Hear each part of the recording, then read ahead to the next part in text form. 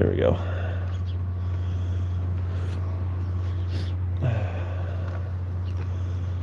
Good morning. I'm going to adjust you guys just a little bit. There we go. A little better view. Good morning, everybody. We're just getting started here. We're going to do a little carp fishing, kind of explain the situation with what we got going on here. 2 rods, identical setups, both original Hellcats. We've got the Cast King Megatron reels, Berkley 30 pound big game line, made up with some of my carp bait. I'll link that video in the description. But this is a power plant outlet, and the main channel river is out here, but they hold up on these fronts in this power outlet because this water is a little warmer coming from the power plant. So we're going to put a couple baits out here in this front of this mouth here and see what we can get into this morning. All right, let's get them casted.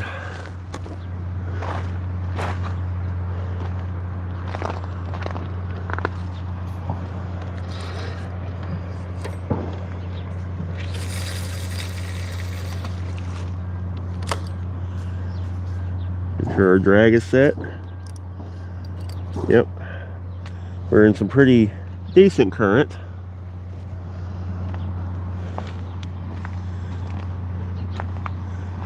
And these are pretty powerful fish. So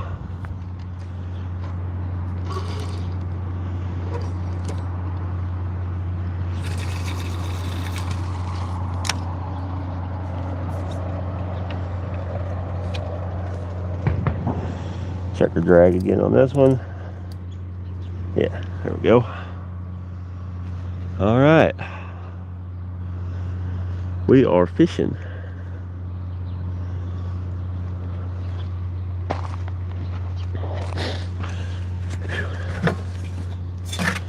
Got me another pot of coffee with me.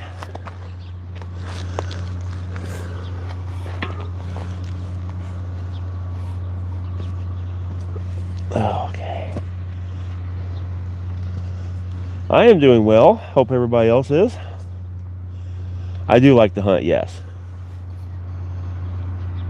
I actually got a doe this past November.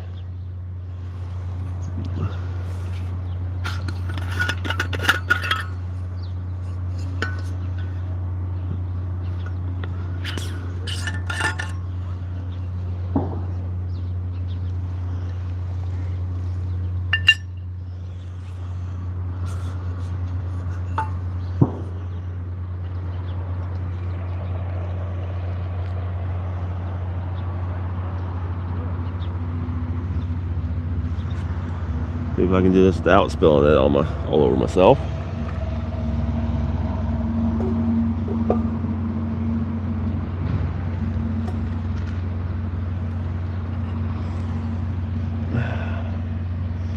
No, we're carp fishing. You wake up for this? Yes, I do.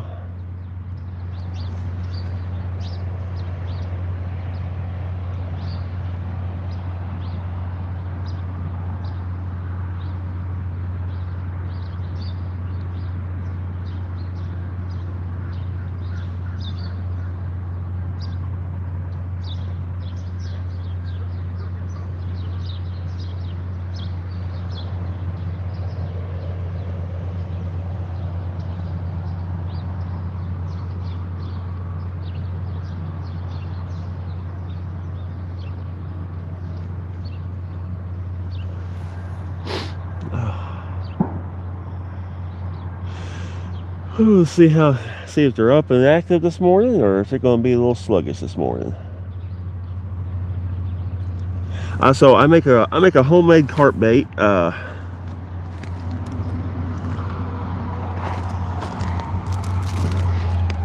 ran out of Ziploc bags, so I'm using a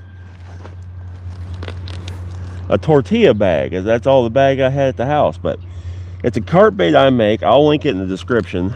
But it's got oats, breadcrumbs, corn, strawberry jello. Fantastic bait.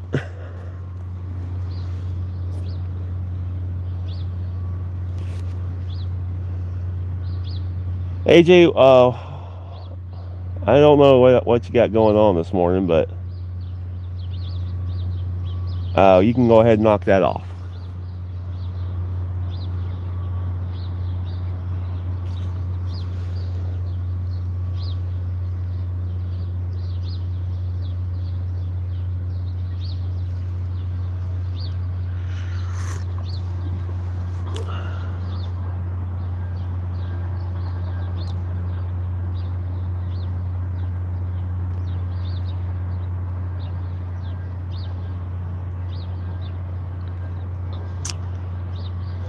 Last time I was here, going on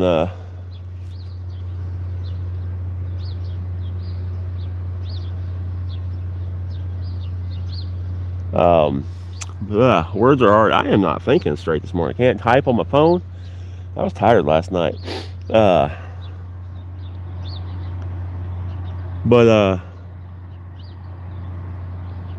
what was I saying? My brain is scattered this morning. I gotta get this coffee in me.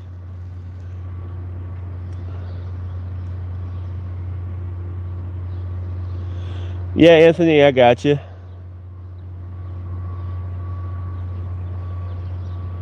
All right, AJ, you're just being a hateful person because I guess you're not happy with your own self. So we're going to remove you from the channel.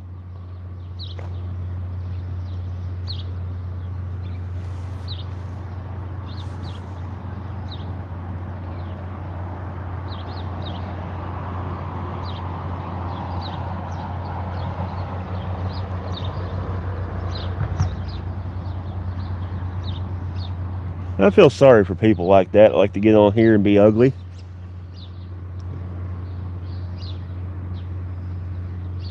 Good morning, everybody.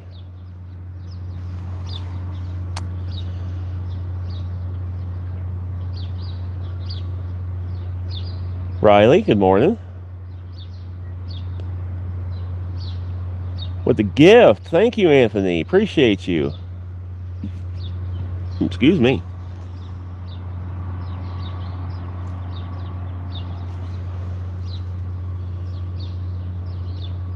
Bronze medal. Thank you, Anthony. I appreciate you.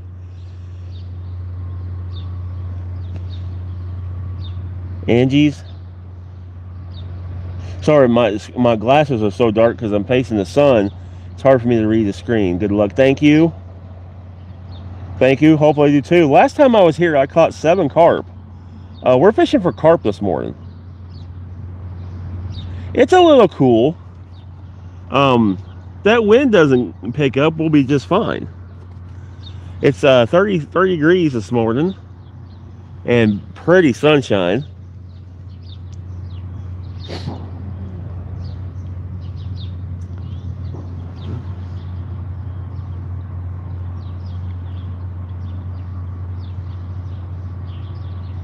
I got my coat over here if that wind picks up.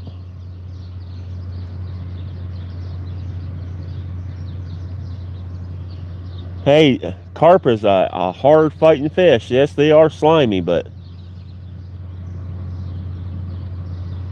I appreciate that, Anthony.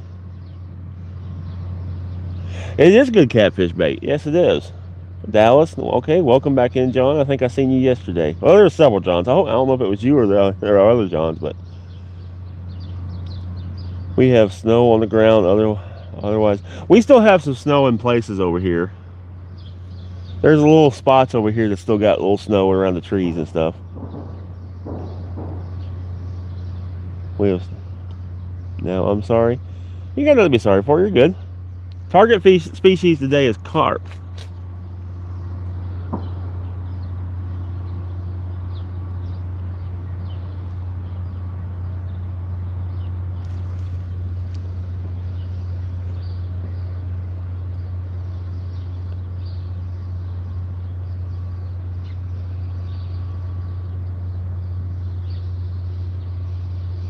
Cut bait? No cut bait. This is a pack bait.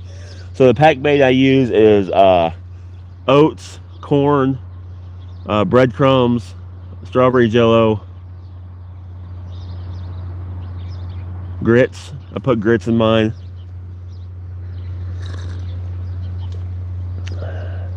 If you could, do me a favor, tap the screen, hit the like. It all helps out greatly.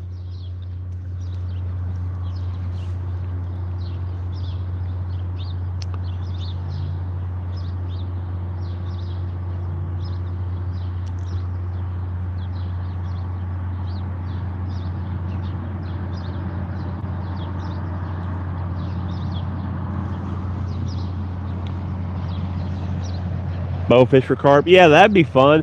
The only thing is I don't like to just if I had somewhere I could sell them or give them to somebody, I would try to bowfish more. But I don't like to eat carp, and I don't use it for bait a whole lot, so I don't want to just go out and shoot a bunch of carp. Now if I knew somebody that would take them and eat them and stuff, I'd go out and do it and give it to them.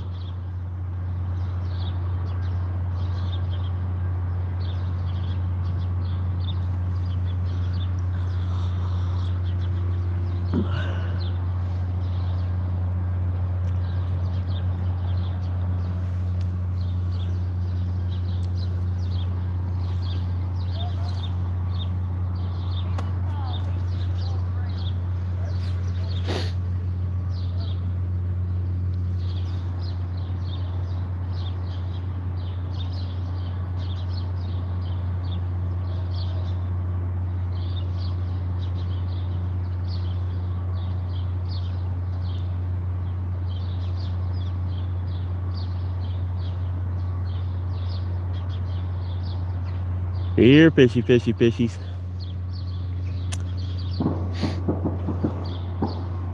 There's a duck hunting area over there. That's why we keep hearing shotguns. Yep, there goes a couple of ducks right there.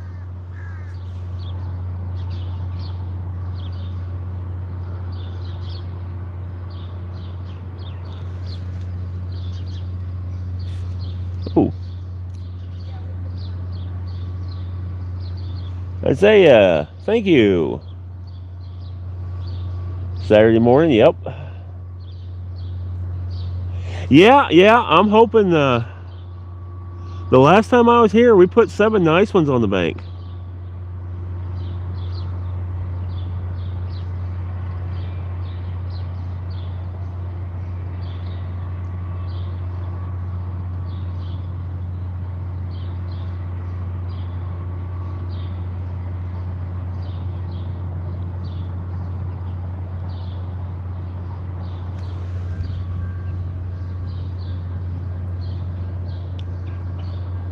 The ones that got away. Still smell diabolical chicken bait. Yeah, William, that stuff looked pretty rough.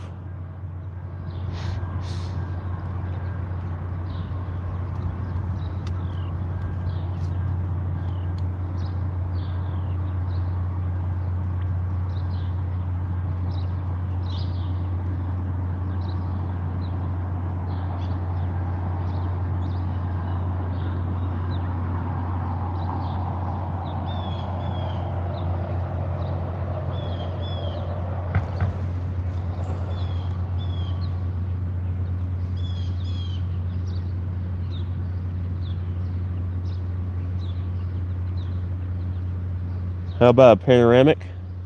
Yeah, I can do that. Hold on, y'all. Here we go. Oh, I gotta loosen my turret. There we go. You're gonna go right in the sun, so.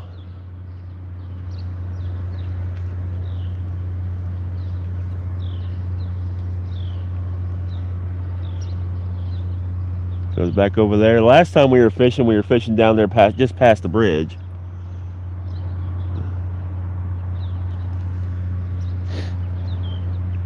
This morning, I wanted to be over here in the sunshine.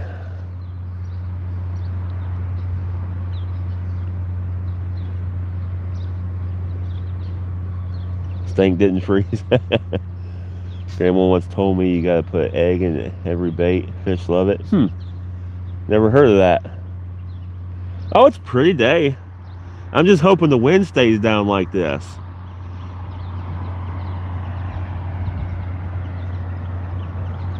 Speaking of the wind, there it is.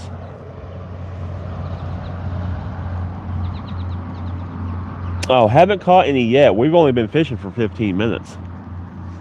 We just cast these out 15 minutes ago.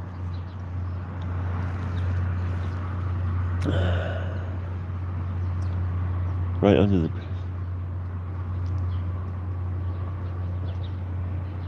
Yeah, Anthony, we were fishing that other day, but I wanted to be in some sunshine today, so I thought I'd come down here and try this point.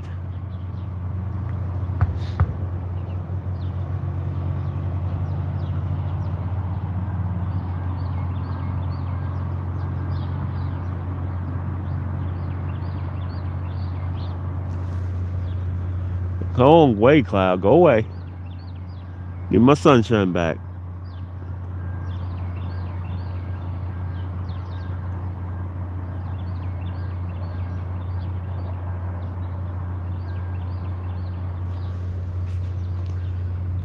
Did you catch? Haven't caught any yet. Summer.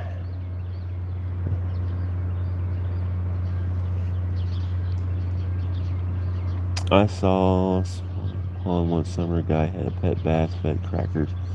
Someone caught it and ate him, I guess. Oh, that's not good. But no, we haven't caught any just yet. But yeah, we did catch salmon from the same area. About less than 40, about 40 yards down the bank right there.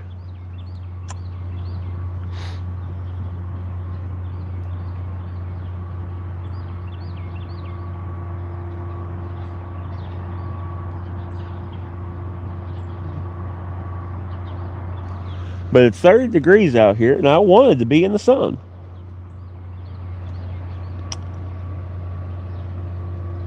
No, there's no sharks here to catch.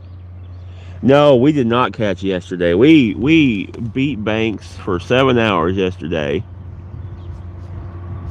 and not a single thing. Well, I found out we had a shad kill here yesterday. And you can see them every now and then. You'll see one floating through here. There's so many dead shad in the water right now. The fishing is just horrible. Hunter, we're after carp today.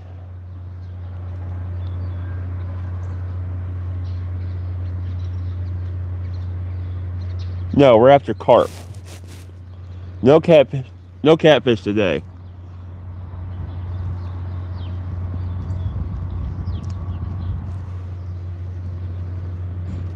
PB, well, my biggest fish ever is a 75-pound flathead. My PB carp is my 36.5 inch, 28. I think it was 28 pounds last summer.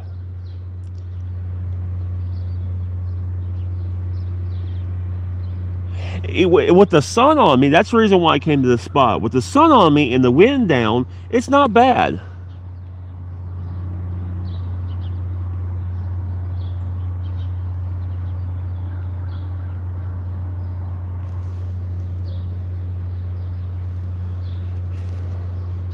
That sun goes down. I mean, that sun gets behind those clouds, or that wind picks up. It gets a little chilly. I got a coat behind me.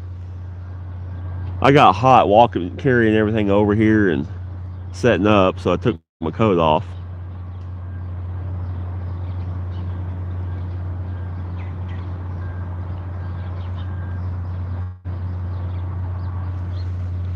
And I got some coffee.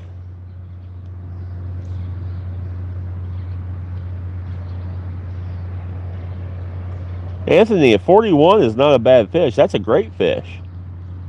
Bait today is pack bait. So it is oats, breadcrumbs, grits, corn, strawberry jello. I'm gonna have a link to there. I have videos on how to make it.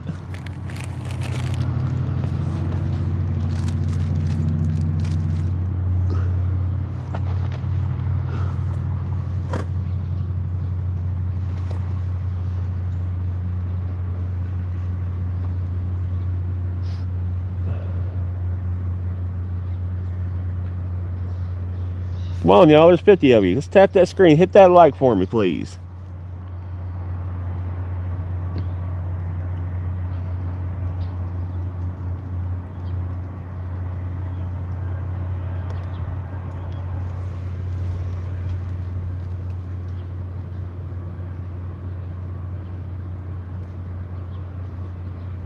Well, we're not eating them. We're going to let them go.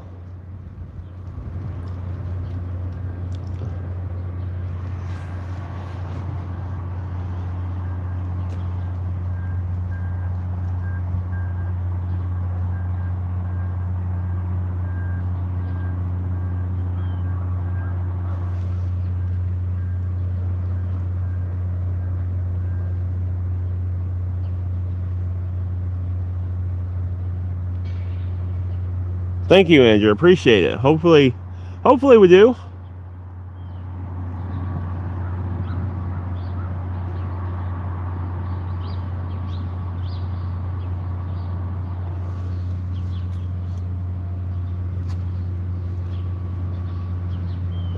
We're going to rebait here in about 5 minutes. One Don Kelson, what's going on?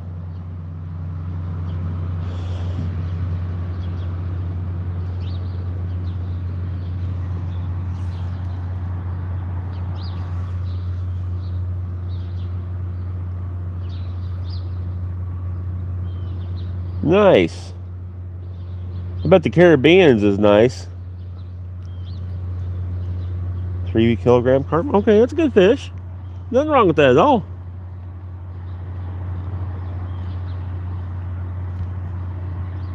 That was about the average a couple weeks ago. Kurt, catfish Kurt, no, we just got started. We're carp fishing today. We've had lines in the water for 20 minutes.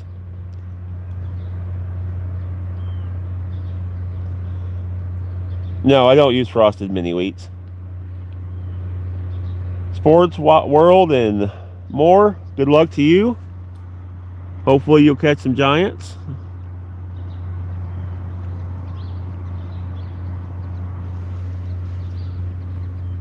John, hello, good morning. PB bass is just over 8.5 pounds.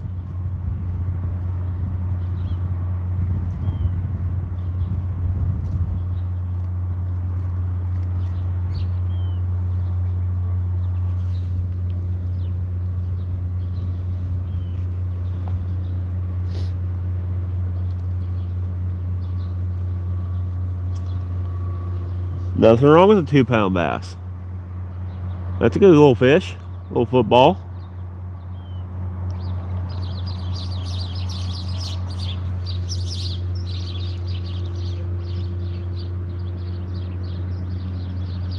No, never caught anything like that, Don. I've never gotten to ocean fish before. Want to. That's what I'm hoping to do. Eyes are watering. Ugh. You know, with my channel, I mean, the channel's growing. We're monetized now.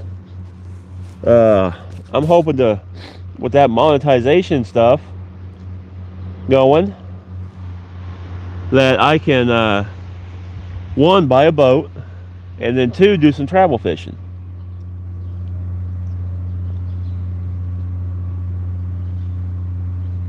Yeah, that's no good, Kurt. Bass for bait. I usually don't. They're very nice, my brother. Nice.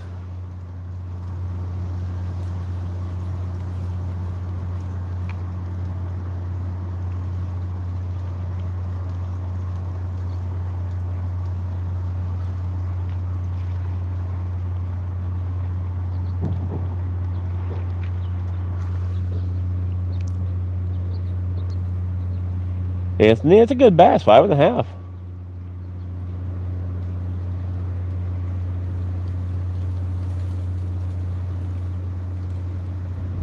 Yeah, Anthony, those losses kind of suck. I know.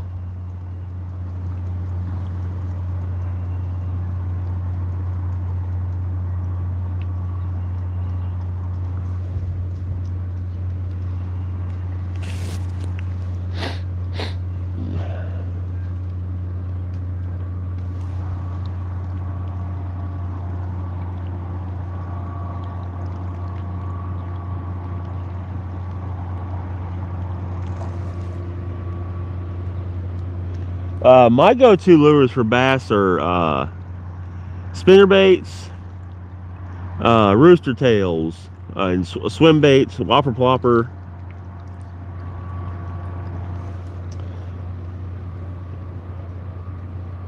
They have barracuda, kingfish, grouper, snapper, nice, Don.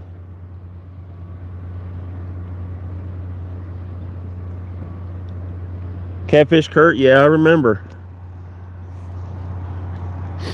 I appreciate that. I do really much appreciate that.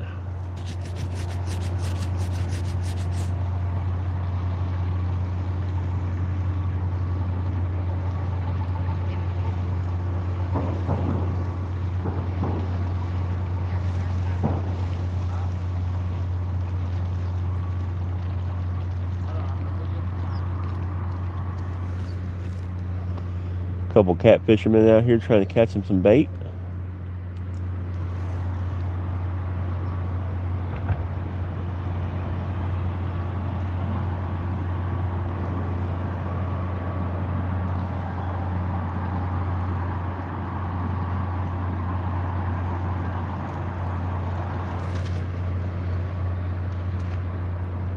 Crayfish for bait? Yeah, that's a good bait.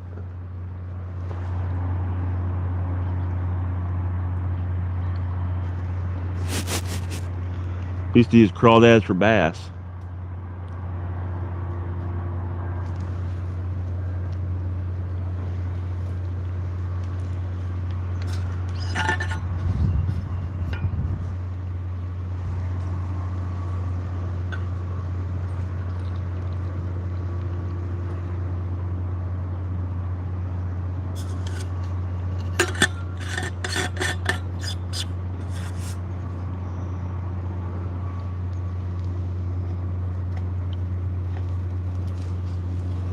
Yeah, some nice hot coffee here.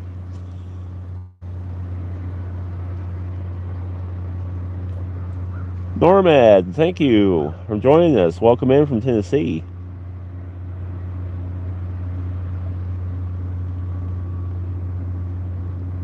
Real worms? I've got worms in the car, but carp fishing, I just never use worms.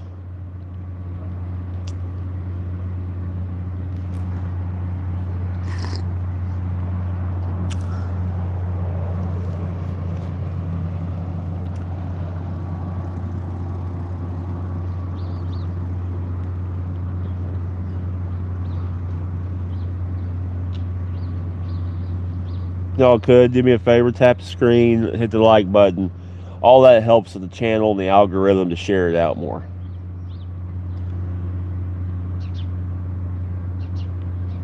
That's cool, Dom. Yeah, I'd like to go ocean fishing and do some. I want to go after a shark and a Goliath grouper. That's my two goals. That's what I want to go catch.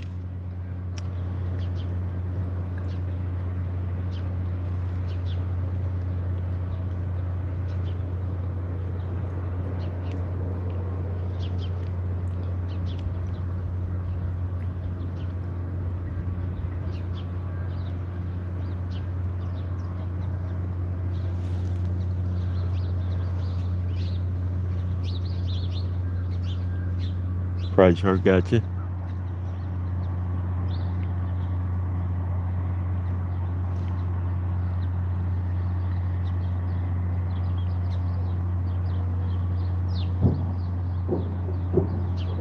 What time is it? Yep, time to rebait. I'm gonna finish this and then we're gonna rebait.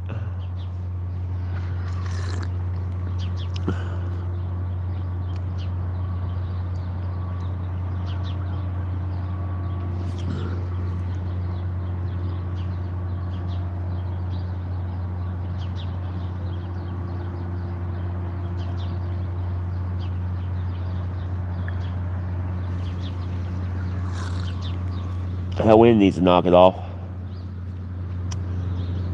So far, we haven't caught anything. We just got started. Yeah, I don't usually use bells in the daytime.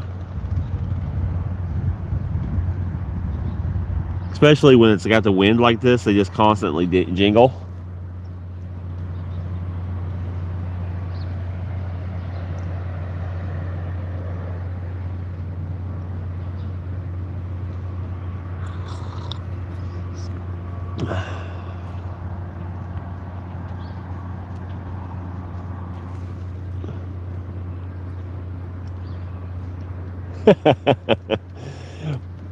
It's not a dumb joke. My wife actually got me a shirt that says it.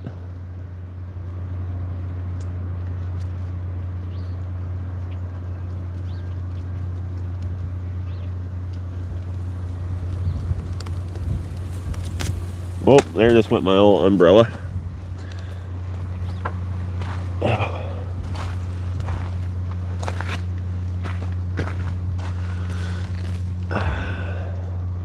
So I don't know if I'm gonna be able to use the umbrella if the wind stays like that to help block the sun, so you might be a little overexposed.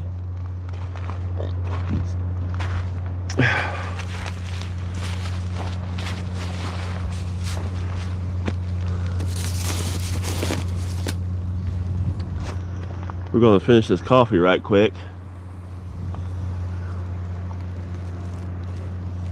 and rebait.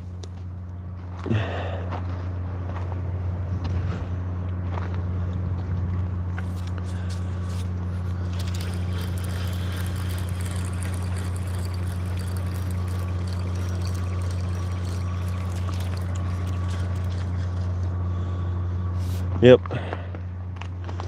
she's done cleaned off. Got a little piece of corn left in it.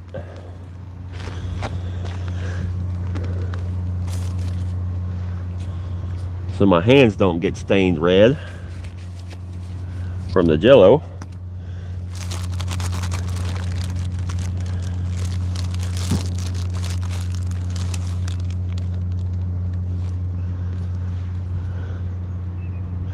So we take our pack bait like this. We got a method feeder, which is also our weight. Just kind of shove it in the middle and squish her on there. Then what we're going to do is take our hook. I got two fake pieces of corn on that just for presentation. We're going to stick it in the side of our bait ball here and then squish it down again. And what happens is that's sitting there. Sorry, I'm congested. And as that breaks apart, this will just fall off and sit there. When they get the wrong piece of corn, they get the hook.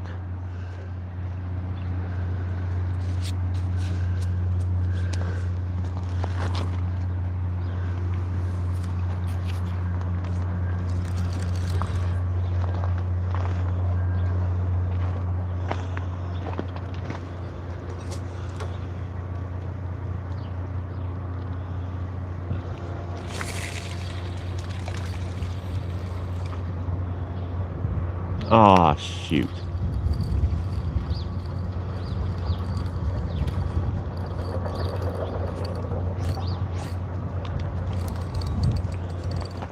That was dumb.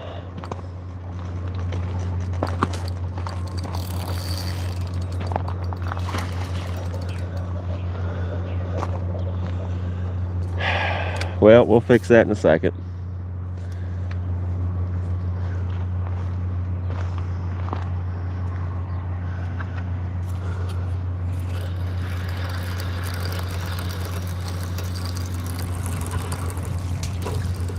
This one's still got some bait on it. We'll freshen it up.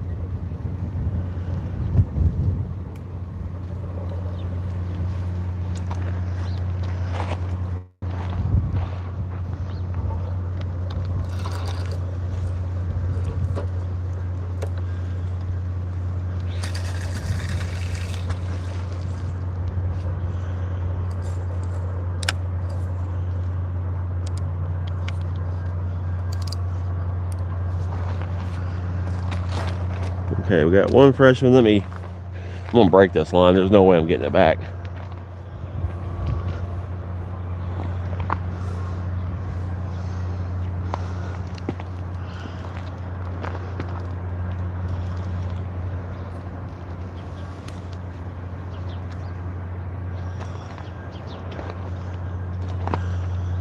Probably end up just cutting it.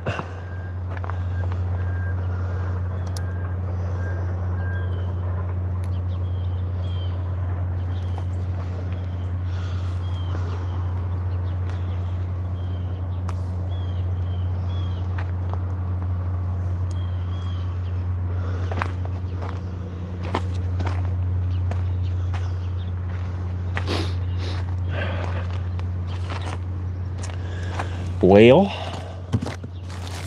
shoot.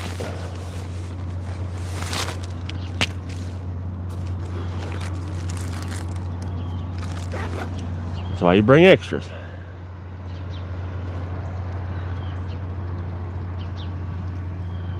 So, I can show you how these are rigged. So you put your method feeder and weight on your line.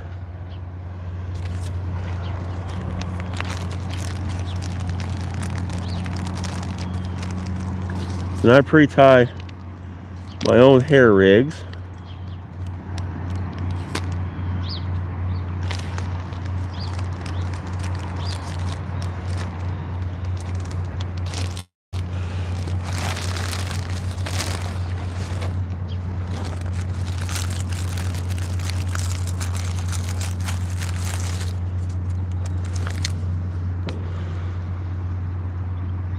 So we got a swivel, 30-pound braid line, Meyers TV carp nabber.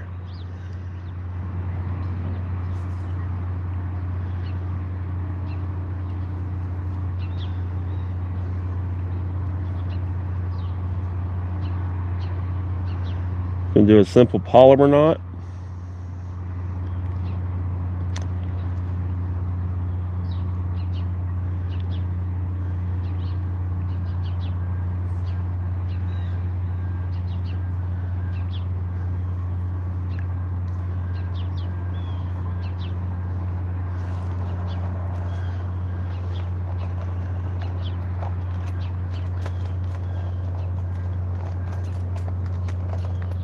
Well, where's my little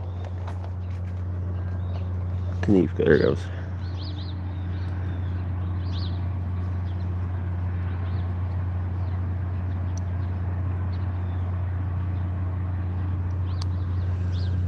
Put that in my bag.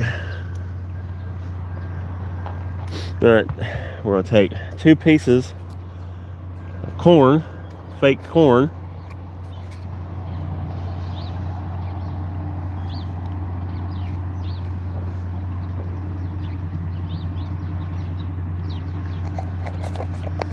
It's brighter and it's got corn scent in it. And I think the brightness of it is what helps the most.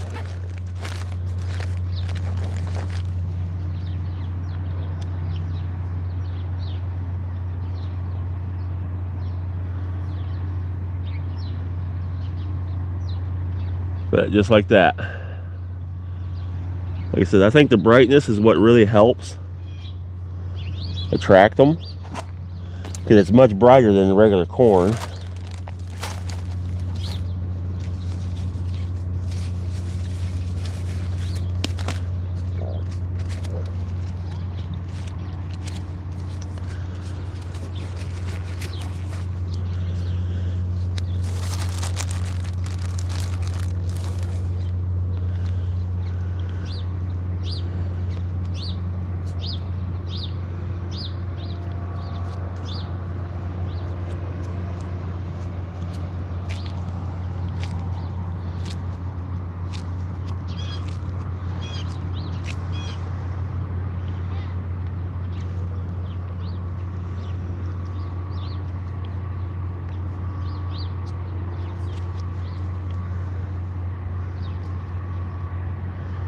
There we go.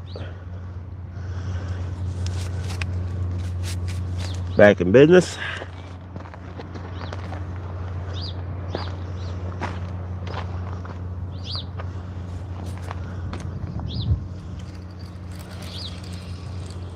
try to do this again without getting in that tree.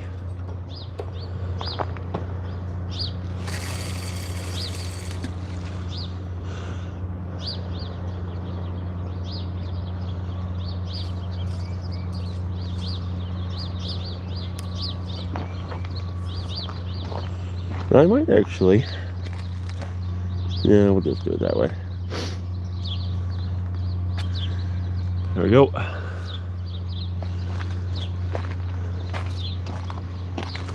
All right, back in business.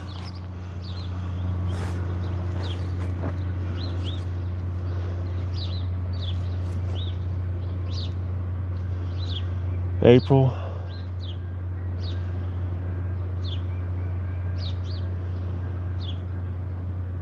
What happened to snow? It melted. No, it's not super deep.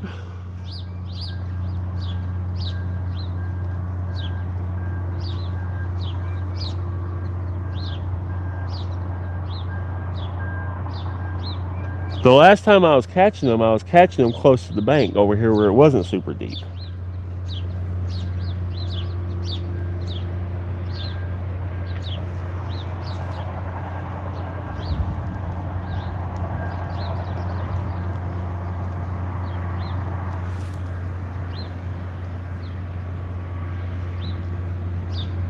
I'm in Tennessee.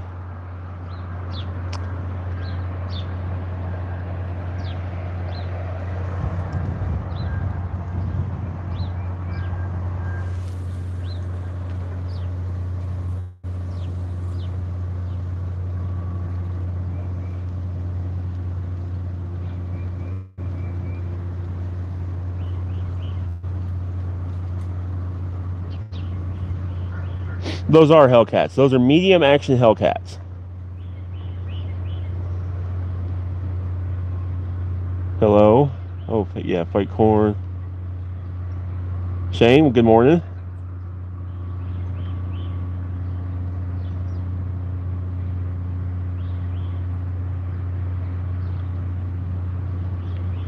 Yeah, there's been some big fish here.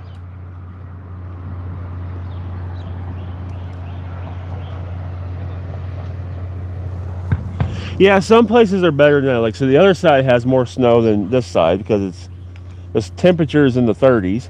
So that side still has some snow. But this side's in the sun, so it's kind of melted off. But we're going to get to like 35 today.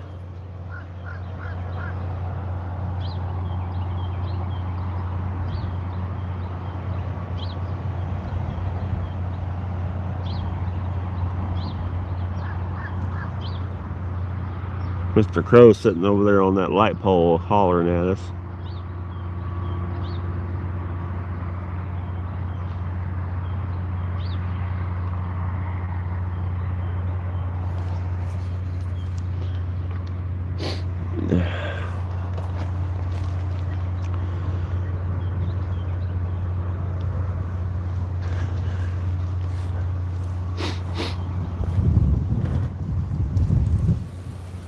And the wind shifted.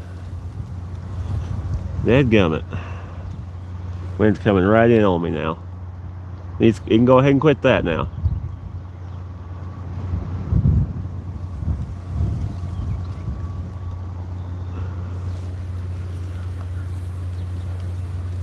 Yeah, I bet Michigan's cold.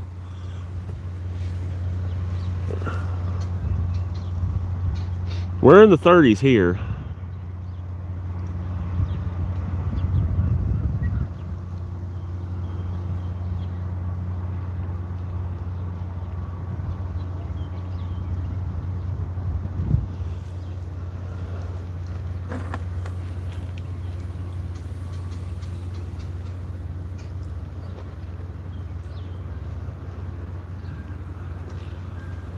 $140.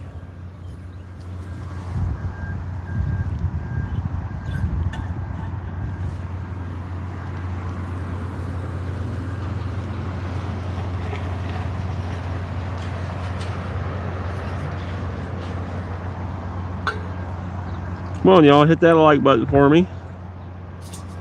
Tap the screen. The more you engage, the more the YouTube algorithm will push this out to more people.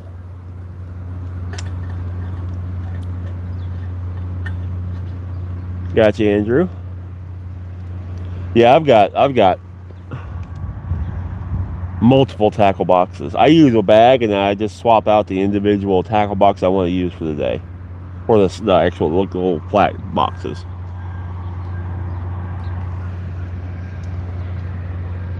-11 feels like -4. Jim, yeah, you can keep that part. I don't want that.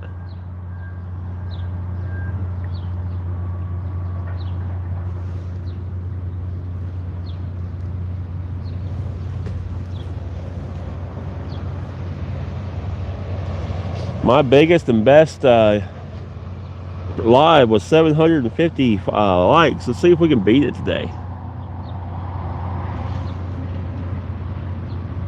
So we're using a pack bait that I make. It's got oats, strawberry jello, corn, grits, breadcrumbs,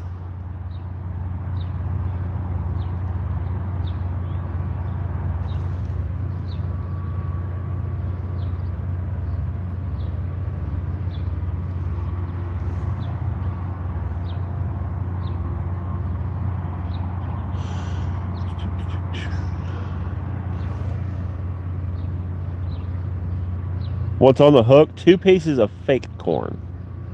So like the plastic baits, it's yellow fake corn, which is really bright, and it stands out the rest against all the other corn.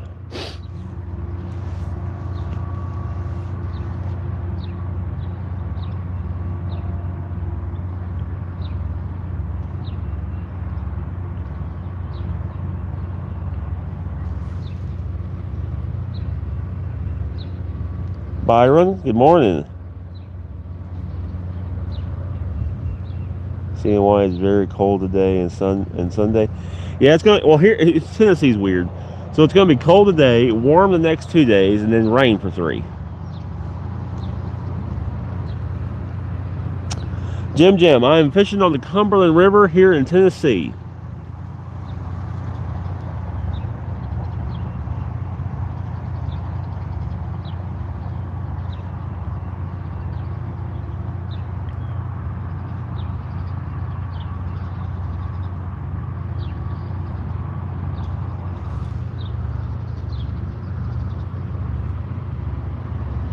Yeah, I think we had a bite earlier. I'm hoping once that sun kind of warms up a little bit, warms this water surface up a little bit, they'll turn on. Target fish is carp.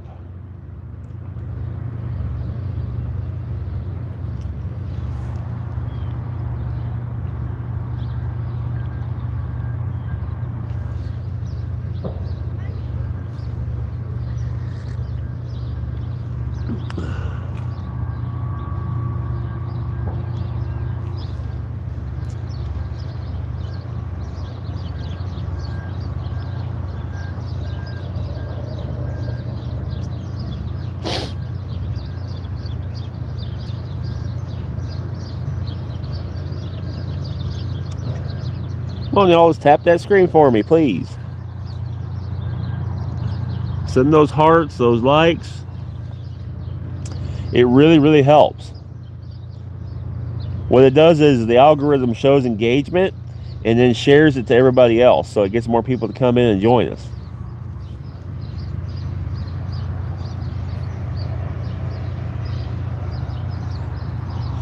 Yes and no.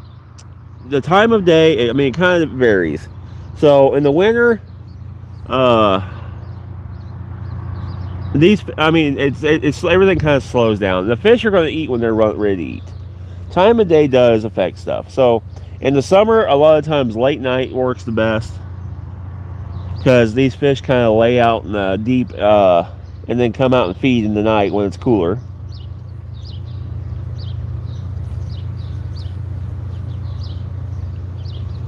Yesterday was a complete skunk. We had a ball. I mean, it was a great day of hanging out and catching up. Thank you. My wife got this for me. But we had fun. We had one. William had a monster bite yesterday. That pole folded all the way over. When it dropped it, it flipped backwards in the rod holder. I mean, it was a monster fish that hit that. But we just didn't have anything to hook up.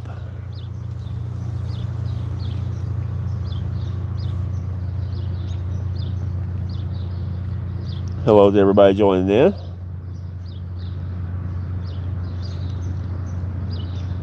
Lucius with the gift. I appreciate you. Thank you much with the bronze medal. That makes me want to use treble hooks. I would still stick with circle hooks, because problem with treble hooks is if they swallow it, you'll kill them most of the time. And also I don't know. I'm not a big treble hook fan. The only time I ever use treble hooks is when I'm catfishing with stinkbait worms, or I'm snagging. I'll use them. Yeah, I get that. I prefer circle hooks, especially when I'm chasing bigger fish.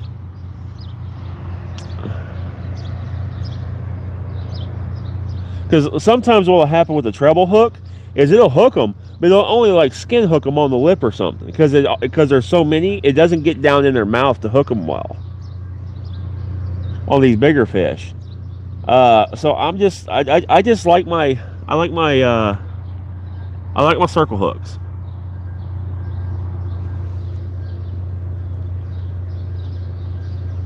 Let me turn you guys a little bit more so you can see both rods.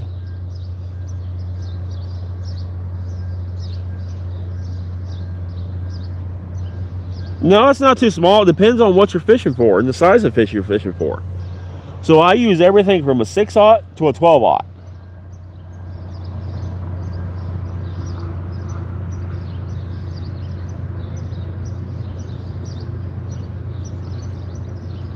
So if I'm fishing where there's smaller fish, I'll downsize my hook. If I'm fishing and I know there's big fish around, I'll run a 12 hook and massive baits.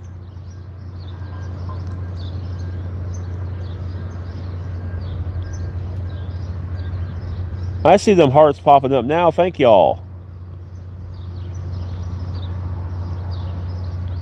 Yep, 12/0. You think it's big, but when I use baits the size of my hand. We have fish in this river that baits the size of my hand are not too big.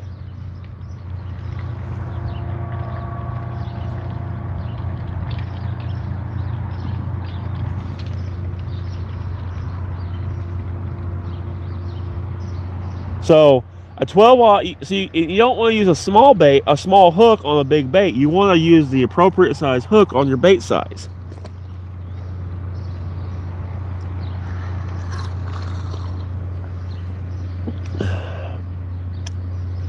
Mike, unfortunately, we had a bite earlier, but it's been slow this morning.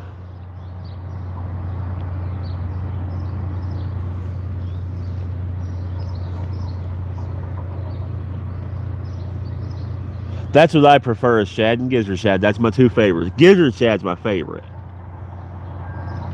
And red horse sucker. I think that pink pole just had a bite.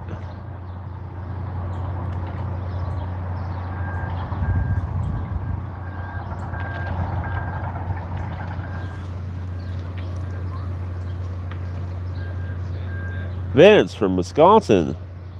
We have skipjack here. They're not very heavy this year, and skipjack just ain't my favorite bait. We have it here, and it's just not my favorite bait.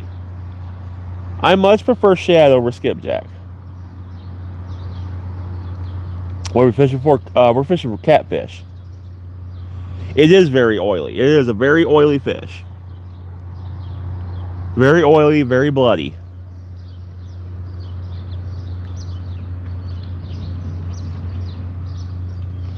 Ice holes, yeah.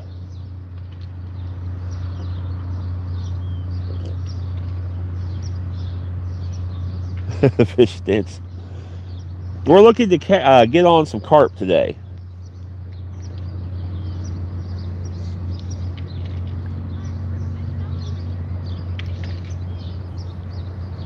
Yeah, I hear you, Mike. And I typically try to run multiple baits. A lot of times I run a shad and bluegill at least. Goldfish, yeah, I'm actually closer to the spring. Yeah, I use a feeder rig, a method feeder rig, yes. So closer to the spring, I'm going to actually order up some large goldfish for a long overnighter. Try to probably get with a couple of guys because you got to buy like 100 of them. So I figured if I can get with a couple of guys local here, we'll just put an order in for 100 and split them up. But yeah, this spring I'm gonna do some overnighters when that water temperature starts to get back to the 60, and we're gonna run goldfish.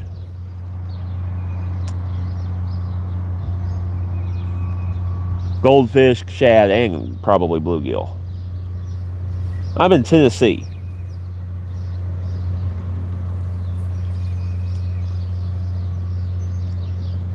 Well, you got to check your state. In Tennessee, it is not illegal to use goldfish as bait. Each state is different. So check your state rules and regulations. Goldfish is listed as a legal bait in Tennessee.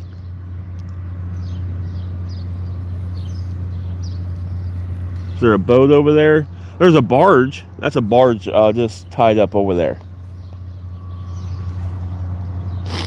Yeah, before you do something, check your local state regulations and see what is and is not illegal. It's not worth a fine or something else.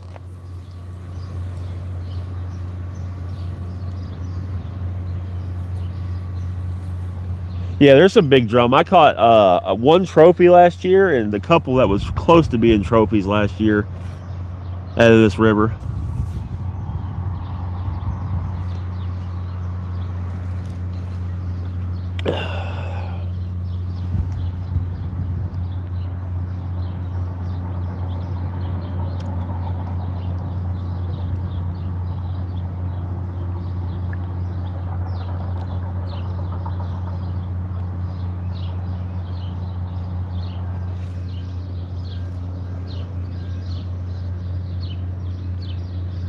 Yeah, Mike, we're on the same river, just downstream. We fished a couple places upstream from here yesterday. Pink is about to get hit. I'm hoping so.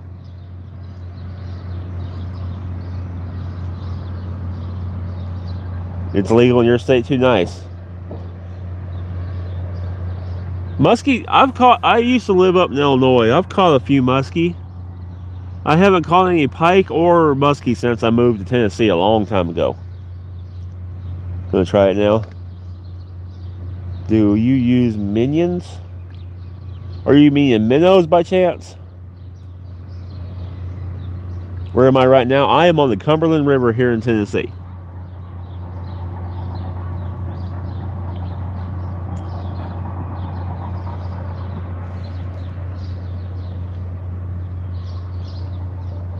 No chain pickerel?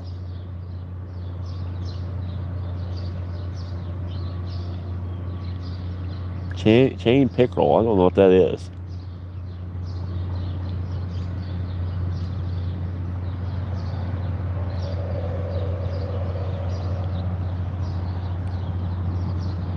It's a weird fishing guy. It sounds like it.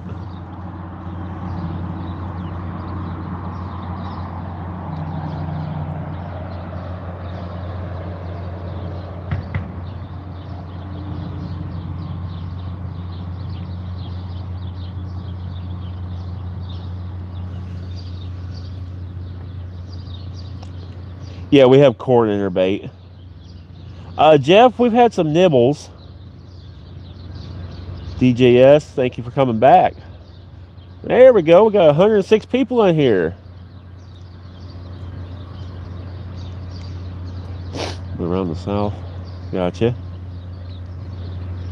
Thank y'all. Double tap that screen. Let's go.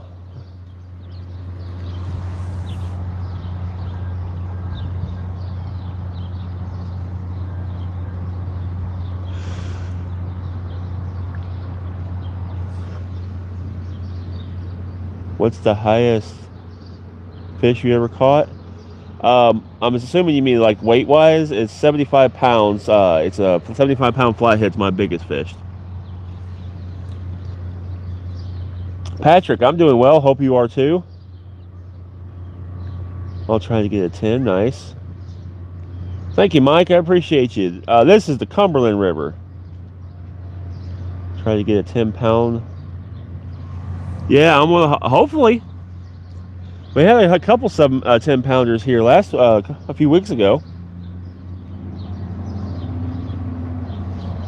Even one nice catfish. I would typically bring a catfish rod, but we had a shad kill due to the cold here, and there's so many dead shad in the river right now that the bite is just dead.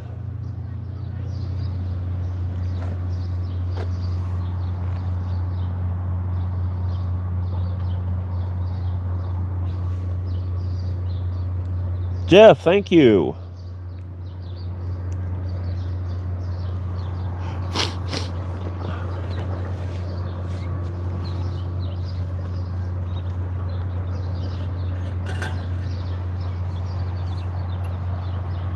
Give me a little bit more coffee. It's not coffee, we're fancy around here. It's coffee.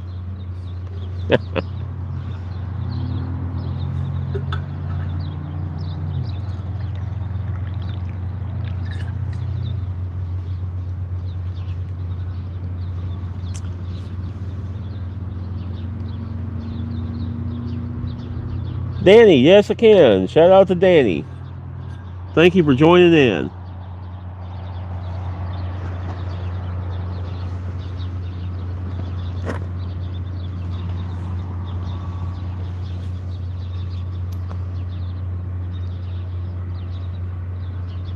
Yeah, Jeff, I bet it does.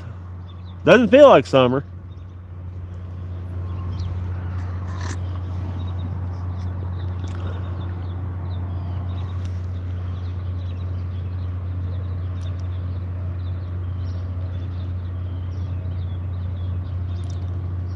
Gotcha, Jerry. Yeah, we're fishing a power plant outlet right here, so the water temps are a little warmer.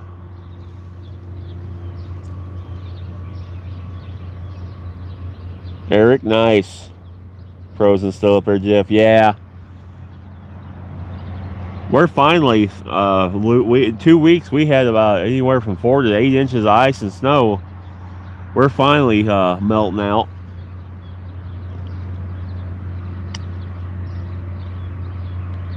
Vince, fishy in the brook. Why don't you bite my hook?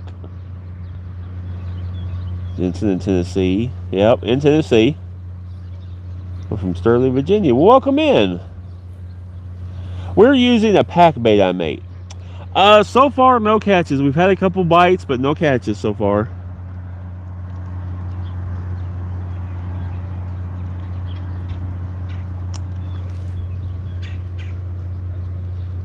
Dad's old rhyme.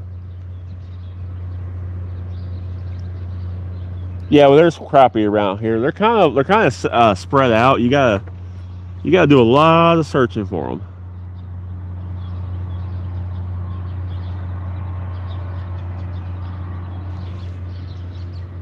We're fishing for carp.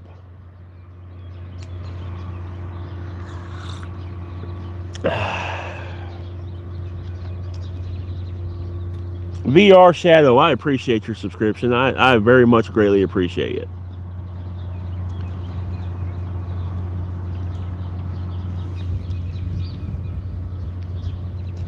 Thank you for joining the horde.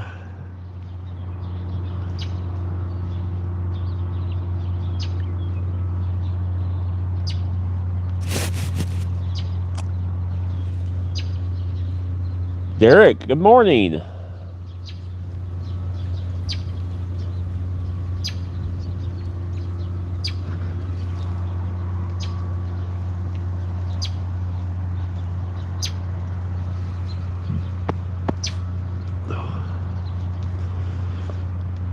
Sorry, had a couple belches there. How long you leave your leaders? Oh, I missed something there. Back up north jumping. My day's been well. Had a great morning so far. Back in north, jumping the boat, yeah. Leaders, it kind of depends. Usually around. Mike, thank you for joining. Thank you for joining the horde and subscribing. I appreciate you. For catfish, I usually about 20 to 24 inches is what I usually use for catfish leader. Those are takedown rod holders, and I do have a code for them. TBVO, I think it's TBVO 10. It's in the description. It's TBVO 10, I think, and they'll save you 10% on takedown rod holders. I have been using these for about a year now, and I have beat the snot out of them, and they still just keep on going. The welds are holding. They're super strong. I got a 2.5 pound sledgehammer I used today to drive these in this rock. This is all sand and rock. So I used a 2.5 pound mini sledge to drive them in the ground.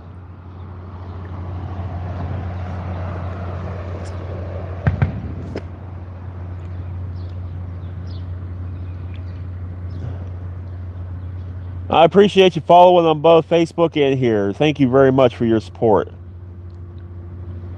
They're a little more on the expensive side. So these are the original Hellcats, medium action. They make fantastic carp rods. They have the new Revenge rods, which are also out. They're same price. They're 149 bucks, which is expensive for a rod, I know. But the cool thing about it, if anything ever happens to these rods, if I just gotta call them or email their support, let them know it broke, and they will ask me what color I want and what action I want, and send me the exact same rod and send me another rod. No questions asked. Doesn't matter what happens to them, they'll replace their rod.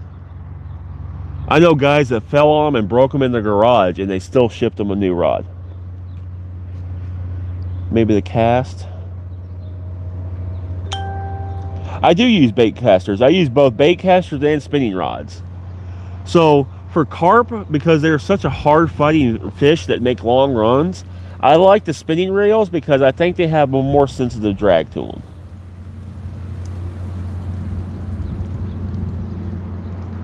You don't pay any shipping or nothing, and no, you do not have to send the old rod back.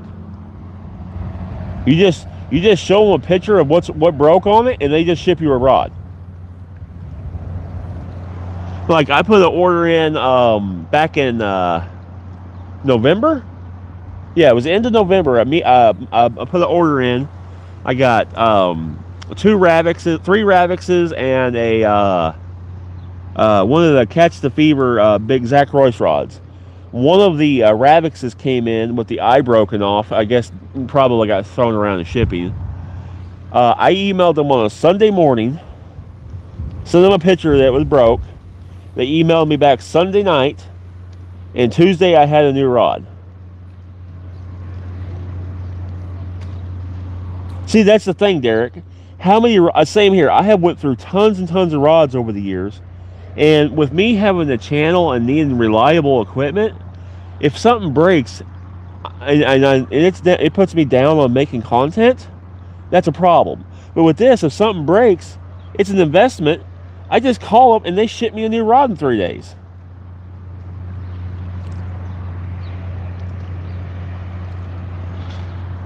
Yeah, I got you. Well, I've got several Hellcats now. I've kind of replaced all of my stuff with Catch the Fever just because the warranty is just so great. They are so customer support driven. It's not funny.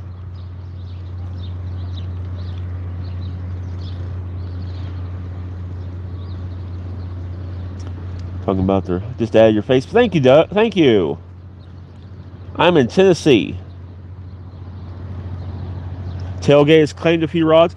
I'll tell you what, they'll take the Zach Royce rods in these and slam them in a tailgate. They are stupid tough. And if you ever break one in your tailgate, they'll give you a new rod. No fish so far today. Well, I mean, that's a gun. Yeah, I mean, I used to do that for my kids too, but my kids fish with these. If they break it, I get a new rod. No big deal.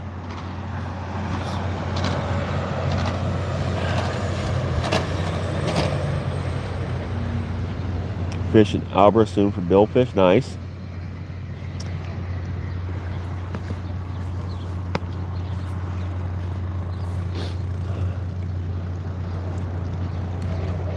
We've been fishing for just about an hour.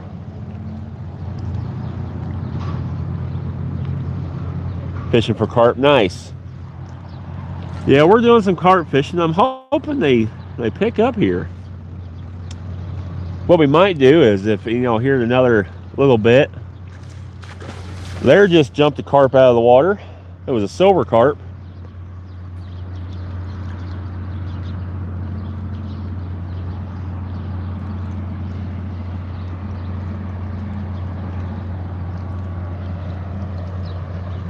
Have you been hunting? I do hunt. Last I went hunting was in November. I got a nice, like 200 and some pound doe. Grant, same. Try bluefin. Dustin, thank you very much. I appreciate that. I try to be a good person. I don't know if I'm always successful, but I try. Catch and release, yes.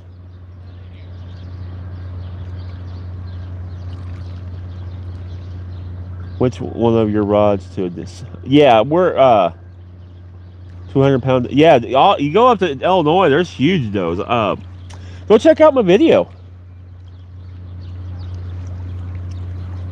It was a spike doe. Nice. Those exist? Yes, they do.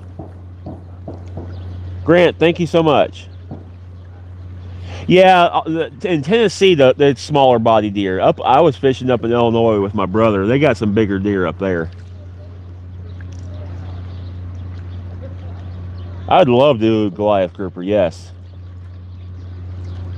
The silver carp, yes, they do have a, you can't release them. You'll actually get in trouble for releasing silver carp. Nice VR Shadow. I haven't gotten a buck in a while. I'm primarily a meat hunter. Horns are just a bonus. My biggest buck is a 10 point 120 inches.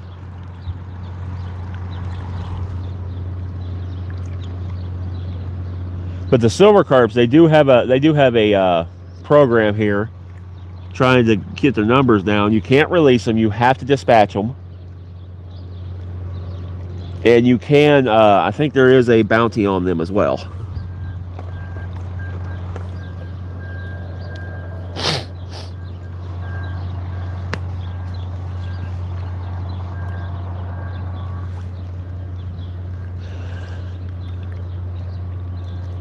Dustin, at the moment, I do not go to Florida. But that's what I'm trying to do with my channel.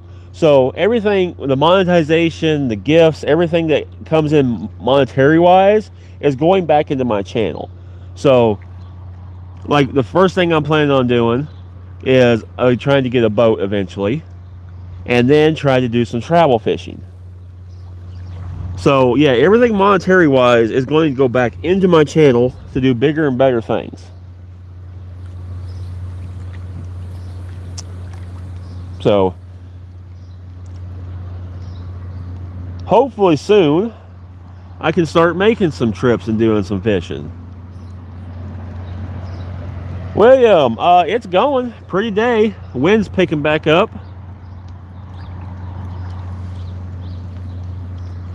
Got a couple bites. Wesley, we've got a couple bites, no hookups yet. Saving Grace Outdoors, thank you.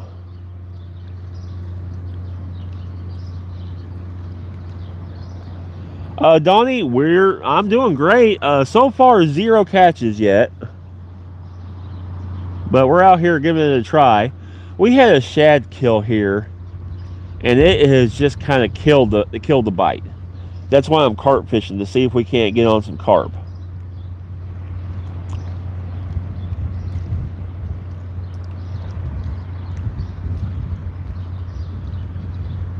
Yeah, same here. So you can actually get fined for releasing the silver carp.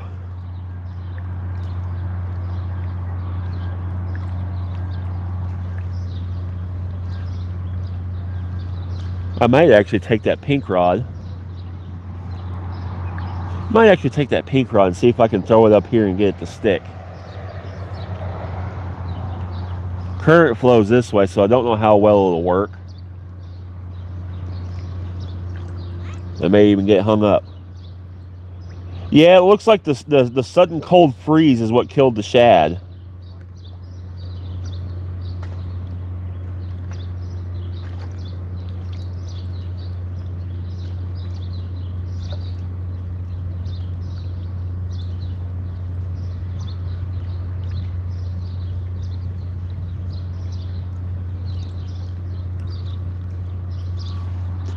Well, the only bait I have with me is my pack bait.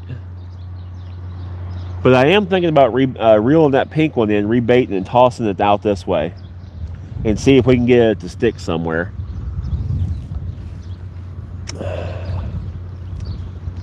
T. Mary. Hope I'm pronouncing that right. Hello, good morning. Yeah, let's do that.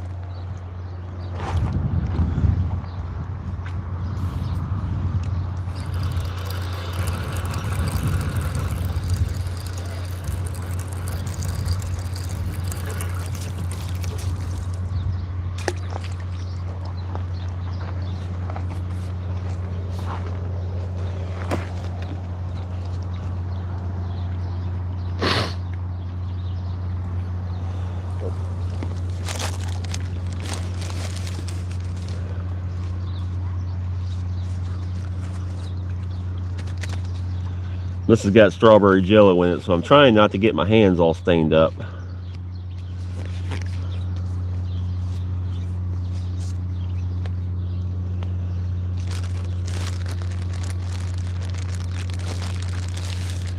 But pack bait is, now I got a video on how to make it. Is corn, oats, grits, breadcrumbs, strawberry jello,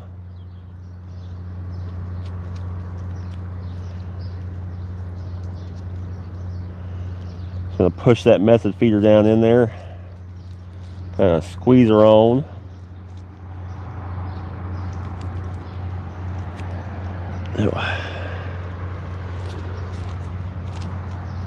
Only got one glove with me.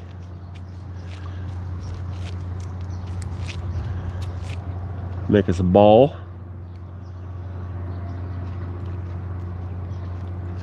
Take our hook, stick it in the side. Got a fake piece of corn. You see how much brighter that fake corn is compared to the other corn? I really think that helps attract them to that piece. There we go. That's a carp ball.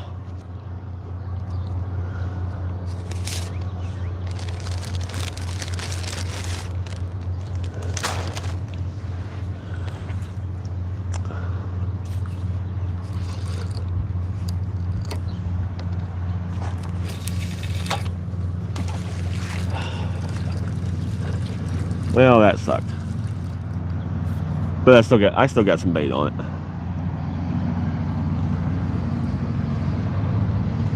I had to stop it. I was going to hit a rock.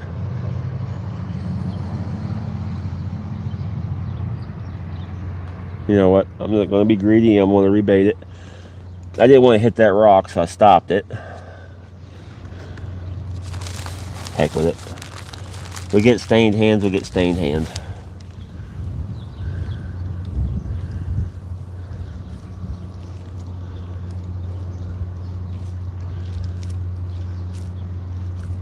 That's what I get for trying to cast left-handed.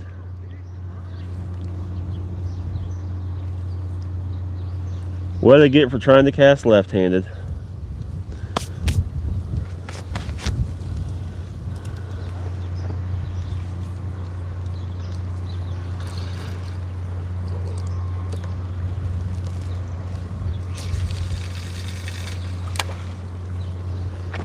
See if we can get that to scotch up somewhere.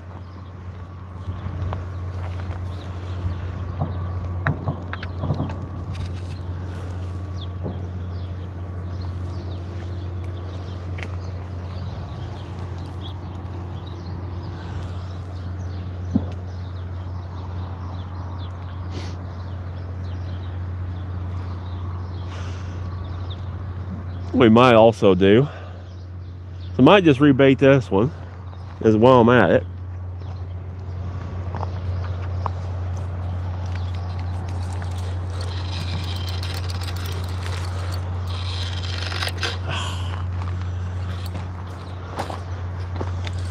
Get snagged.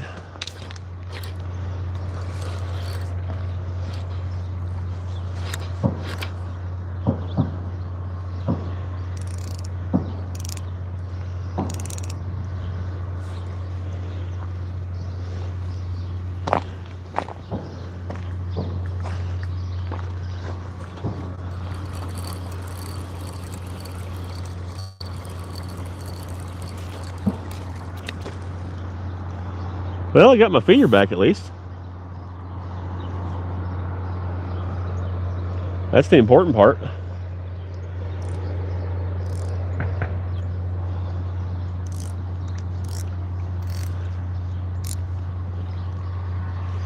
Yeah, that's the important part, or the expensive part. Got my finger back.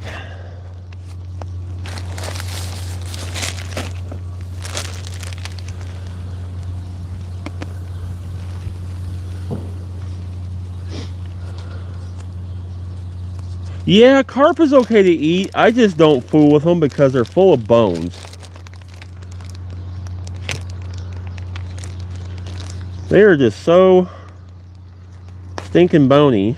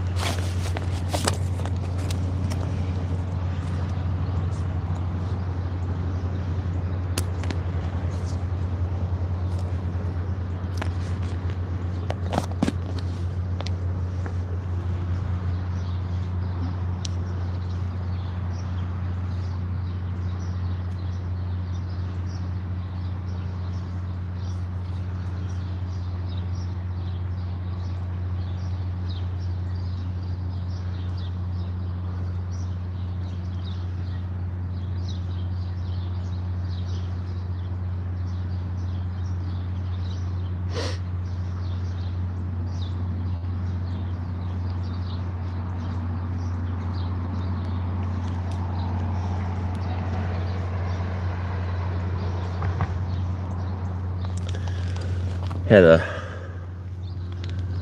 burr. I could feel some rough line right there, so I'm gonna pull that a little bit longer piece to get rid of that. And we'll get us our fake corn back out of here.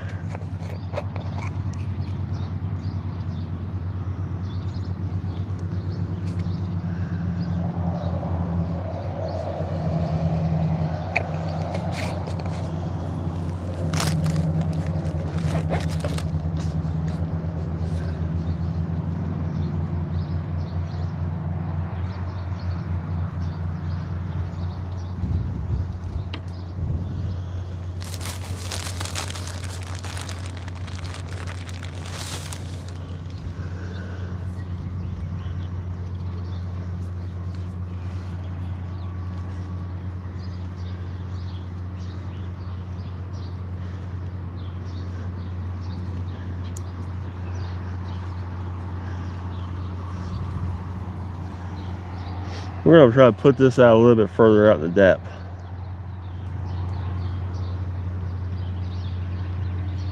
I don't know if it'll stay there, but we're going to try it.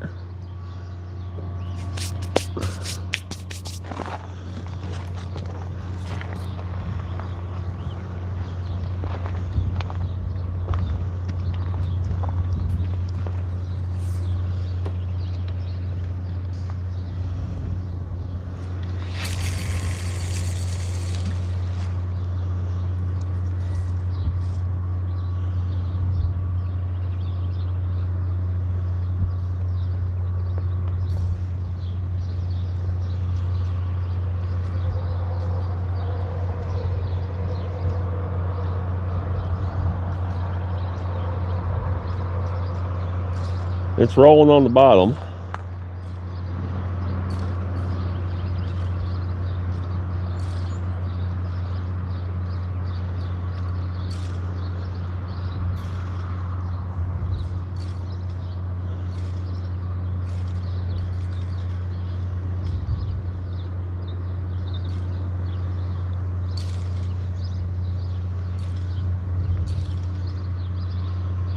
Kind of what I figured would happen.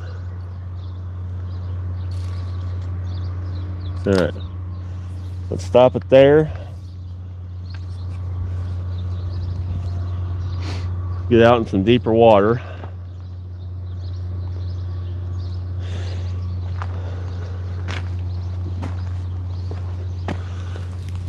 Oh. Okay.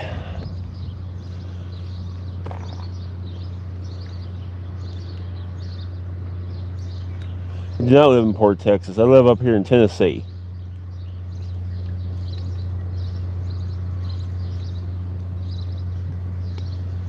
Can them like can. Yeah, I've heard of that too.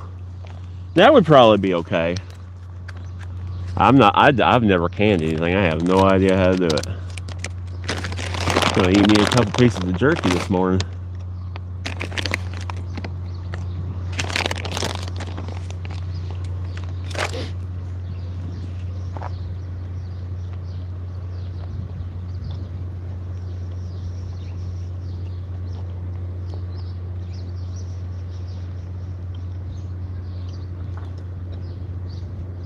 Hand saver. Well, getting rid of some of the iguanas and pythons down there won't be a bad thing.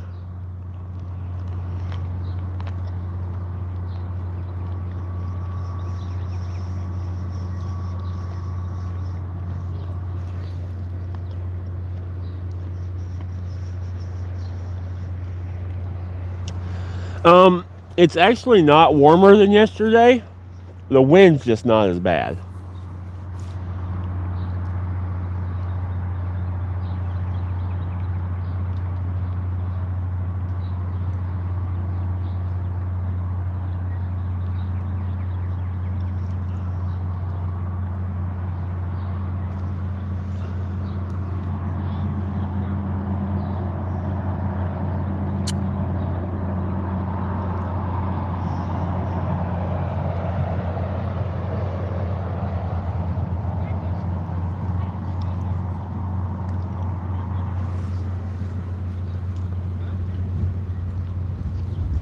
So the wind's not as bad today, so that's helping. And we got solid sunshine on our face.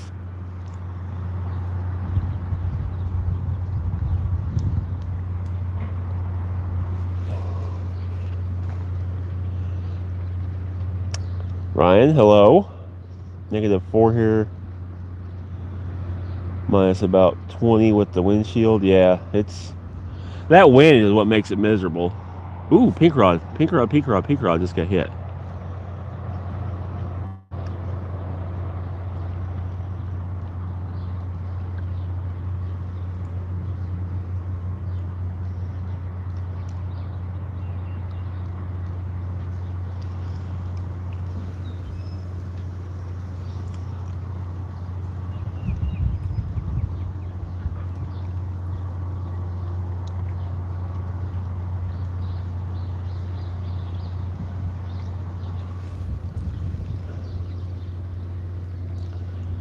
Reel it in? Not yet. I bet he just hit the bait ball. There he goes. Come on, hit it. Take it.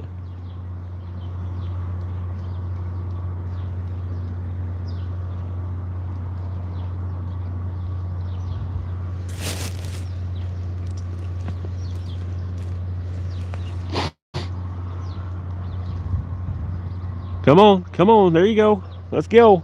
Get that wrong piece of corn.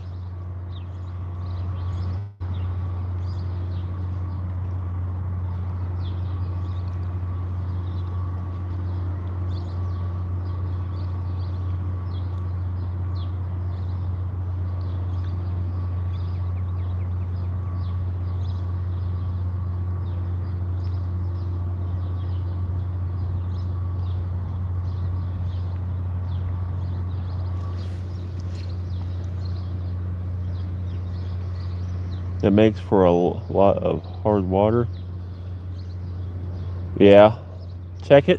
Not yet. He's still messing with it.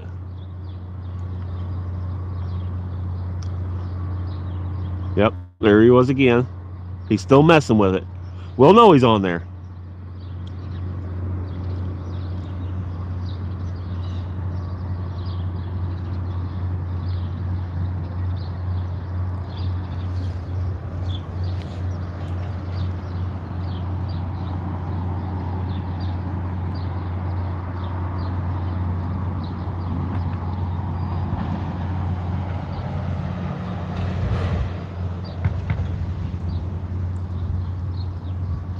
Yep, there's a bite. He's still messing with it. Come on, hook up. Oh, my eyes watering with that wind.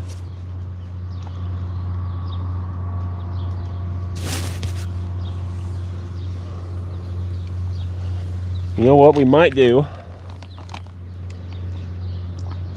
Can't wait till the warm up here in the Arkansas so I can get back out there fishing. I hear you.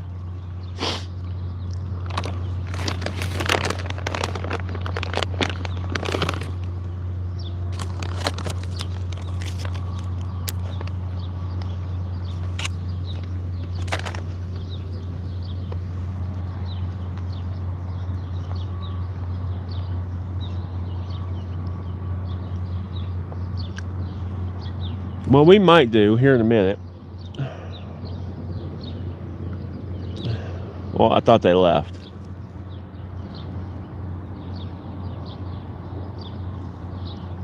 I was going to say, we could pack up and move.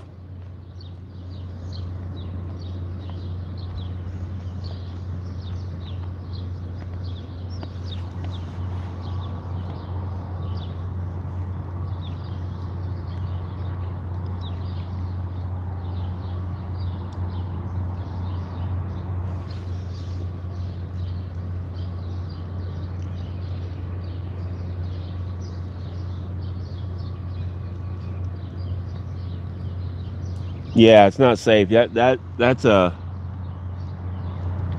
that can end you really fast. On unsafe ice. It just ain't worth it.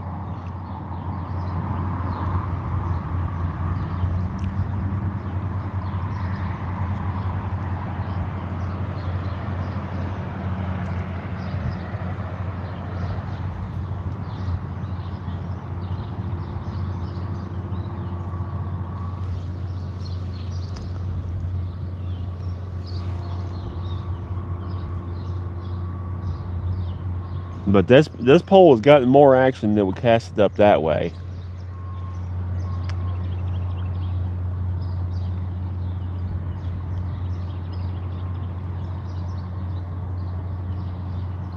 But there is a guy down there fishing. I don't want to just like run up on him.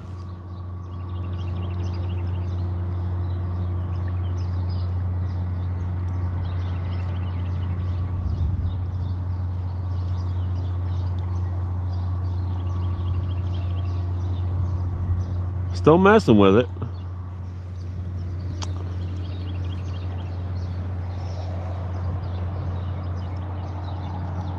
There's a hit.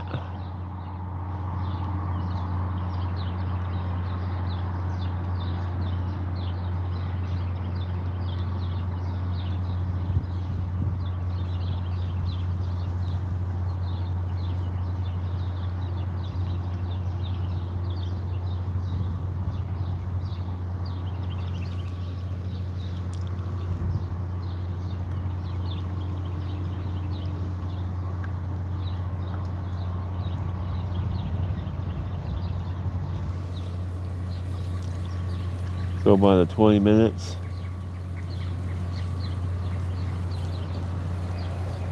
Pull in and check it. Yeah, see, it's a lot easier to move around like that in the boat.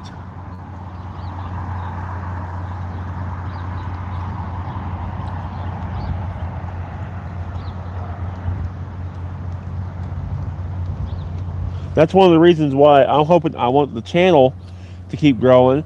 Is with the monetization is in the gifts and stuff that people are doing, is I can use that to turn around and get me a boat so that way I can do some better fishing content, more and better fishing content.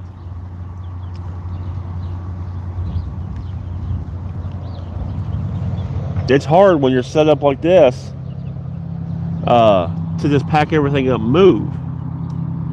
With a boat, the whole system can be moved. It's easy to reel in and change locations.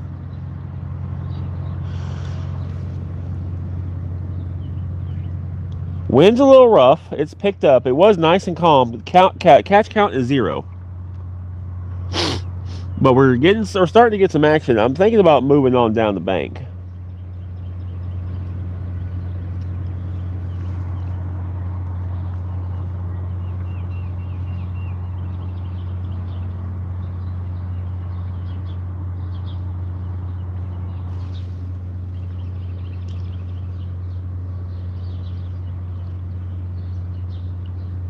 Thank you, Derek. Well, you want that to happen, help me out, y'all. The best thing you can do is watch the videos, like them, subscribe, tap the screen. That's some of the best things you can do to help. That's what we're working for and towards.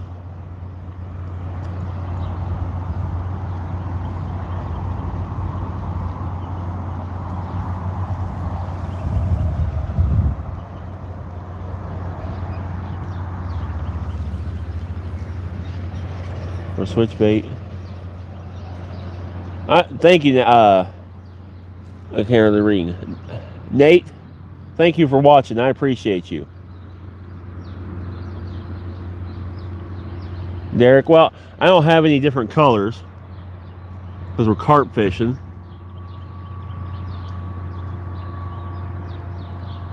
That bait went slack.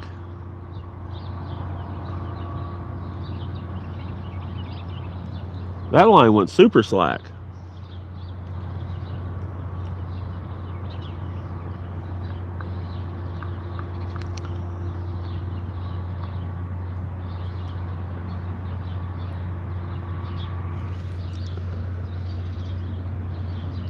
Okie Boy Outdoors, shout out to you. We're fishing for carp.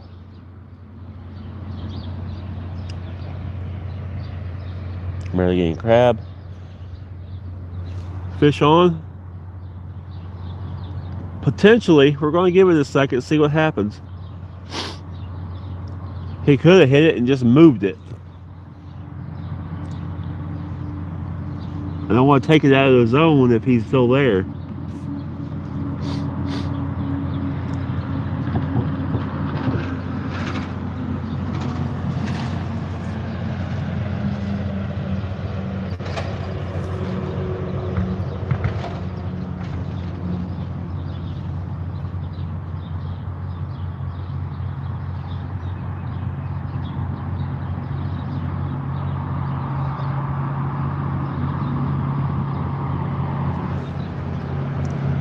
Can of biscuits, what's going on? Got you, Derek.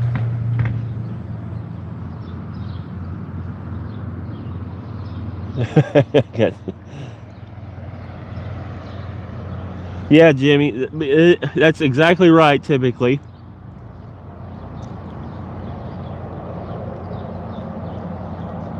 But I have found with carp fishing in this river that just because it's slack doesn't mean to reel in.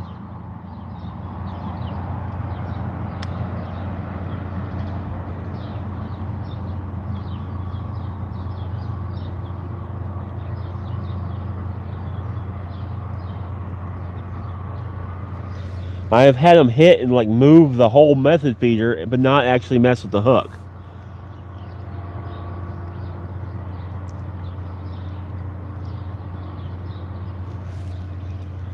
Yeah, that guy's kind of moved.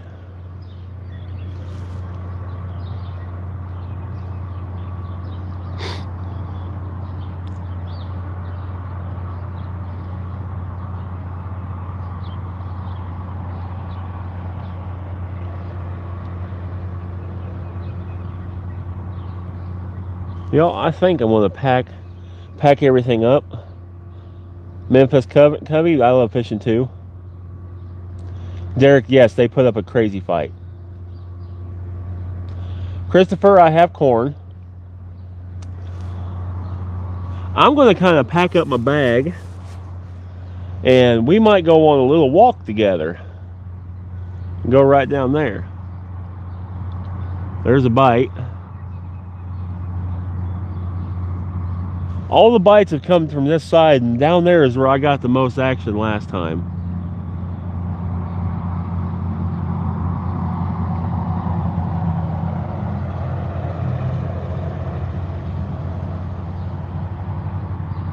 And it would be better for fishing that area, fishing the lines this way with the current.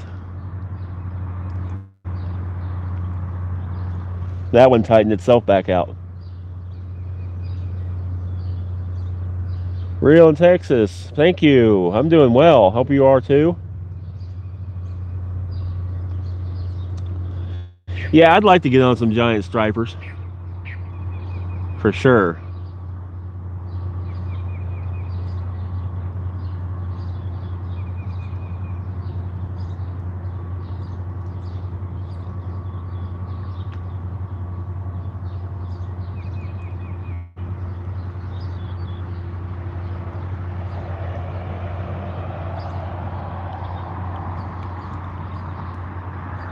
I hooked into one up here a little over a year ago on light bass tackle. Make sure you catch something. Trying to. But it was on light tackle. I ended up losing him.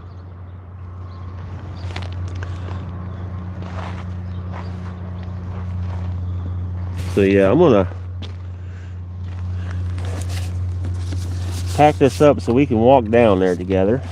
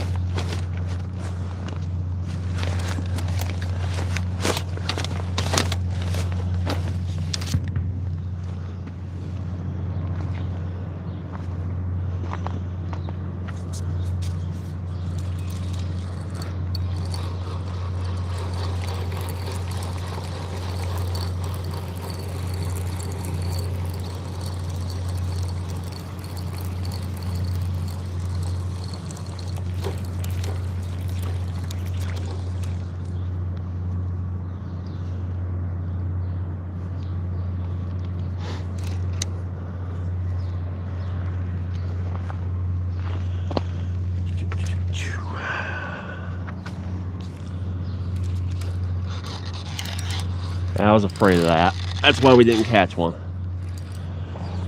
Facing the wrong way for the rocks.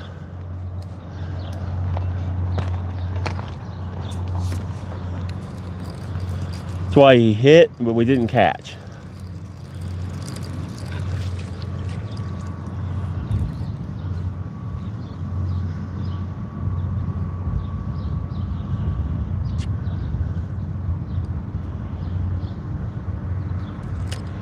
Straighten that hook out real good. That's okay. We're going to get this sorted. We're going to move. Now that we know where they're kind of hitting at.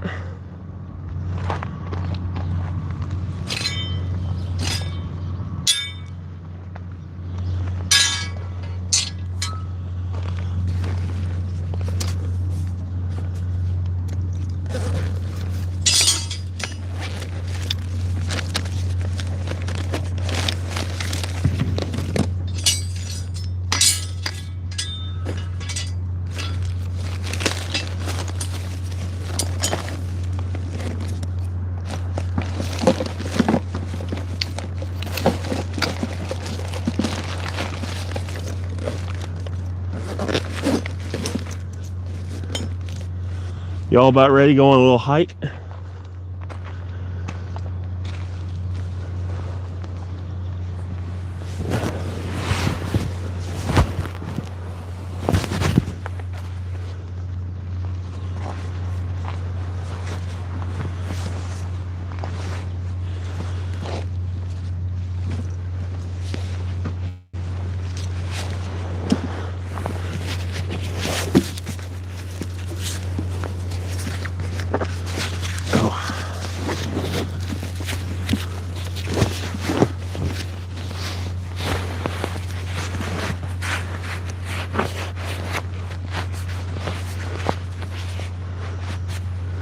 Okay.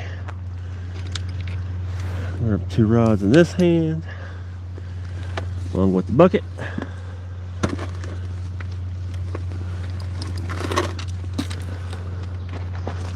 We'll grab y'all with this hand. All right, here we go. Y'all hold on with me.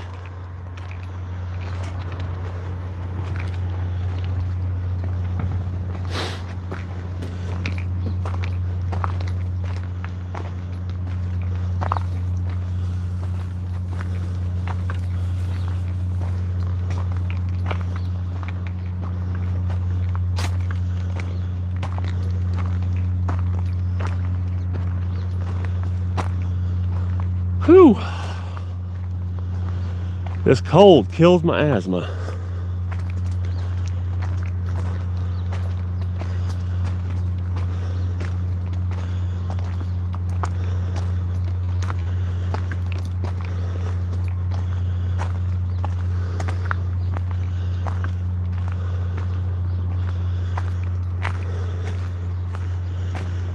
Need a cart.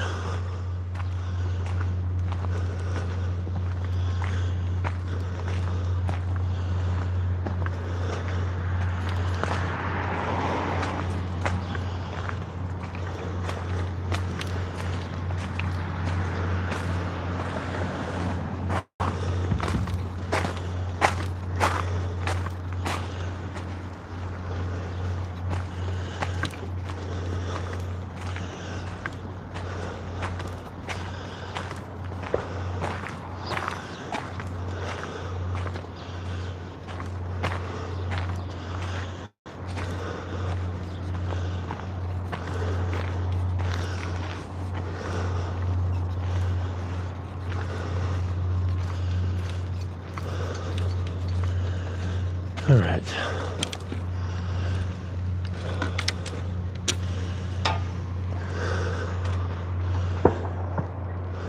We'll set you down. Get over this guardrail right quick.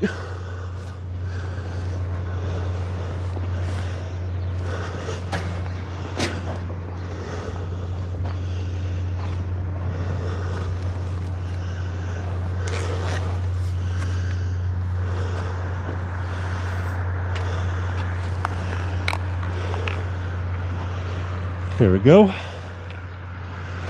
Oh, sitting at a weird angle.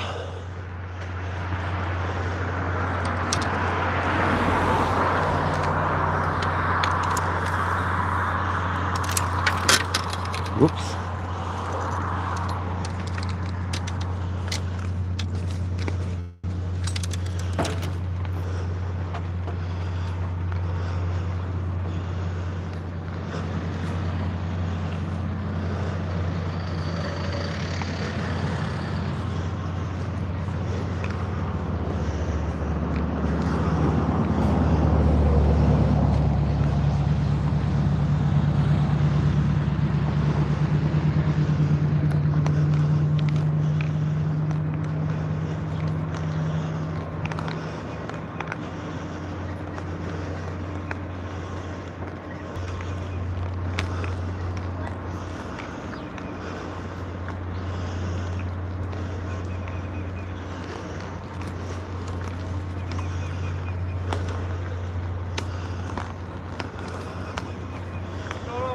How's it going? Good, how are you? Fine, how are you? Good.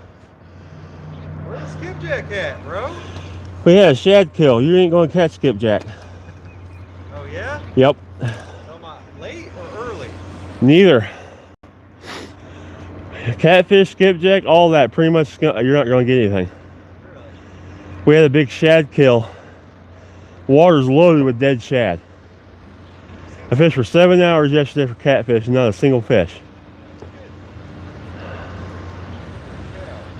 The only skipjack anybody might have a chance for is down there on the rocks next to the wall. Huh? Oh, you mean right up next to the wall? Right up next to the wall? That's where I'd go if I want skipjack. Yeah. But yeah, there's so many dead shad in here. No one's catching anything right now. That's why no one's here. I know. Only reason why I'm fishing here is I'm carp fishing. Oh, are you? Yeah. Right on. Right on. Oh yeah, if you're coming down here, man, we won't get in your way. Okay, sorry. I thought you guys had moved further down. No, we're Because I was watching you there on that point, and then I seen you look like you were further down. yeah. You're all right. Go wherever you want to go, man. All right, appreciate that.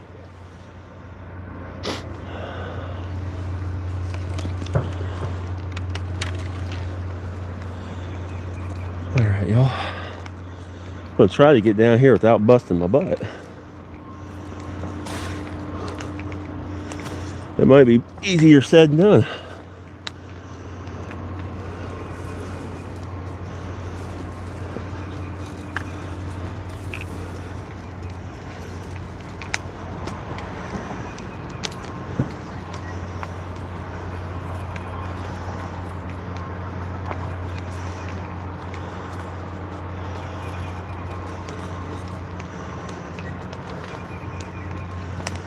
That's mud. I'm gonna cut in front of their stuff. Get over here on this rock. Oop. Sorry, I'm not coming in on you. I'm just going around your stuff, get it off of that mud.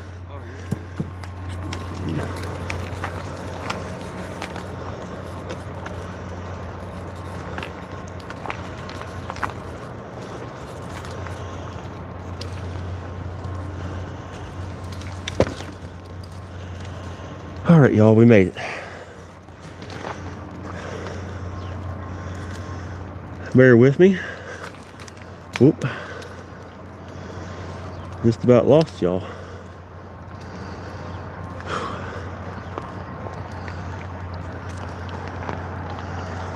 Set you guys here.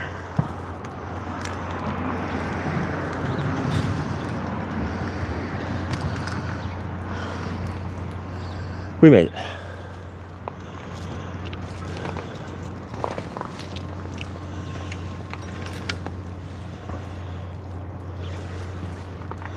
It's a pretty day at least. What's that? I said it's a pretty day at least. Yesterday was warmer and it felt colder. Really? God, that wind was non-stop.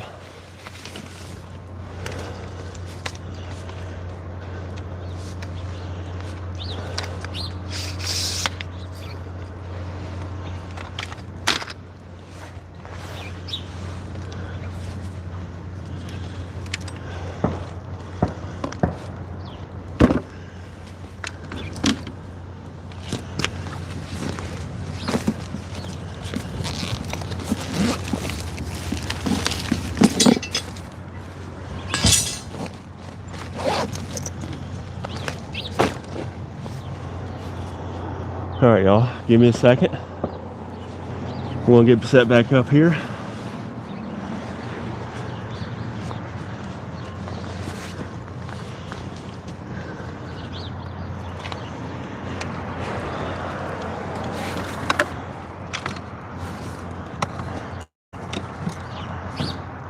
Gotta get the persuader out. Get these rod holders in.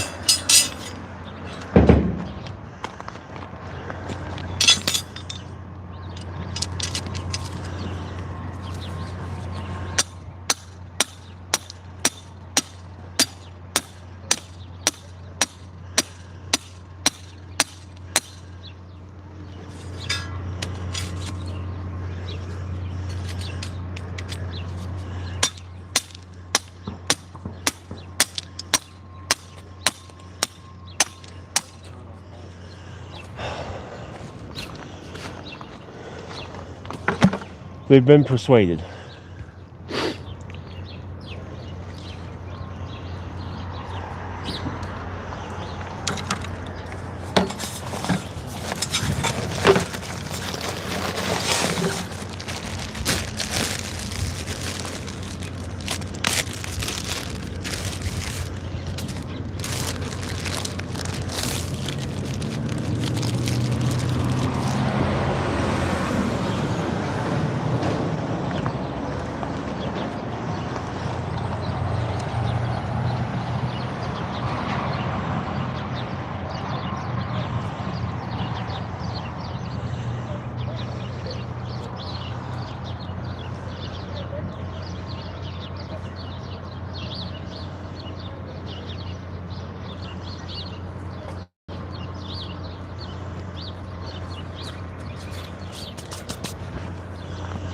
All right, we're gonna put one down just down there.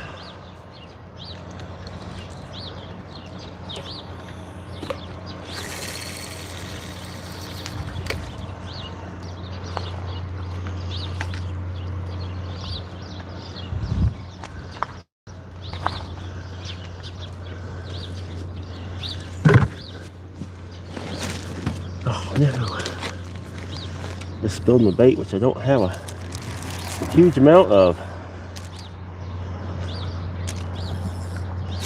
It's precious. Don't lose that.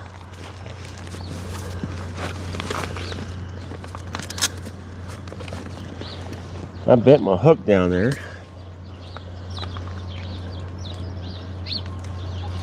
But since we're fishing with Meyers TV hooks, and these things are stupid awesome,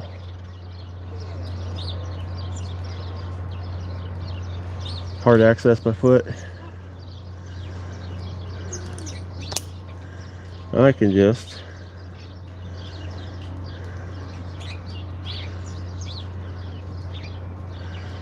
straighten that hook right back out and we'll be just fine.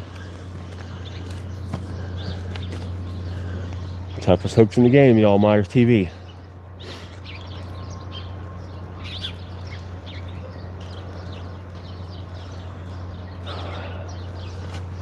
Y'all, I'll try to go back to the comments here in just a second. Read what I missed.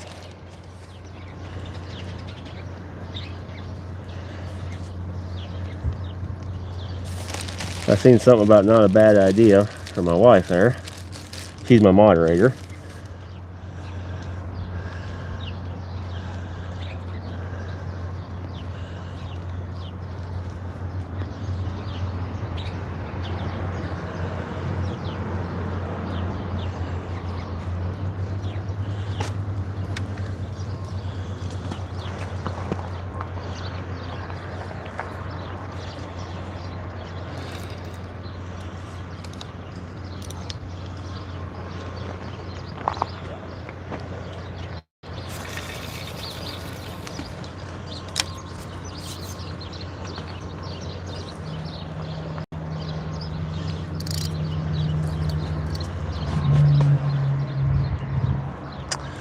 Always important to check your drag.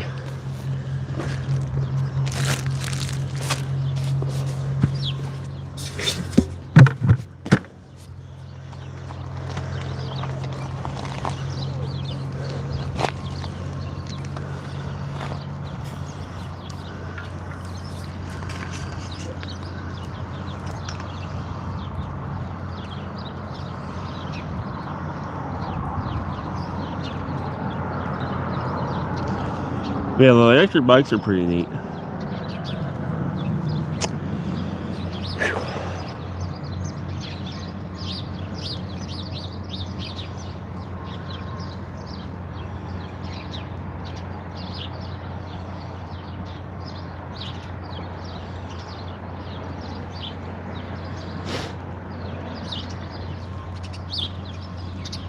Heard of. I was surprised to see as many electric bikes as I did. Town. Have you heard of Ragbray? No, I have not heard of Ragbray. I don't know what that is.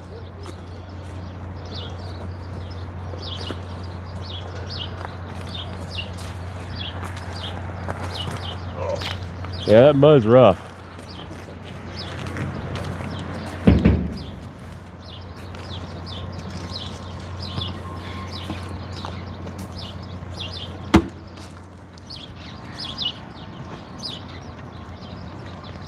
Caught, no, we had no catches yet. We just moved down here, try to see if we could. I was getting bites casting this way, so I moved down here to see if we couldn't actually get into a bite.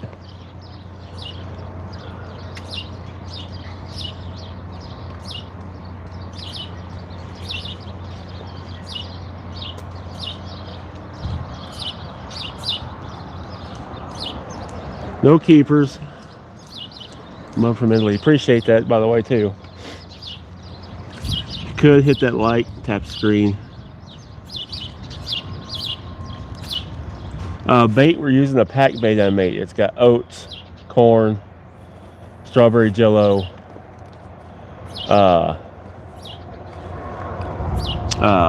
grits.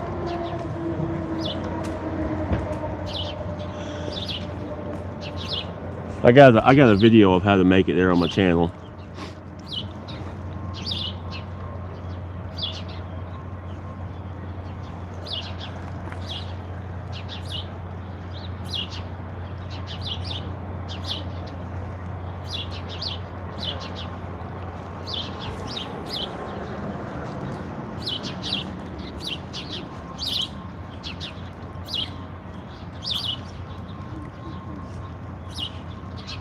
He was like, he said, yeah.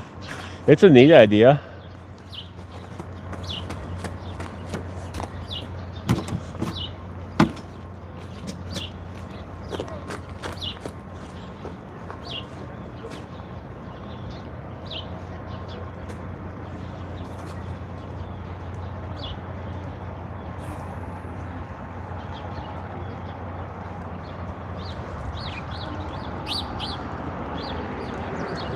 Your bait sounds better than my first. I don't know about that.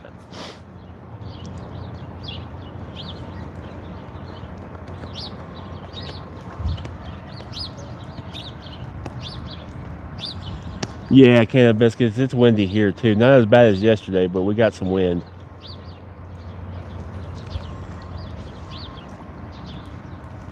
Yesterday was brutal windy.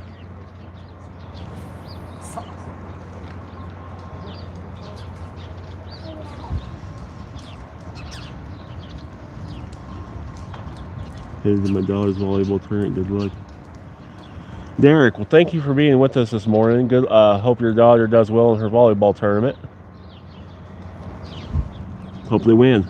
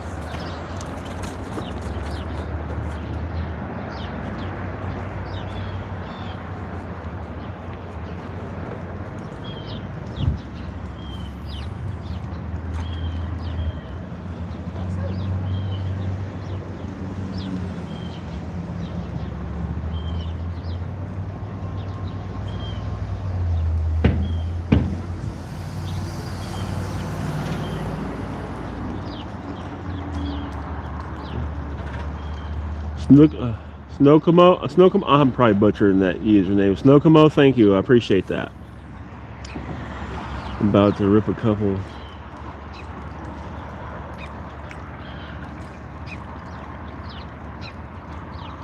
Andre, thank you.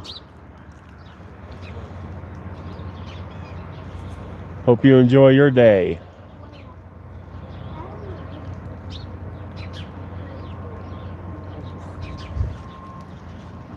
I am in Tennessee.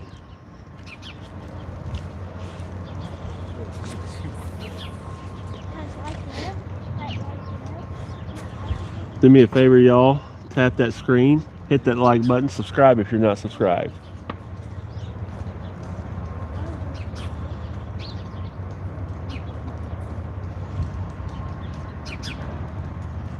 You're very welcome.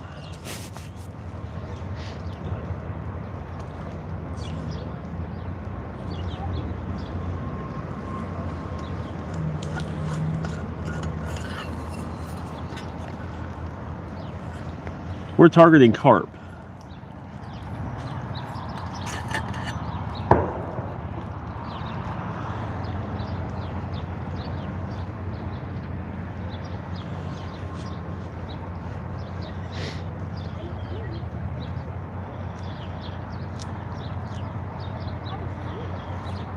Watching that orange rod, I think it just got hit.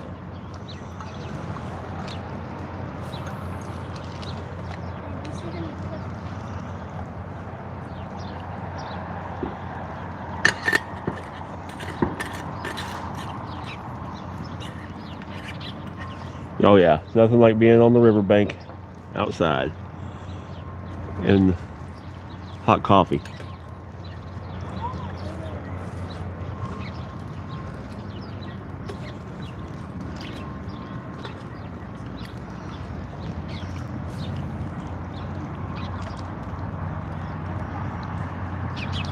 Oh,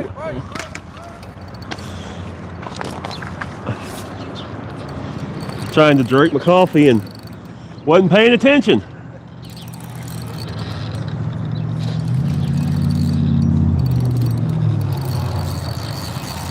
There we go. We got us a decent fish on now, y'all.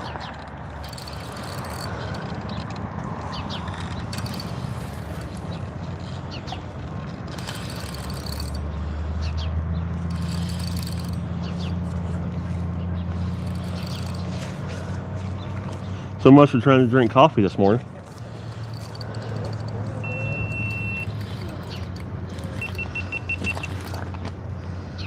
And my camera just powered off for some odd reason.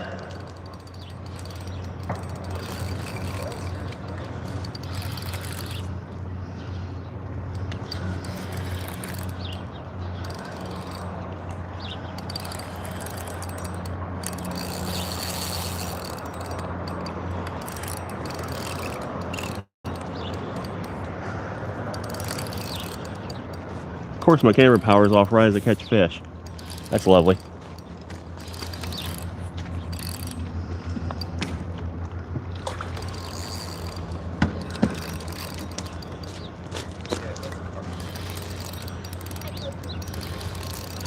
Nice carp.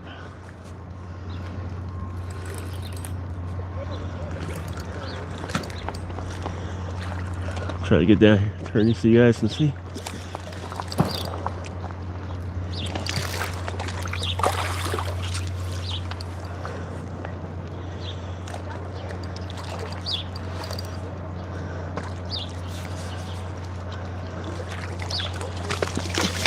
Oh, now if I can quit dropping my darn net now.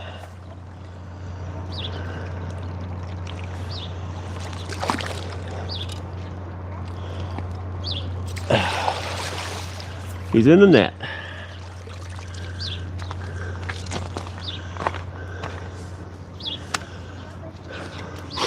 Whew.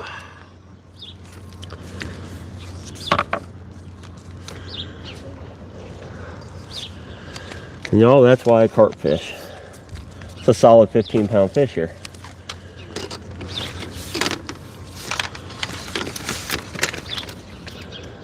Would you knock it off? Knock it off. Come on, quit.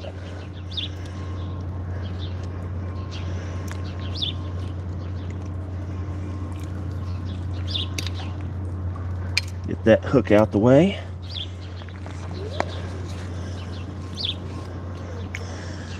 Oh, quit. Quit, you darn pesky thing. There we go. Got us a good one on the bank.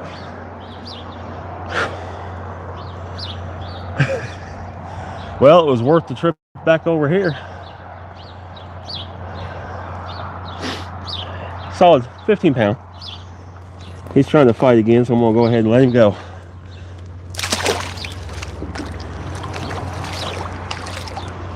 Thank you, Mr. Carp.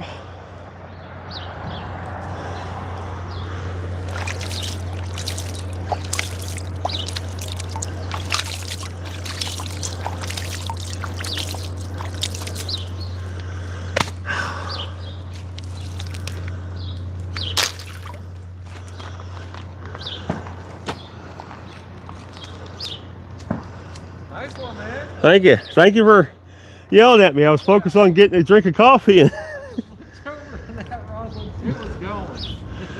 yeah, that's why I like fishing for them.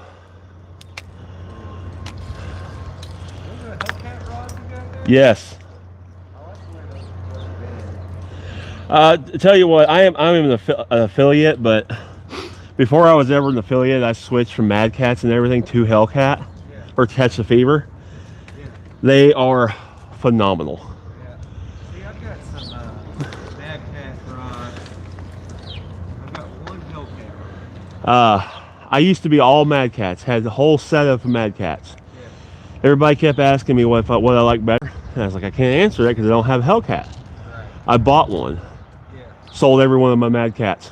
Really? Hookup ratio is outstandingly better. Really? Yep. It's hard to explain, but the flexibility in the tips and everything Yeah. work to set the hook better, especially off a bank. And right now is the time to buy. They're running free shipping until the 14th. Yep.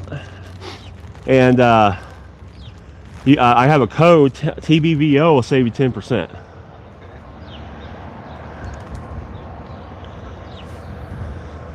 Yeah, the first time I saw that Hellcat bend over, I'm like, oh my God, I've got a monster on. Yeah. Well, they're designed to flex with the fish and the pressure. They're a carbon insert surrounded by S-glass. That's what makes them so strong and so sensitive. Carbon by itself is super sensitive, but they're not as strong as S-glass. S-glass, which is what Mad Cats are completely made out of, are super strong, but they don't have the sensitivity to flex. And it actually costs you hookups because it doesn't pull that hook back right. It doesn't flex with it and then come back. Yeah. Hellcats are just solid, so half the time they feel it and let go of it. Right. I mean, the Mad Cats are just solid and they just feel it and let go of it. But yeah, I used to be a full kitted out with Mad Cat. Did you? I had all their Titans. I had 4 Titans, a couple other ones. I bought one Hellcat, sold every one of them. Really? Yep. I'll never buy another one again. I'm not trying to knock them, but just the fishability. Yeah.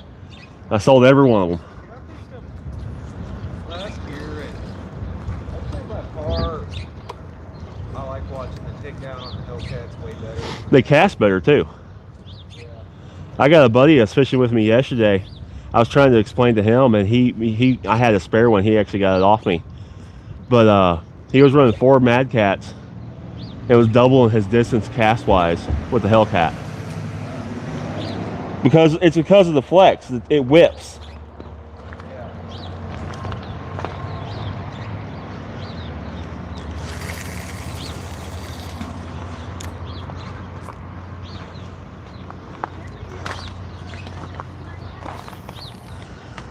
Was that the first fish of the day for you? First fish of the day. I've had some bites, no takers. Yeah. I went down there because it was so nice and sunny. Right. Yeah. So, but then I casted one back up this way and started getting some bites. So I was like, it's time to go back. And like I said, I thought you guys were further down. Yeah. Because standing there, it looks like you're down there on the rocks. Oh, no, Oh, okay. Then that's probably, like I said, I thought you guys had moved. That's why I decided to come over here. I didn't want to come in on top of you. crap right here, so. I got you. Yeah, you're not getting in our way, I promise. You shot down here hoping to load up on skipjack. Yeah, I came down here yesterday morning before we went fishing, threw the net 3 times, and there wasn't even a single fish, a single shad. Really? Yeah, there's no, like I said, that shad kill just ruined everything.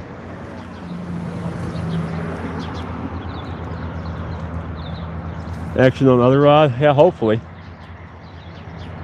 Last time I was here, I had a double up.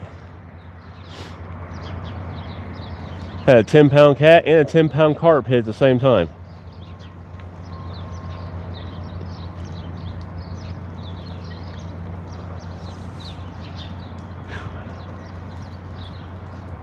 Nice, get your coffee. Yeah, I'm going to attempt to drink my coffee. I'm surprised I didn't dump it. I kind of just dropped it.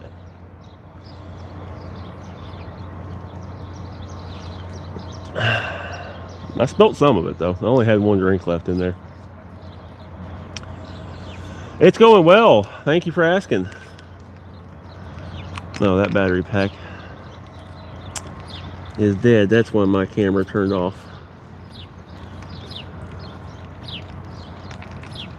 Well, I'll go ahead and just unplug this.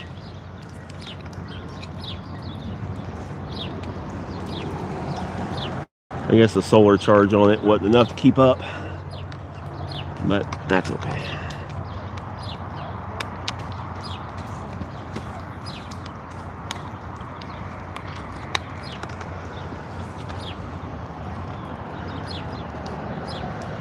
No joke fishing, it's going well. We just landed about a 15-pounder.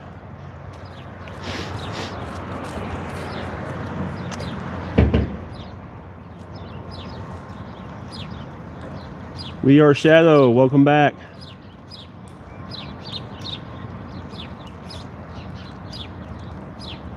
The fishing fell. Well, yeah, I tried. I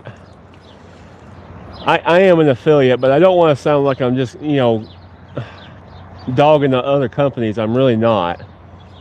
I'm just trying to give you my honest opinion and what I have experienced.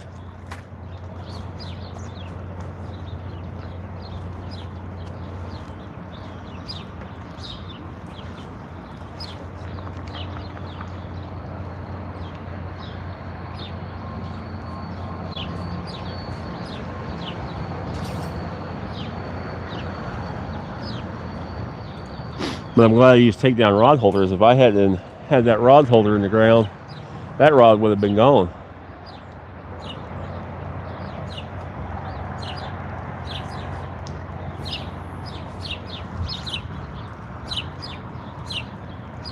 It's the Cumberland, but we're in Tennessee.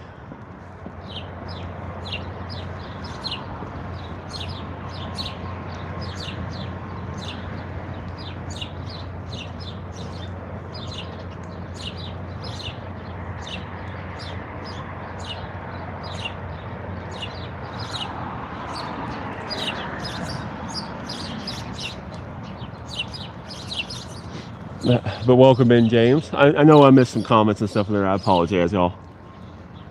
And you're all right in the sun, so it's kind of... Alright, camera's back on. Kind of stinks that my camera died right in the middle of that battle.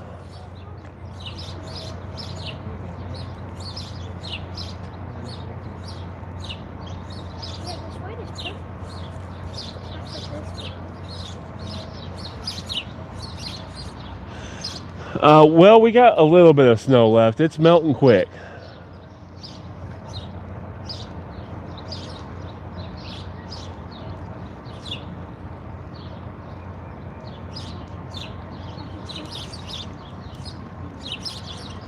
Be back in the day. All right, Patrick, see you soon.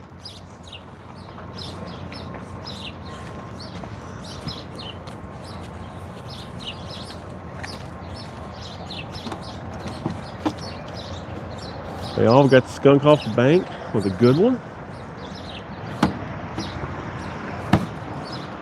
I think we just had another bite.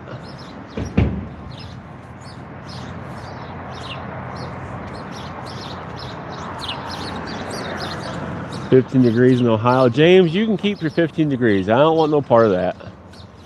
I've done that enough this year already. No, thank you.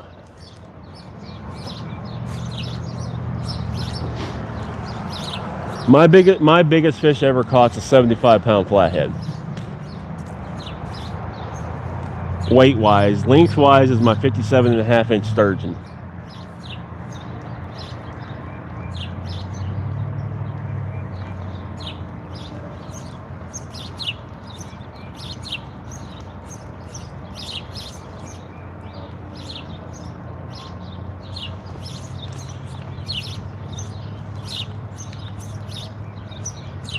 Uh, you know what? It felt like an hour. It felt like hours trying to get that catfish in, but it probably was only like 30 minutes.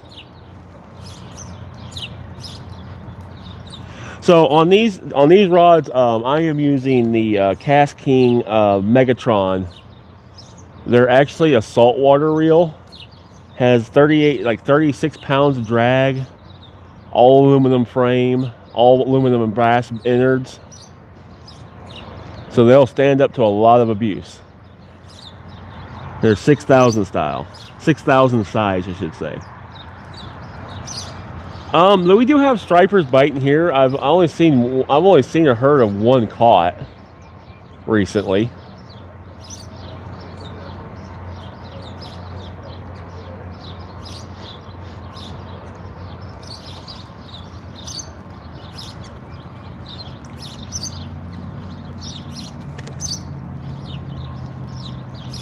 FDGE with the lions. Nice, nice.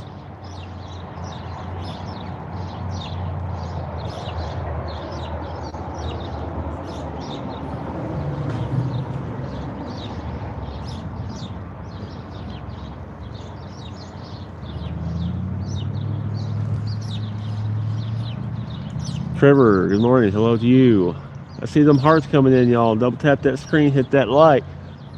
Subscribe if you're not subscribed. It all helps the channel greatly.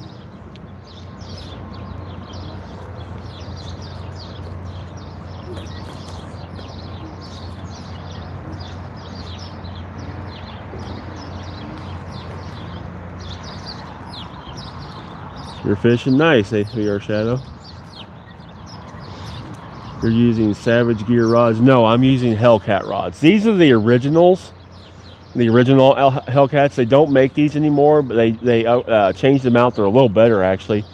They now are out with the Hellcat Revenge rods. These are medium action rods, so they have lots of bend in them, lots of play. Perfect for these hard fighting carp.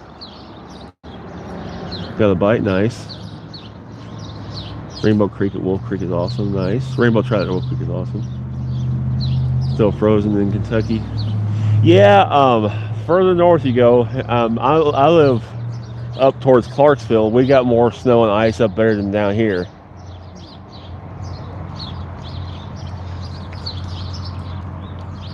Got thrown off by the. Yeah, so these are the original. I've fished with these poles for a little over a year. Pink rod just got hit. But the Revenge rods are even better. I've got a couple of the Revenge rods. They're even more sensitive than these.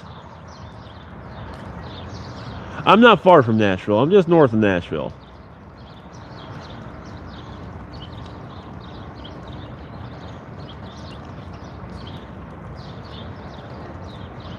Well, once you hit 100 likes, it affects the algorithm. That's why likes are so important. It shows engagement, and the algorithm starts sharing your channel out to more people. 34-pound pike, that's a monstrous pike. Thank you, James. Appreciate you. You got that right, Trevor. From Hendersonville. Gotcha. You're not too far. The fishing felon.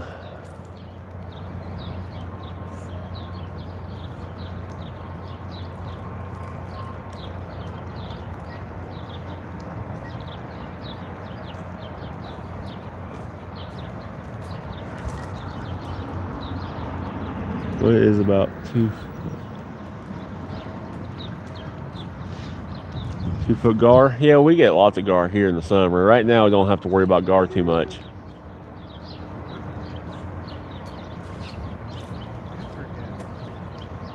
Not as much, I should say.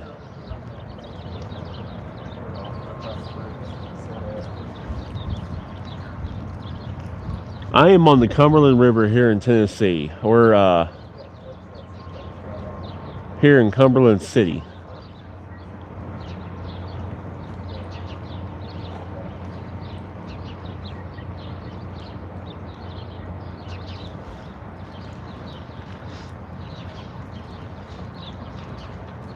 South Africa, big catfish. I didn't even realize Africa had catfish.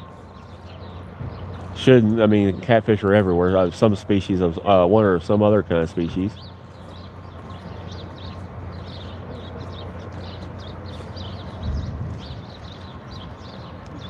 I got a 2-foot gar. I kind of figured that was what you were saying there, VR, but didn't know.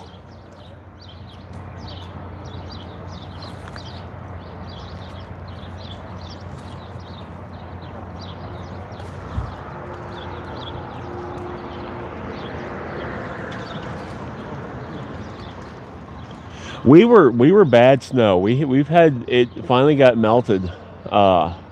There's still some places that's really bad in snow. It depends on if you're in the sun, you're melting. If you're not in the sun, you're not melting. Because it's only like 35 degrees this morning.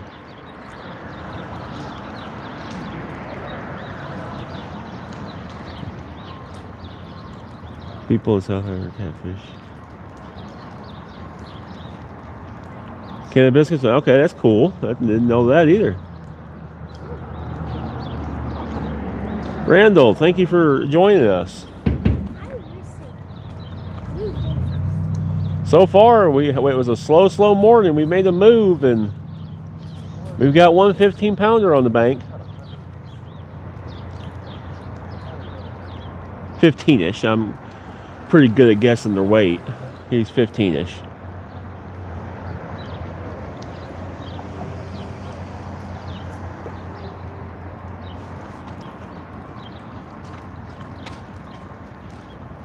They're my favorite type of fish. Gotcha. Catfish are called barbel. Huh, I'll have to look that up. I'm always interested in learning new things.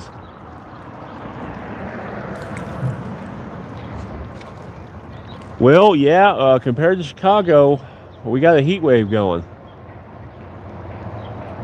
My brother lives up there in that area. He can keep it.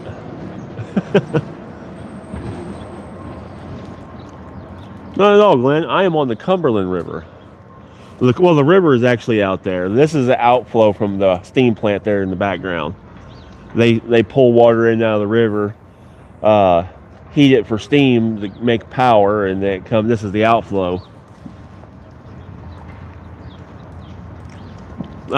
Temperature wise, let me see what it is now.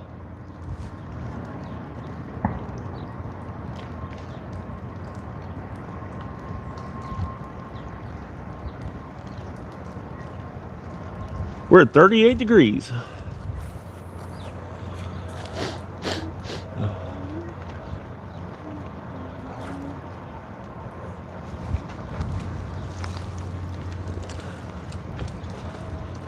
I'm in Erie, PA. It's 4 degrees. Real feel negative 12. No, thank you. I don't want that. I'll pass.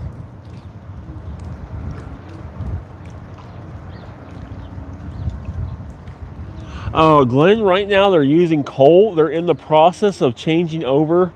So they're taking down the old stacks and in the process of switching over to natural gas. If you want, check them. Google Monster barbell. I'm going to, Trevor. I'll do that later. I will definitely look into that. Somebody told me yesterday about a rainbow bass down in Costa Rica. That was really cool to look into.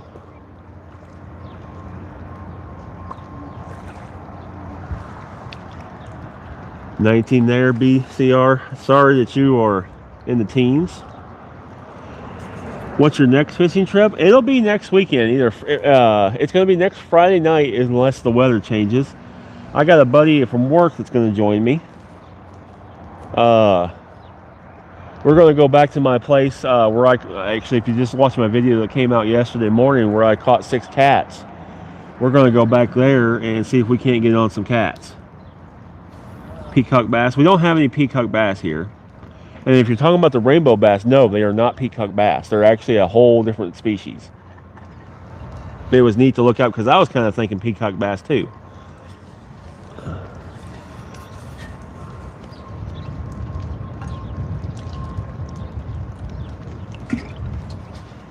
See, last time I tried pouring a cup of coffee, we had a hit. Maybe they'll do it again.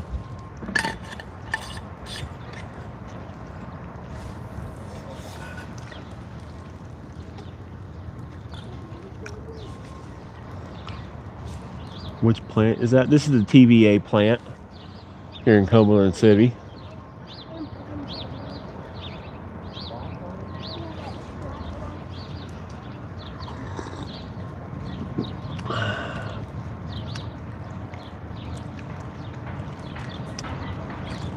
Whopper ploppers are good. I like whopper ploppers. Around cover. Gotta have cover.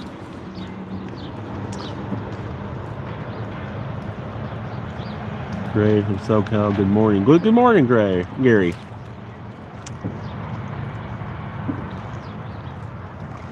Fish the big bridges in Decatur. Gotcha.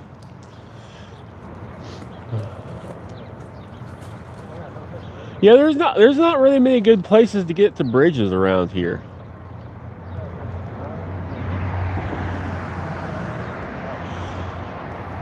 There's a couple of places, like there's one on Red River that I fish for carp. I do bass fish on occasion, yes. I haven't found any really decent bass places around here yet, so I haven't bass fished much.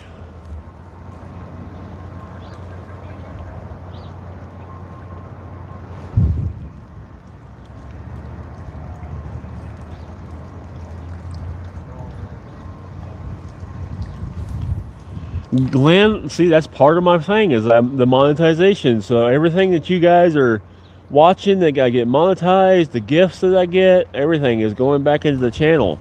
And I want to start doing some like travel trips and different things and get a boat. And so you guys are the ones that's going to make it happen.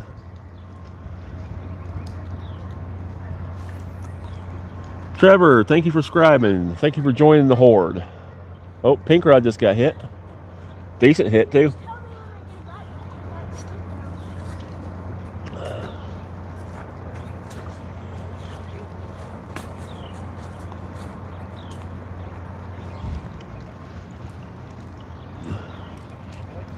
I see you. There's some big gar where I live. Nice. That's another thing I want to do is I want to go somewhere and get into those monster 6 and 7 foot alligator gar.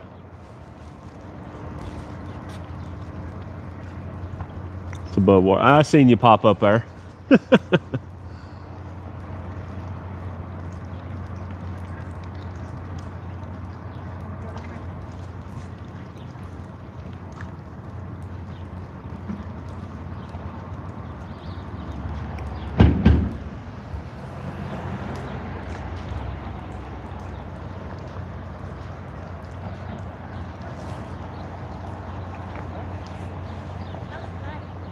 See here, what time is it getting to be?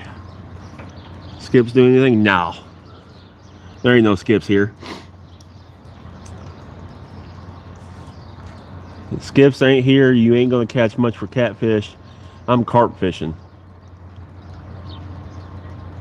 Finishing my medicine. I got you.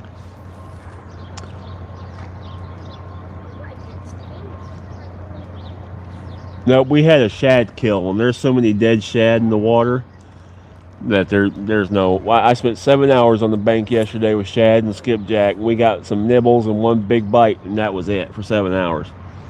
Main bait today is my pack bait I made. It's got oats, corn, grits, strawberry jello, breadcrumbs. You were saying you like fishing the Mississippi River. What areas? I'm less than a mile away from the St. Louis. Okay, I never fished the St. Louis area. I always fished up in Illinois on the Quad City, towards the Quad City area, Des Moines, that northern part of the Mississippi.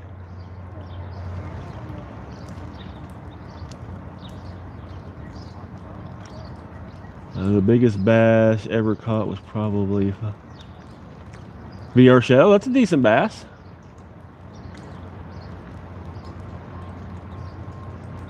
Talk to Blue Gabe. I don't know. I don't talk to Blue Gabe, unfortunately. I know who he is, but I don't unfortunately talk to him.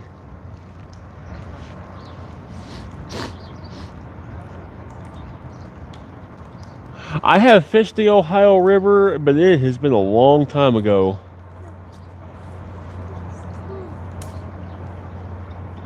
I don't know the area very well, so I don't really know where to go to. Ohio River is only about an hour away from me. I just don't know any spots. That would be something I would need to take a day and go up there and scout around.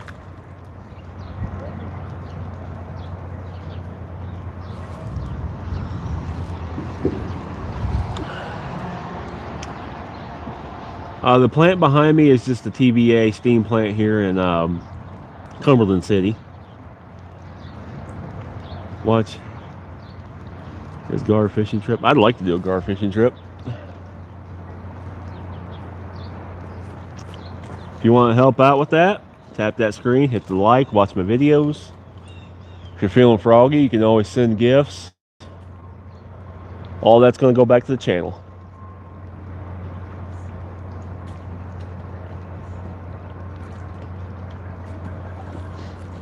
Right now, what I'm kind of saved up for to help, because right now I'm just driving. I just have a little car, but right now everything that I make off here is going into savings for a truck. So that's the first thing that's everybody's donations and monetization is going for, is my truck, which we're nearly there. I have fished Illinois, Iowa, some Kentucky, some, of course, Tennessee, Mississippi, and Texas. All freshwater. I never got to get to the ocean in Texas. I seen some gar down there in Texas, but I never caught any.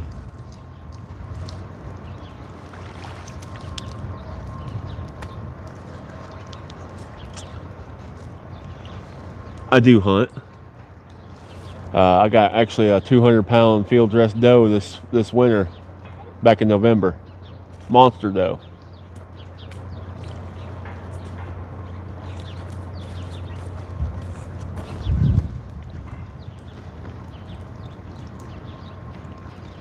Come down the coast. Well, see, that's part of the plan. That's part of the plan. As I grow and able to afford to do trips.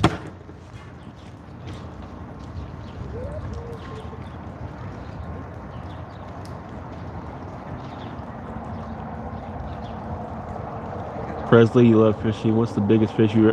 My biggest catch is a 75-pound flathead.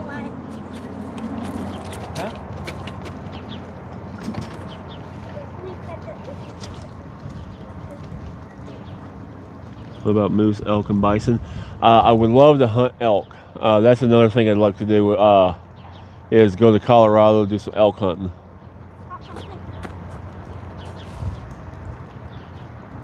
Yes, I actually, just about this time last year, I actually caught a 57.5-inch sturgeon.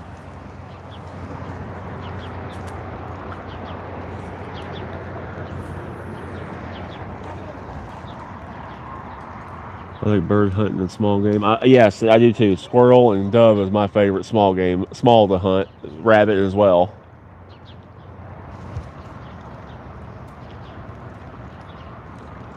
Really nice. I got a 15-pound channel cat's a good darn channel cat.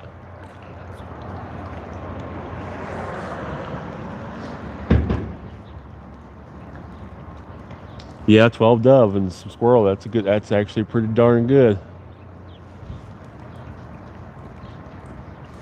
Did an elk hunt last year. Nice. Do you know who Kendall Gray is? That name sounds familiar.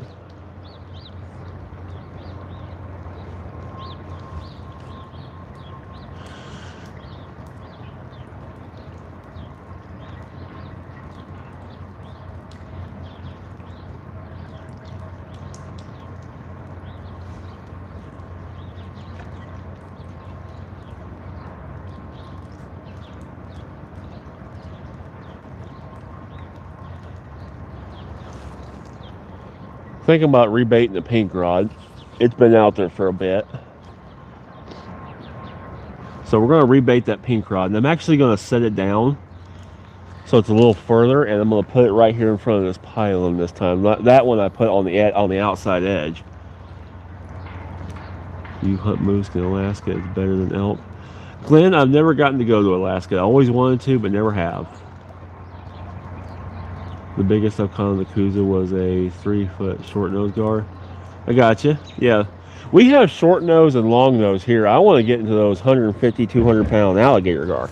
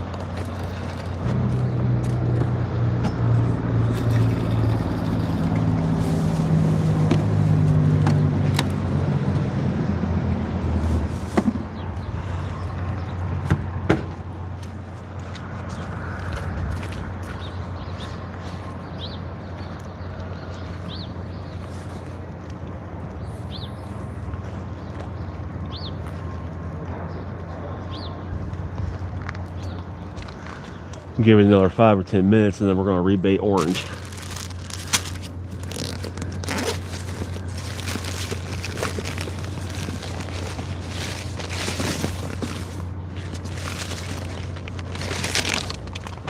What I'm going to do is have a piece of jerky.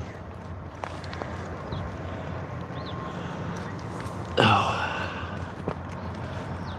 No, never gotten a bear. Want to go bear hunting.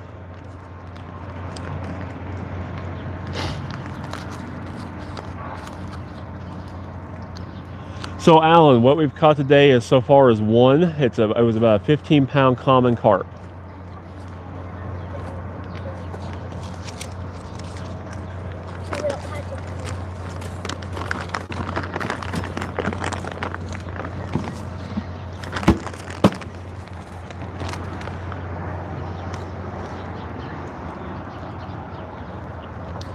I'm in Tennessee.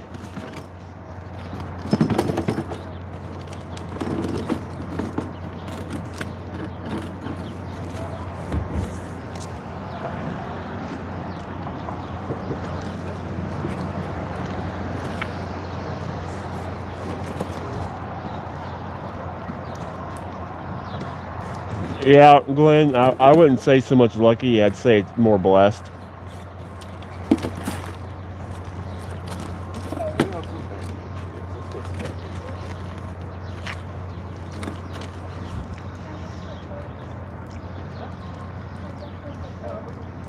Your aunt lives there and your cousin. Nice.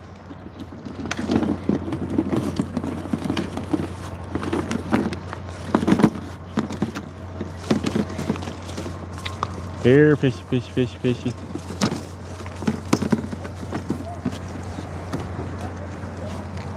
I know there's got to be more than one carp here.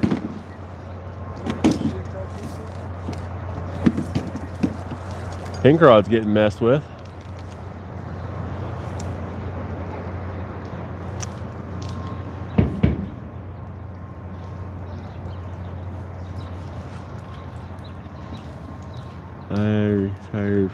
military 2 years ago. We fishing. You retired from 2 years. I got you, Nathan. I appreciate your service and your commitment to our country. I appreciate you very much. I hope you get through your 2 years scot-free, and I hope you start landing giants when you start fishing.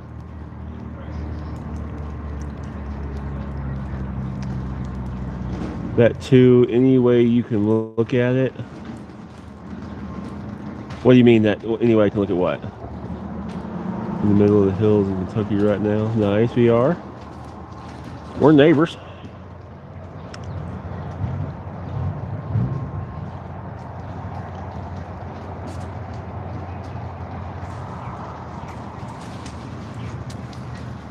Yeah, was a struggle.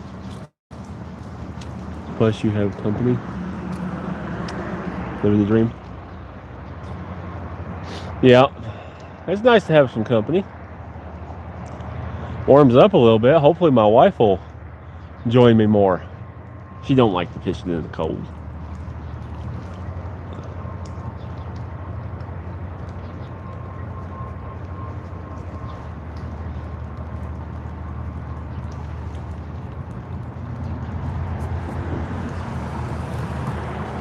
Well, howdy, sir. Oh, what's going on? Doesn't do any good. Doing all right? I'm doing great. How about yourself? Have you caught anything? One. About 15 pounds. Common? Yeah. Hell yeah. That's what I'm talking about. Skipjacks? Yeah, I know they could be around here. The skipjacks? Non-existent. No, I figured. Ever since they cut the stack off, the one that they got barely running today, they cut that off probably like a week ago, and it shut everything down. Well, we also had a shad kill. Yeah, I heard y'all say there's still thousands of shad. Yeah, when I got here this morning, you could still see them floating through here. I came out here yesterday morning. Me and my buddy, guy I grew up in high school and everything. He came up and we fished yesterday. We fished 7 hours, dude. Few bites. We had one. If it had hooked up, we would have had a giant. He had one rod fold completely over and flip backwards in the rod holder.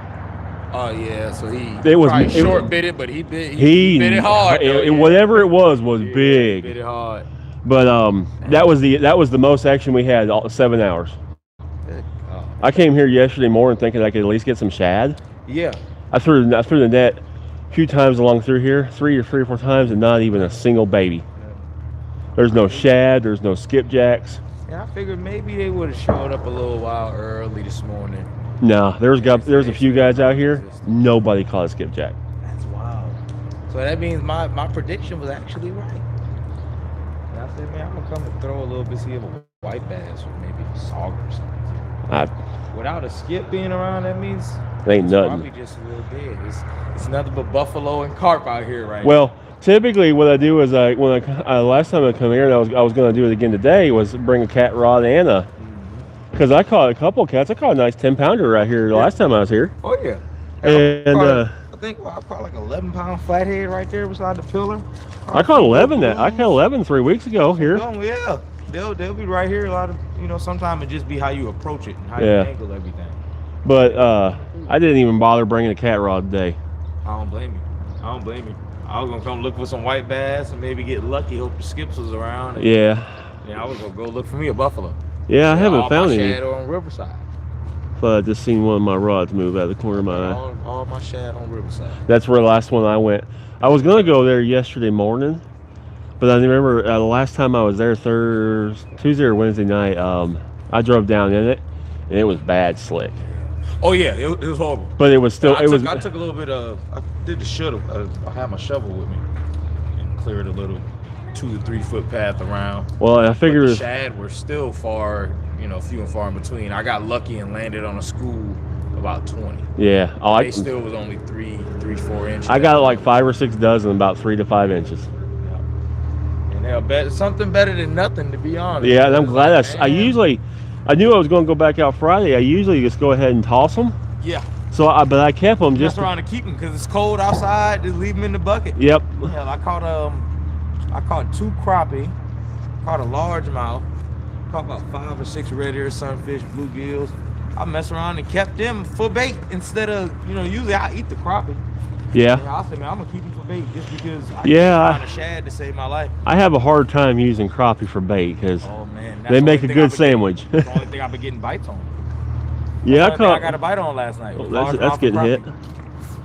That's getting hit. Oh, you definitely going.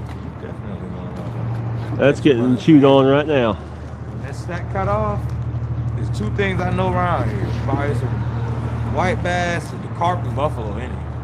I seen a huge silver carp jump earlier. I hooked into a damn about yay long buffalo late last year. Really? Looking for skips, and I mean he boiled the top, and I was like, that don't look like no. Like, what is that? That ain't no striper. It was just black. Oh, you see the darkness. I kept casting, and I must be ran right into him. Man, that big dude, huge. Yeah. And I had him right near the top of his head. I didn't even want to bring him in because I couldn't do nothing with no 10-pound line. Yeah, I lost a monster striper here. Not last it was December before last year. It's a little about 13 months ago now. I was down here. I came down here, you know, for the December tournament to catch some skipjack just to give away at the tournament because of Christmas. And I had a new bait caster bass set up, and I had a backlash in it. And when I was fixing the backlash out of it, I reeled up. My line had curved, going back up the river here, or up the current, I should say. And I reeled into it, and dude, I hooked into a striper that long. Yeah, 40, 50 inches long. on like 10-pound line. I fought it for like a half an hour. Ain't nothing you could do with him. And he came all the way. I was about where that guy's standing on the wall. And he got all the way down here, and everybody's like, it's like, you should have walked down with him. It's like, if I walk down and he gets into that, it's over. I've got to stay put and try to pull him back. Yep. And that's one thing you hope the striper gives you all he got. No, that was. Because sometimes they'll pretty much they'll no, well, they build lactic acid up and they'll tire themselves out. They'll damn near delete themselves while they're fighting. And the only thing is, your line wasn't even strong enough to put him through any type of stress. So he was.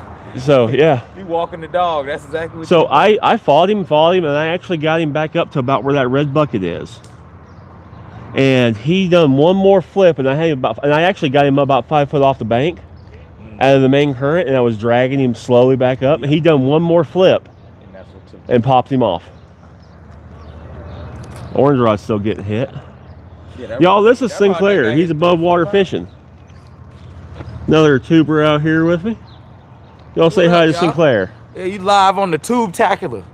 Above water fishing, man. I heard somebody say it ain't a lot of creators in Middle Tennessee, but we out here. Y'all need to tune in though. Big Viking doing it on the live end, and he posting content. I'm doing it a lot of short form content, so y'all can check us out. Y'all can check us out. You killing it with the live streams, man. You are killing it. I've been working at it. And I was like, I think I'm gonna take my live streaming to YouTube just because, of course, we know that the TikTok app is. Well, they take 70% of every single thing you get.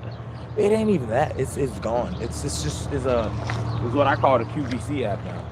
If you ain't selling nothing, then you ain't. Yeah, I've noticed they kind of went the way of Temu almost. Yep, they turned literally into online selling. I even got the same kind of ads that Temu does. Yeah. Oh yeah. It's ridiculous. That's why I'm just like, you know what? I'm gonna, just stick to Facebook and YouTube. Yeah, I mean, YouTube I still. is just a no hassle. Actually, hell, I got hacked 4 days ago. I heard. Did you? Yep. Got hacked 4 days ago. And by the grace of God, I got it back this morning. Thank you. Got it back literally 20 minutes before I got here. Well, thank God for that. Yep. Yeah. Apparently, like people were saying, they were like, dude, Google and YouTube, they don't play about that hacking stuff. Like, and sure enough, they told me, they were like, don't worry about it. It was like, we're gonna get you back. I was like, all right, I was already content. I woke up like, hey, we starting fresh. I'm gonna create another page tomorrow. Name it more above water fishing. Yeah, because of that, and of course I'm in IT anyway. Yeah. So it's like they rehacked my accounts. Whoever got it. Yeah. Dude, they reset it and everything, like back to like its original form. Well, they went back and just restored it from backup. Yeah, so, but good thing they didn't even go into my personal information. All they did was change all my 2 factors, so I couldn't get in it. changed all my passwords. Yeah. They didn't touch any of my AdSense. They didn't touch nothing other. And good thing they didn't delete anything. They didn't delete no videos. They didn't change any descriptions or nothing. So. Yeah, I'm very, because I do IT as a career, as a full-time job. I'm very like my app started messing up the other day. I went ahead and changed my passwords and everything. Yeah, dude, I clicked the fake button through an email. Yeah, that's how it happened. Yep. They had a fake button in the middle of an email. I was gonna go check it out just because I seen the name that was in the subject, and I must be double clicked, or say if I guess it like had a little lag, and I like hit it twice, and dude, as soon as I went to swipe in the email, it just jumped me straight out of the email, straight to Safari.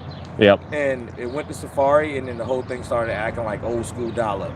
Like the phone, the whole processor lagged, and then it jumped right back to the home screen, like it closed the app out. And I was like, what the hell? So I closed my apps out, and I was like, man, don't tell me that we got a tower issue, or maybe the last update is an issue with the last update. Yeah. Dude, 5 minutes later, I'm logged out of everything. Everything's getting changed, and I'm like, dude, I just got hacked.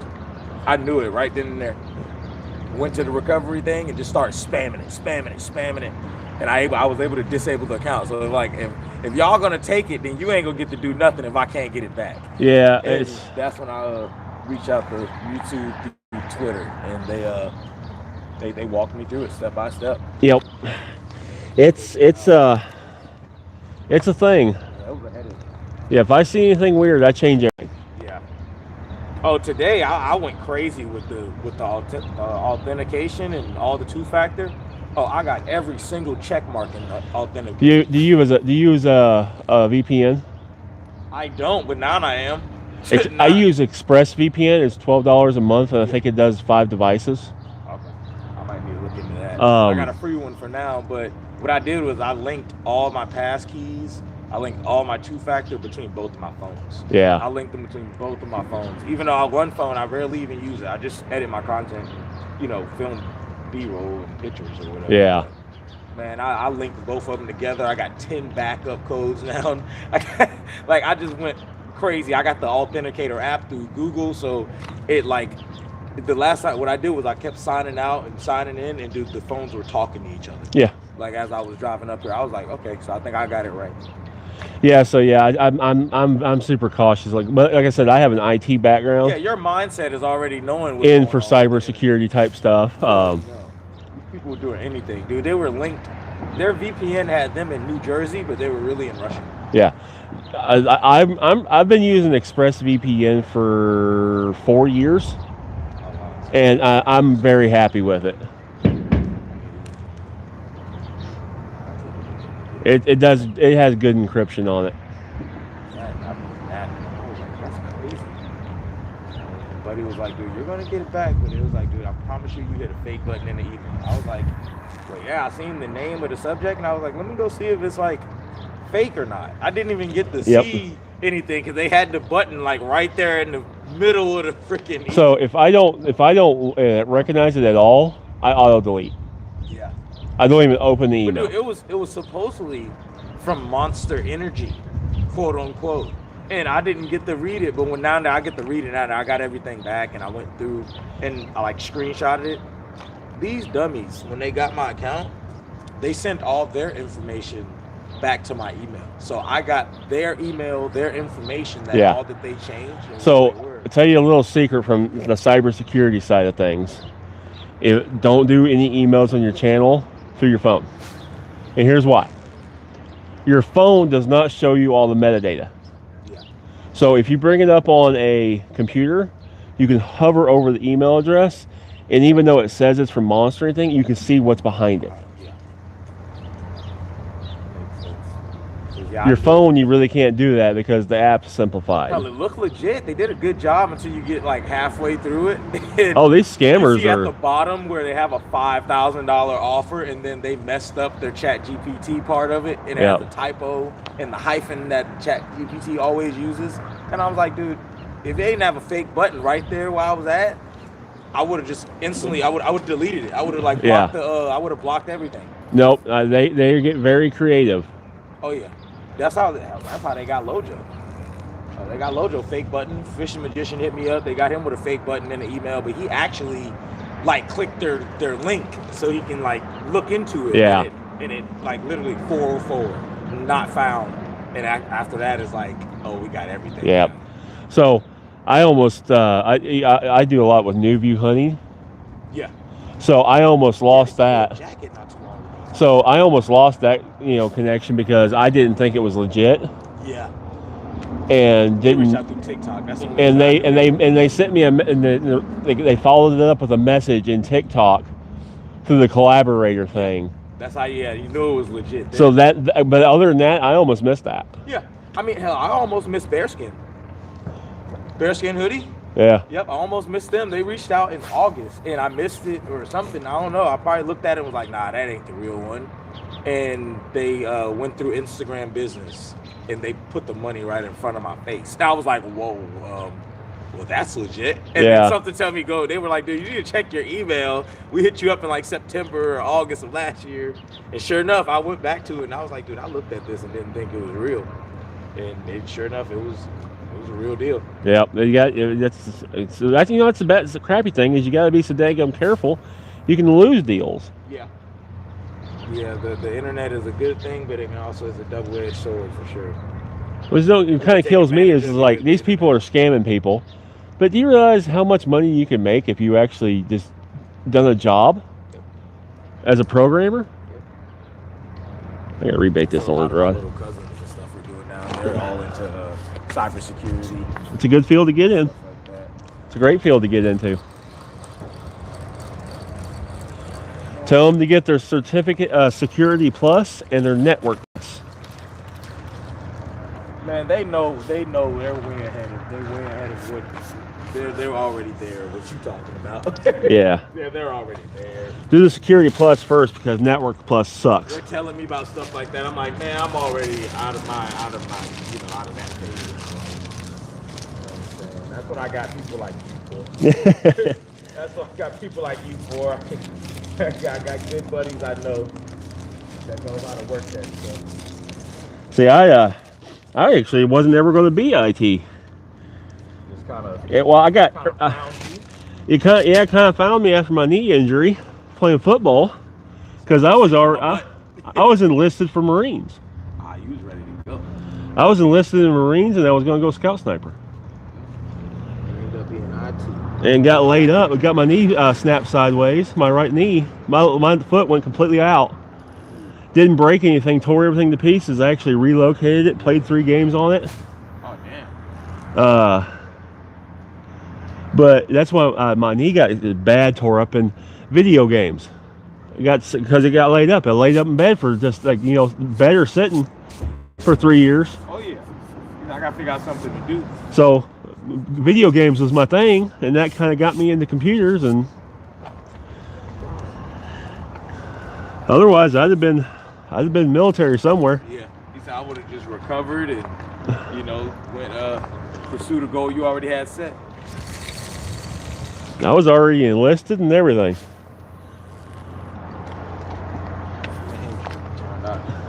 Now you're real deal. You real deal in tune with the internet. That's crazy. That's pretty darn crazy. Whew.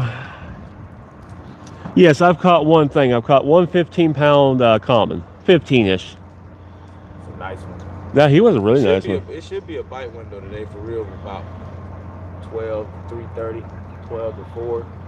I know that seems long and kind of unrealistic, but I'm really confident about it. Yeah. That's why I wanted to come out here early. Then I'm gonna go get my butt on the darn red. Nice. Hit the OG spot. I ain't been there in probably about 2 months. Yeah. But I know certain times of the year things tend to change. I'm looking for exactly what you're looking for. So probably gonna make some pack bait. Otherwise, I'm gonna go out there with some cattle cubes. I got some cattle cubes and some maggots, and I'm probably throw a couple containers out and fish around them. Yeah. Throw a couple night crawlers out because that's what I've been catching them on lately. Night crawlers, which is Weird. uncommon for me. Weird. I never use night crawlers. I'm boilies and corn. See, I don't like the boilies. Yeah, well, it's a science to it. To be honest, is around here, since we're probably like the real carp anglers around here. Yeah. You know what I'm saying? Like, we really get down and dirty when it comes to carp fishing. So around here is a good summer hook bait for sure. Like, really good. That's what I caught the 30-pound grass carp on. That's all I caught my first buffalo on. And then I started getting the carp to eat them. But the thing about the commons are, they're very particular about flavor. And some people think, is it the flavor? Actually, it is around here. Yeah, they sweet. really respond to flavor really, really different, really well once you figure them out. So, I tend to I use the same boilies all the time. If I'm not using a tiger nut, I'm using like something yellow that has a corn sweet flavor. Well, see, what I use is I use a hair rig, but I don't use anything underneath it. Yeah. Oh, come on, you daggum bag. No, I want the fake corn too. A certain time. I use 2 pieces of. I got 2 different kinds. See, that's how I run a pop up too. I'll get the fake corn, and because it's buoyant. Yeah, I'll run the fake corn. Yeah. And what I'll do is I'll hair them together with the boilie. I'll put the fake corn on top of the boilie, so it make it stand up a little bit on the bottom of the river. And yes, sir, you can't go wrong. Especially the soft ones, the soft gulp ones. Yeah. I'll put them on the hook, That's what I do. Is I put 2 on the hook. Yeah. Well, I like the silicone. These are the silicone too. You barely can hook the silicone. It's on there. So I put 2 of those on there, and this is actually corn scented as well. Yeah. These are corn scented ones.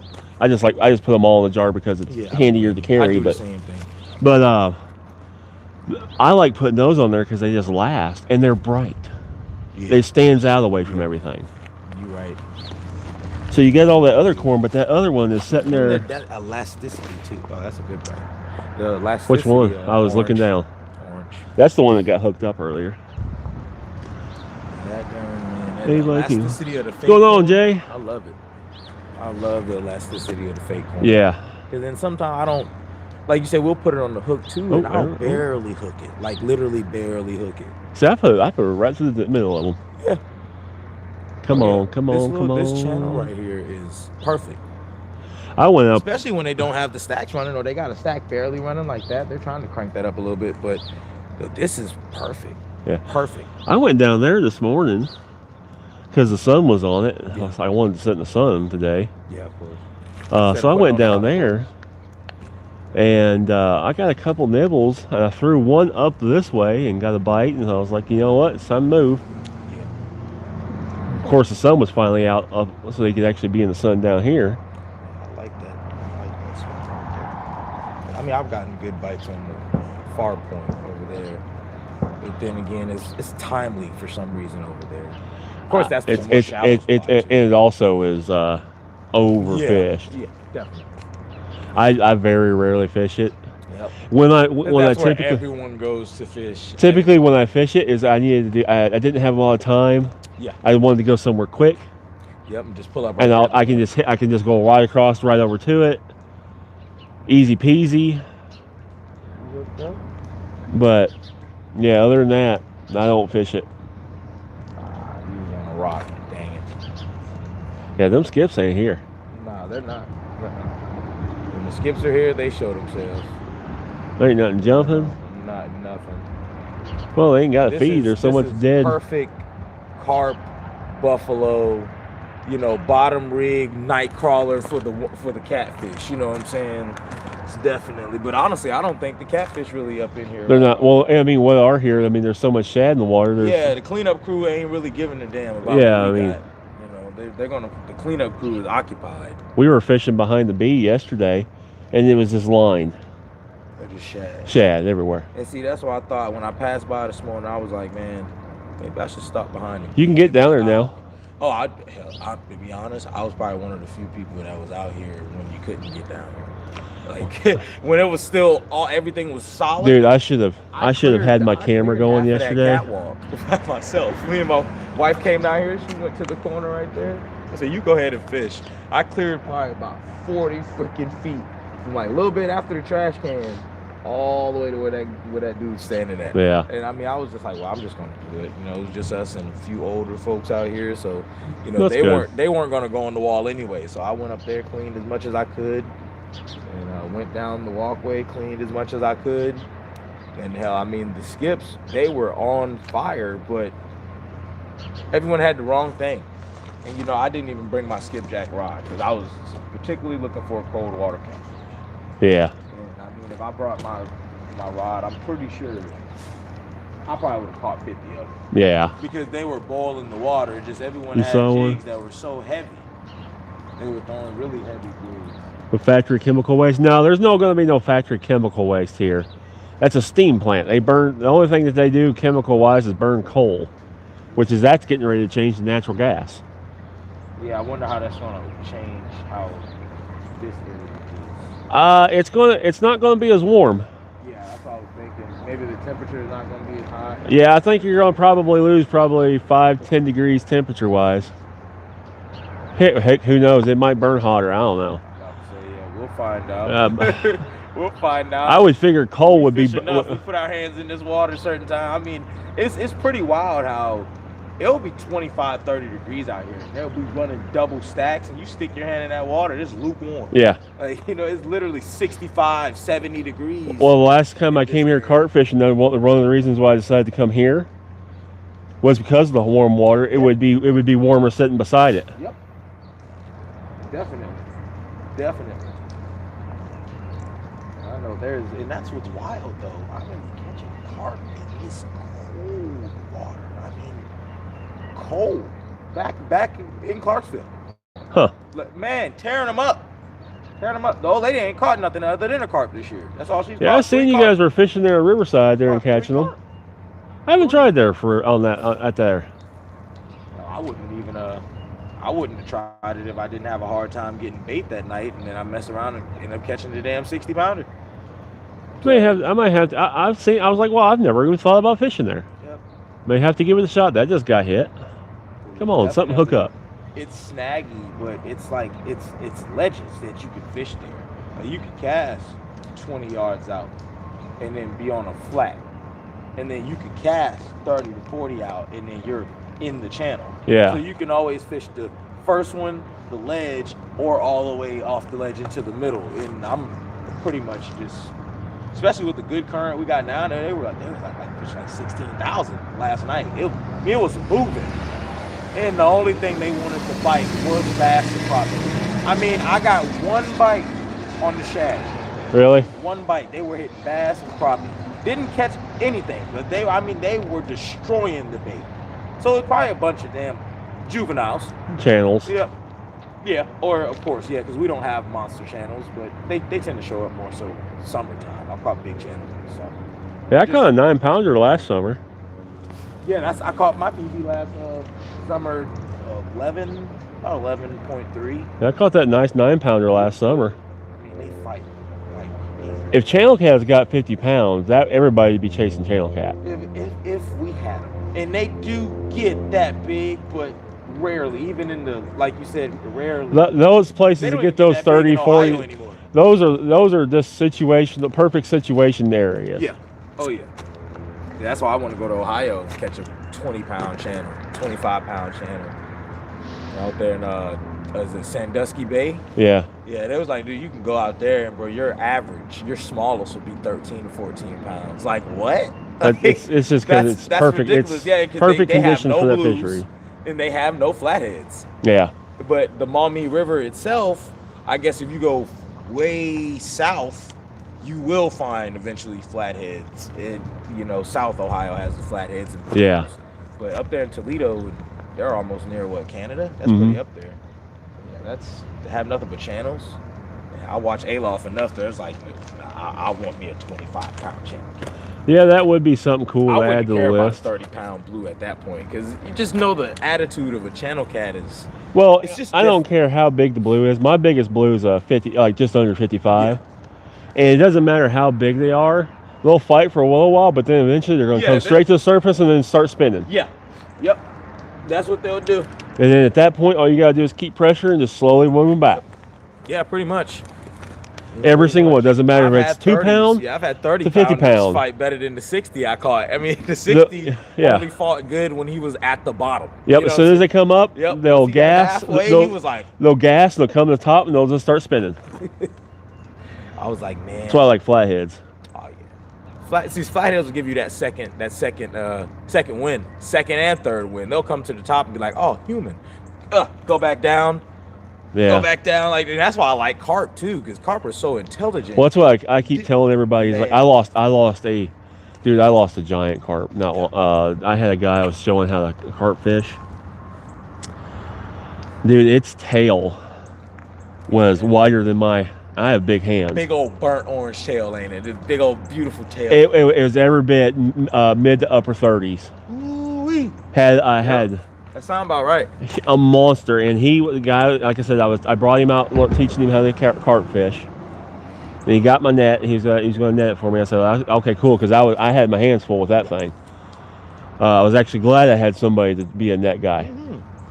And carp give you hell now. They're so smart. I told him, I was like, when this carp gets up here to this bank, he sees us, he's going to freak out.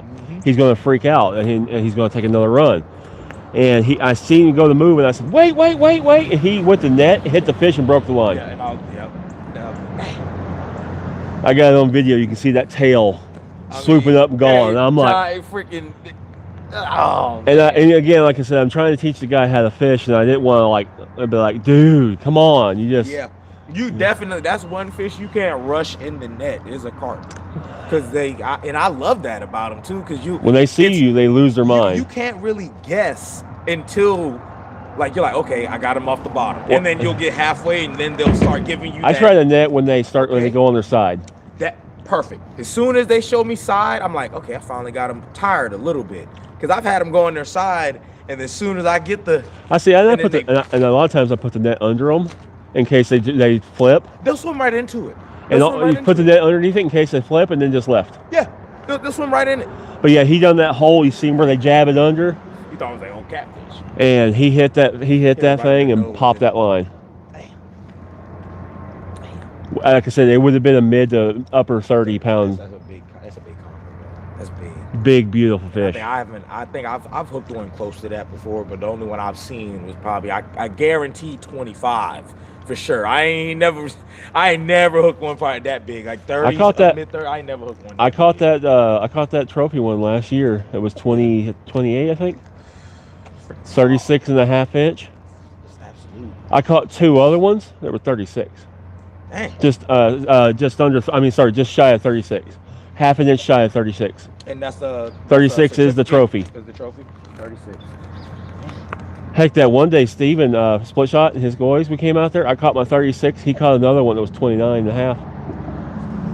Back to back. I've had some consistent days to where they've all been. The Giants tend to run together. Yeah, and I noticed it's going to be consistent. If I pull out the first fish is like 8 pounds to 10 pounds. 9 times out of 10, everything is going to be 8 to 10. Yeah. Or maybe 12. You might find that big one that's in there. Now I tell you, the day I lost that giant, we were catching like 5 and 6 pounders. Oh, he was in the middle of some. And then all of a sudden, my rod, just doubled over, and it was game on. And different type of runoff. Yeah. Different type of runoff. Screaming upriver. When I had my PB, when I caught the 18 that day, I was fishing that chocolate milk, and I'm like, I shouldn't be carp fishing chocolate milk. But then I was like. You don't know until you try. It's shallow. And that was the rod right off the bank. It was the one right off the bank. I had everything in the middle. When it's crunchy, that wasn't in the fish current. So the fish was a little shallow. Right off the ledge, I know it was right out the current, and I threw one literally from 7 to 10 yards. I just popped shallow. it right there, probably 10 feet. So the light hits it. Man, I'm talking, but I was like, hey guys, yeah, we mess around, might get a fish, The catfish were biting good. I love to fish the red one that's chocolate, because the catfish move up in there, and they're just aggressive for no reason. So I'll beat up on some eaters. And did you see that 15 pounder that swallowed my method feeder? Yeah, what was up with that? Like, did he thought? My line just started swimming down the river, and I was like, well, I got one on here. Went to reel up, and I thought I had a great big old carp. 15-pound blue swallowed my whole method feeder. Ate everything. And that's why I tell Cam a lot, too. I was like, dude, I like the way I like catfish eat, because they inhale. Like, it's all just water displacement. Like, they'll just inhale. And they'll pick up everything. That's when, like, certain times, I'm running a longer leader, because I've had one eat the spook.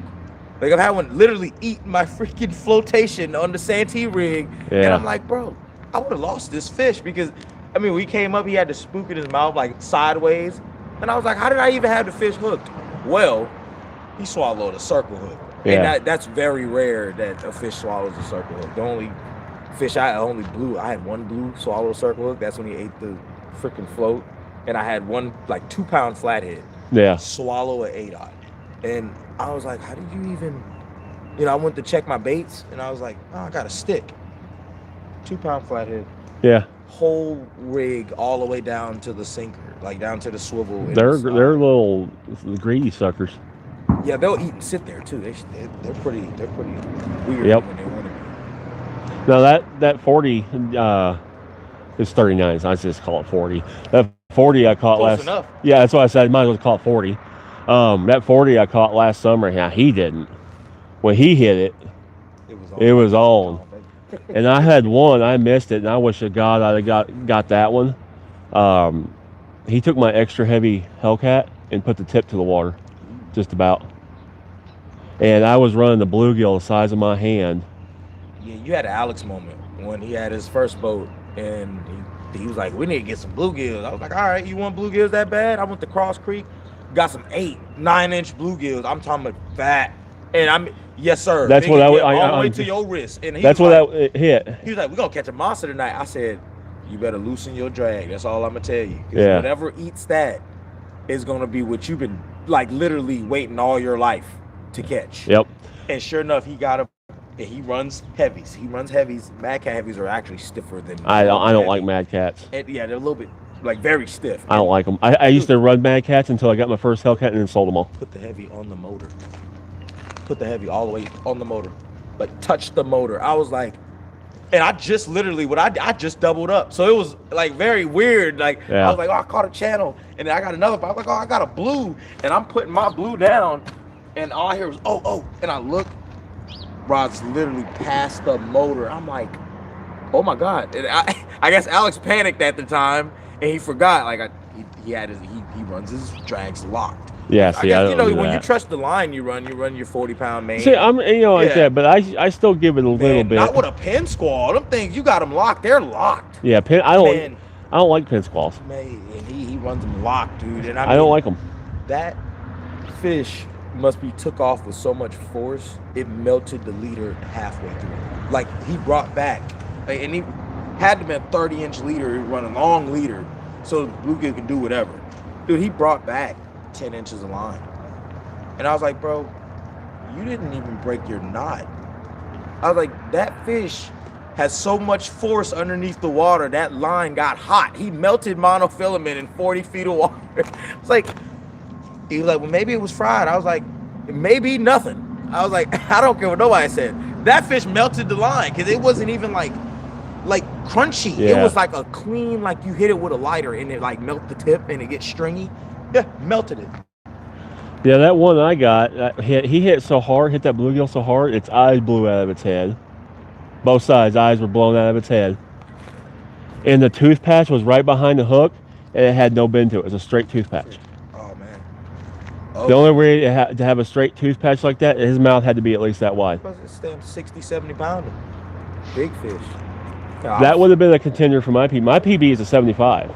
Yeah, I was about to say, yeah. That's off the Mississippi a long time ago. Big caliber fish. Yeah, it could be. Hell, it could have been a damn, 70, 80 Like I said, that would have been a contender for my PB. But that one, part of that one was my fault. I seen the hit and ran over there. I should have gave him another 30 seconds.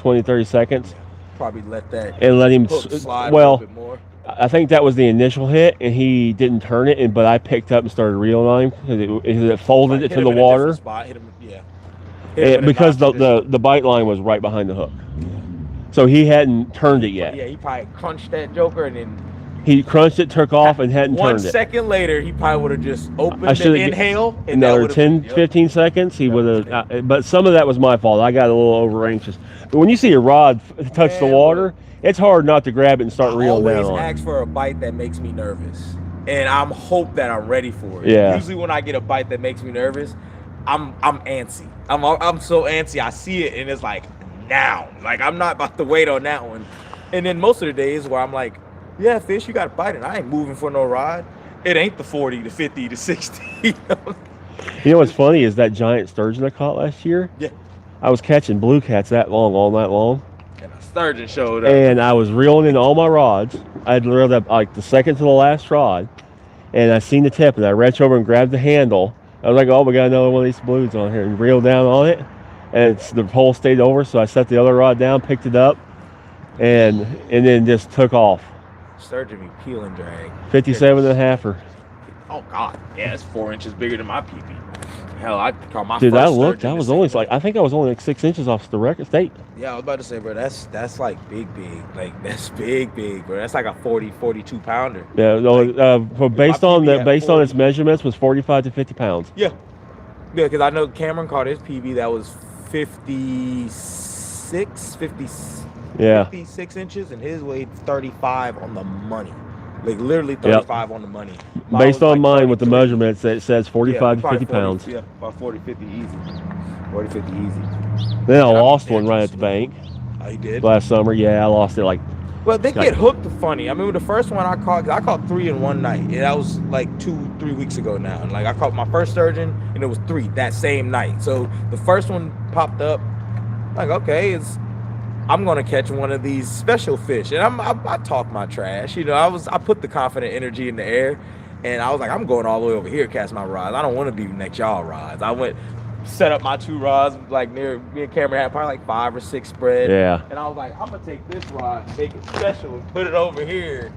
And 20 minutes later, tell me, zzz, I was like, oh snap, I forgot, I got the clicker on. Yeah. I went to go reel down, and I ended up hooking him outside of his mouth, like right on the edge, outside of it. And he was hooked good though. It was right on the outside, so it's like, oh, it was anticlimactic, whatever.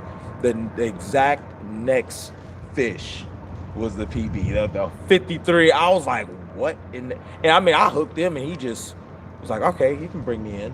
And I got him. I was casting probably like 80 yards. I mean, I was trying to spool those alley hoses. I was sending it far to that point. The one I caught was as far as I caught. This island, I was trying to send it as far where those birds were as possible. And I brought him halfway. I got him probably 20 yards out. He took every bit of 125 yards away. I mean, he peeled drag for 43 real seconds. When I went and looked at the footage, 43 seconds of just. Yeah, mine was that way. And it was like, okay, like a 2 second. And then he just. And I was like, he's not gonna stop. Like, Cameron's just giggling and laughing. Well, that's what I tell everybody. I got nervous at that point. That's what I tell everybody. It's like they feel like a log moving on the bottom. Yeah. Oh yeah. Like, that in some things we fight catfish a lot, and you can tell when a catfish got something else with it. Like, oh yeah, it's hooked to a stick, or I'm rubbing on something. Nope. It's like sturgeon. It's a log on the bottom, just moving. And full power. And I was like, that doesn't make any sense. Brought him to the top, and he did the same thing. I was like, this is ridiculous. I brought him, and I was like, oh, it's a sturgeon. It's another dinosaur. And he peeled another 50 yards right back out. And I was like, man, come on, dude. Like, are we really going to play this game? So do I really want to go back home to South Carolina and go offshore? Do I really want to do that after catching a sturgeon out here? Yeah, I don't know if I'm ready for it. I would. I want to go ocean fishing too. I definitely do want to get me a what are those fish? Not a jack. Oh man, what's the other one? They're like dark brownish or like grayish. Grouper. I see. I want to go. They're a longer fish. I got you. Tarpon. They're long. What the heck? See, I want to go down there for those monster bull sharks and Goliath grouper. Yeah, I do want one of those. I've caught a bull shark before, just messing around in Pawleys Island. Like, they were actually in the like little bay area. Yeah. Come through there. I haven't caught anything big. I mean, it's like, sturgeon type size. These 50 inches, 55 inches. She'll take your hand off. Oh yeah. I mean, looking for bass when you hook it on bass gear. Yeah, that's fun. Yeah, caught on a spinnerbait. On a spinnerbait, dude. I was like 9 years old. I mean, that was fun. Yeah, my 2 PBs I was in my early teens and stuff, which sucks because back then we didn't have cell phones and everything else to take pictures. And he's like, man, just a memory now. It's just a memory. I've caught some big fish since then, but nothing coming compared to that one. Yeah, that's usually what it is. And see, my dad is. Well, I told Aiden, he's like, you've caught fish bigger than what you catch. I'm like, nuh-uh. He's like, you just don't remember. He was like, ain't no cell phones back in the day. Like, yeah, but I was born in '94. Why y'all ain't had no cell phones in 2000? I was 6. Ain't nobody care about a cell phone. We still I'm an early 80s kid, so. Yeah, you lived that era. Oh, and I was like 93, 94 when I caught that 75. Yeah, the fishery was just different. About to be born. The fishery was different then too. Yes. Yeah. The fishing, especially like the Mississippi. It was better than what. Oh my God, the fisheries were so much better back then. And they consider the yeah, I know that's an old ass thing to say, but. No, hey, I believe you, because it's just like the reality check that I'm having. Dude, I grew up catching the 30 a week. Oh, really? Yeah. That sounds about right. I had a place that was, I had a spot that was behind the grain where they loaded the grain barges that was coming out at 50 foot of water into a sandbar. Oh, and they were just feeding. They were gorgeous. They're just sitting there feeding. Yeah. But no, I'd catch a 30 a week. 30 a week was nothing growing up. I'm content with life at that point. Yeah, like I said, I grew up catching the 30 a week. Oh, man. But like I said, plenty, I would say, dude, there's plenty of 15, 17, 20s in between. I never came home empty-handed. Yeah. Man. Never came home empty-handed. And see, that's how my dad described the Black River back in Carolina, because it's a brackish river. It'll run right into the ocean right there in Georgetown. And he's like, son, you think every time you come home now, you catch a 20, a 30, 20, the catfish is biting, you can just find them anywhere. Like, dude, they were 10 times better than that when you were this high, dude. Back in 98, 2000, I used to take you, we were 4 years old. And I'm like, you're like, dude, we used to go out and literally catch bowfin like back to back. Yeah. Because we used to eat mudfish when I was younger. So you catch bowfin, channel cats 15, 20 pounds. And I'm like, what? He's like, man, it was like clockwork. Yeah, the fishery was way better 30 years ago. That's wild, dude, because the Mississippi is still a powerhouse. It is. Still, but it is. And it seems like it always will be. It's just that type of river. The river, the Mississippi is so big and so long and so deep. You can't even find all. Oh. There he is. Hey. There he. Oh yeah. Yep. Got him. Got him. Number 2. He ain't as big as the last one, I don't think. Fish on, baby. Oh man, you just gave me an idea. I gotta go line up some alley hoses. Oh, nice. Not alley hoses, but some nautics. Oh. How are the nautics? Because I'm using Casking Megatrons. I wish they made them with bait feeders, Are they that nice? Dude, you know the 6,000? Yeah. You know it's only 15 ounces. Really? Like paperweight. And that's this one's not very heavy either. I use to white bass and skipjack fish with a Megatron in like a 3,000 size. Yeah. Love it because they got a big gear ratio even in a smaller size. Well, I like this. It's got a big gear ratio. It's all aluminum and brass. Yeah, it's comfortable. It's really, the Megatron is really that's a buffalo, I think. Not common. Is it a common? Oh, there he is. I see the orange. I see the orange. No, not as big as the last one.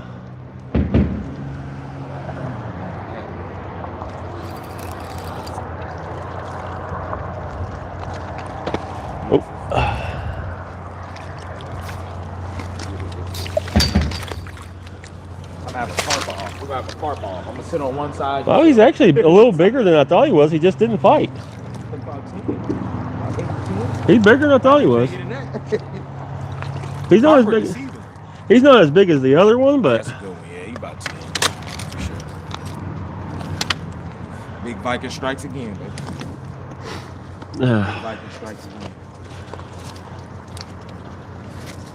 Oh, quit, you darn thing. Quit. Stay still. Flopping this fish you'll ever catch. Yeah. Nope. There we go. I love when they quick release right there. Except for when it comes by your face like that. That wasn't very fun. Oh, I'm on. It's good for don't you go in there. Good one there, y'all. He's a brute. About 8.5, I'd guess him. They're a good fish, though. We're gonna let him go. There he goes. He messed up. Got the wrong piece. shoot.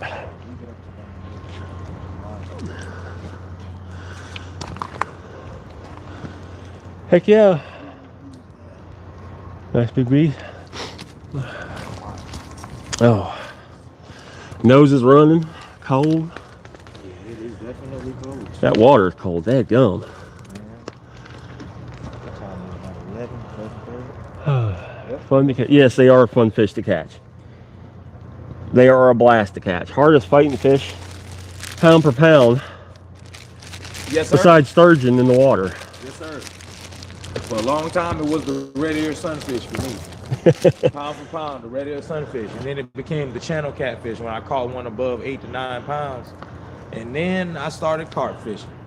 Well, let me tell you something. From the common to the grass, them fish got some shoulders. I'm talking about a 5-pounder if you feel the drag. Oh yeah. 5-pounder give you a hell of a fight. Yep. And I think the most I've caught in a day was 10. The day after my birthday, June 30th. My birthday was that Saturday, and I went to work. And that Sunday, I went fishing. I woke up that morning, went to the OG spot on the West Fork, and I said, man, I'm gonna just go out here and carp fish. I ain't throwing no catfish, nothing. Just 2 rods, carp fishing. Yep. Man, I couldn't sit down. I'm talking about an hour and 45 minutes of straight pressure. Straight pressure. It's fun when it's like that and you quit because you run out of bait. Yeah, dude, I ran out of pack bait and was just throwing the method feeder with the hair rig, and they were hitting them. They were hitting it. They just wouldn't leave. I had to leave them biting. Oh, that get that Sunday done. That one was a flop. Not coming that shot. Nope. You got to make some big old crappie with that one. Nope, that was a flop. Trying to get it down there. You got some grits in there today, ain't Yeah. you? Yeah. I think I'm gonna go pack bait. I didn't sit here long enough and talk to you. I think I'm gonna go pack bait today. I think that'd be the way to do in carp fish because I don't think them catfish are gonna do nothing. Oh, I'm not catfishing today for sure. I think I'm gonna go to the house and string up the Nautixes. They sent me 2 4,000s. Nice. And then apparently I got another package coming. I think they sent me 2 spinning rods to go with it.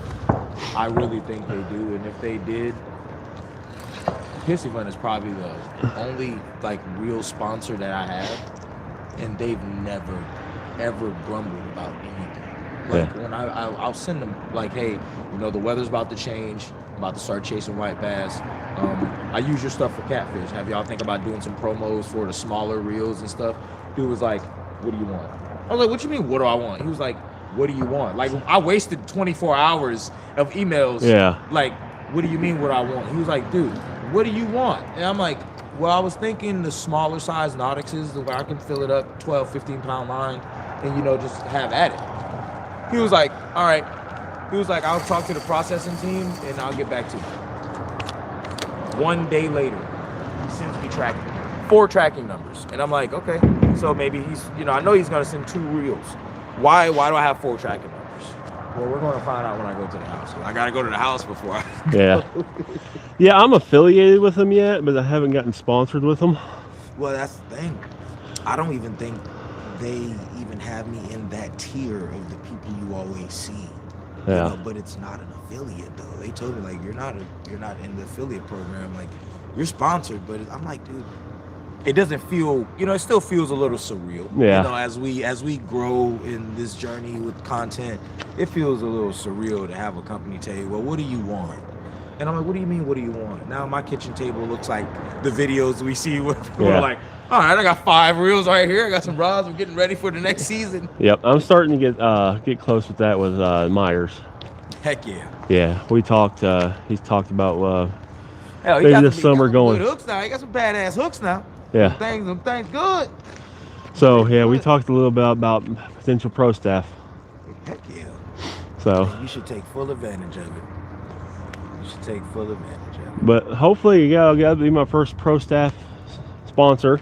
I got an affiliate, of course, with them, but yeah, hopefully that'll be my first pro staff / sponsor. No, I think I got the Hellcat affiliate. Hopefully, I get where I can sponsor. I think they got tiers now. Yeah, they got tiers now. I think last time I got an email. I'm still in the bottom tier because the sales, but tier. yeah, it's like something like bronze, silver, gold tier. In due time. in due time. Yep. I can tell you right now. I've got the affiliate. It's just going to grow as everything else goes. I can say it between me and you, and I say it between my wife.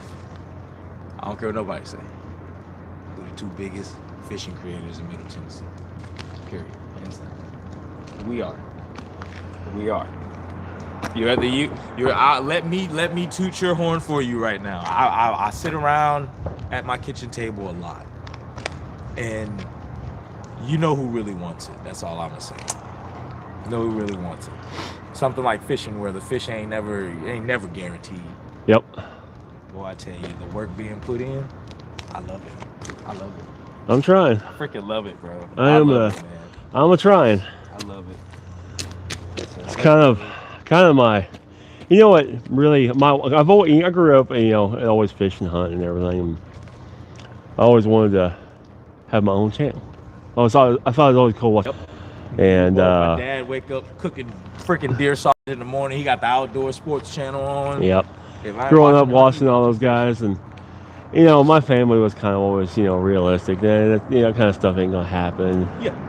So I never went for it, and then I got remarried to my current and final best thing that's ever happened to me. Because you want to talk about a supportive person. Push you to be great. She has. Push you to chase your dreams. I told her about it. I was like, because I was watching shows. I've always had a dream to do some type of content to have my own channel. It was always a dream, and I was like, well, she's like, do it. Yeah, when you get that response from like a loved one and like someone like, well, this ain't just you know, Joe blow up. My the street. family has always been supportive, but they've always been more of the realistic like that. You know, that kind of stuff just don't happen. You know, she was serious when she told you to do it. And my first wife, she, you know, that kind of stuff was out the window. But Ashley, like I said, I was telling her about it. She's like, do it. Different, you know. And so I started just with my phone and started growing, and look at you now. Yeah. Look at you now, bro. Turned a child up, DJI'd up, live streaming, you get long form, short form content, dude. This and in your brain, if you're an IT guy too, see, that's the thing. Your brain is like this. Now that you do the content, your brain is probably moving at 1,000 miles per hour sometimes. Yeah. Like, and I'm also a very competitive person. Yeah. Yep. I don't blame you. Yep. And competitive with myself too. Yeah, you're always trying to top. You know, learn and adjust, and like, where can I grow? I didn't do this right and didn't do this good enough. Yeah, man, it's coming along, man. It's coming along. A lot of hours. Your story almost very similar to mine. I was like, I always wanted to do some type of content, but what category, you know, that I can do some type of content. Yeah. And, you know, I've went through girlfriend here, fiance here, and you know, it's blessed to have the children that I have. Is just I didn't always. My thing was to do it how my parents did it. You know, they were together since they were 17, 16 years old. And that's all they know is each other. And yeah, it took a while for me to realize, well, everyone's story is different. Everyone's journey is not going to be the same. No matter how much you may, you know, admire what your parents done, you got to write your own book. William, it's going. I caught 2 so far. Sure enough, I messed around. Yeah. I ended up writing my own book, man. Went in the military and was like, I'm going to do 15, 20 years. I broke both of my feet. Ended up having bunions and shattered, you know, metatarsals within the first year and a half. 2 so far. First year and a half.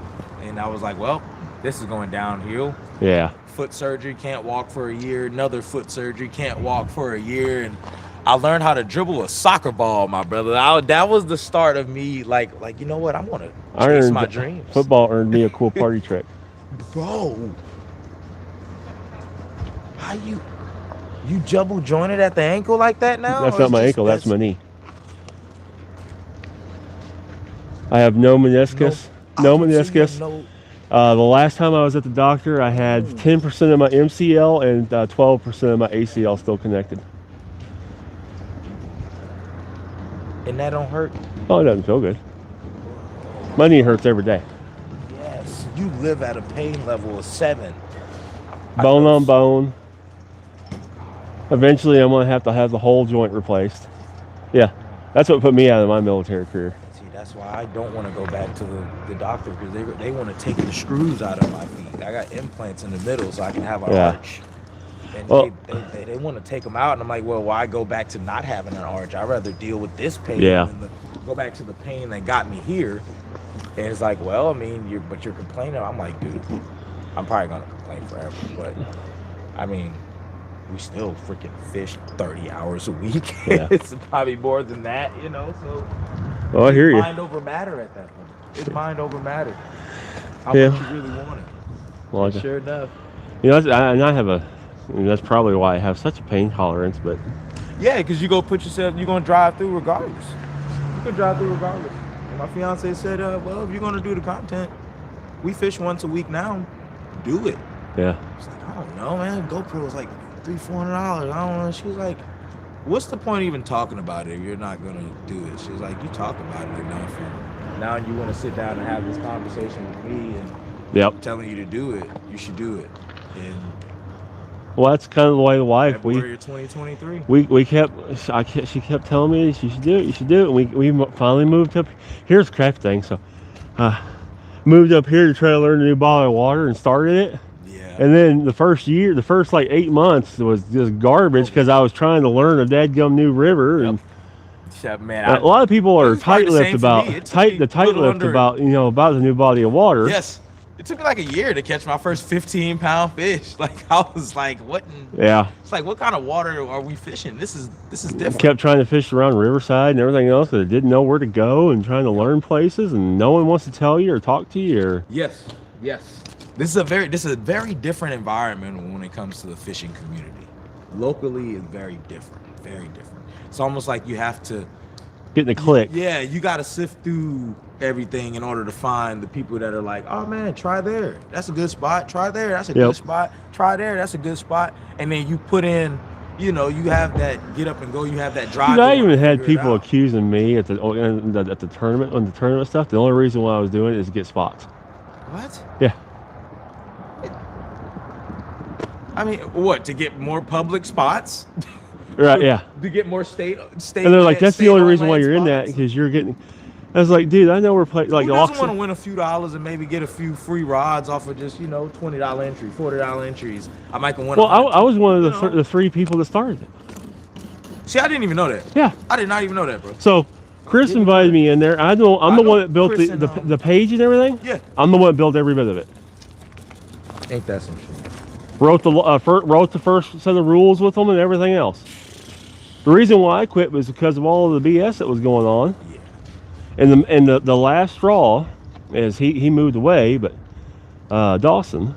Yeah. So we were, I wasn't too fond of him. There for a while we were fishing together and stuff and everything.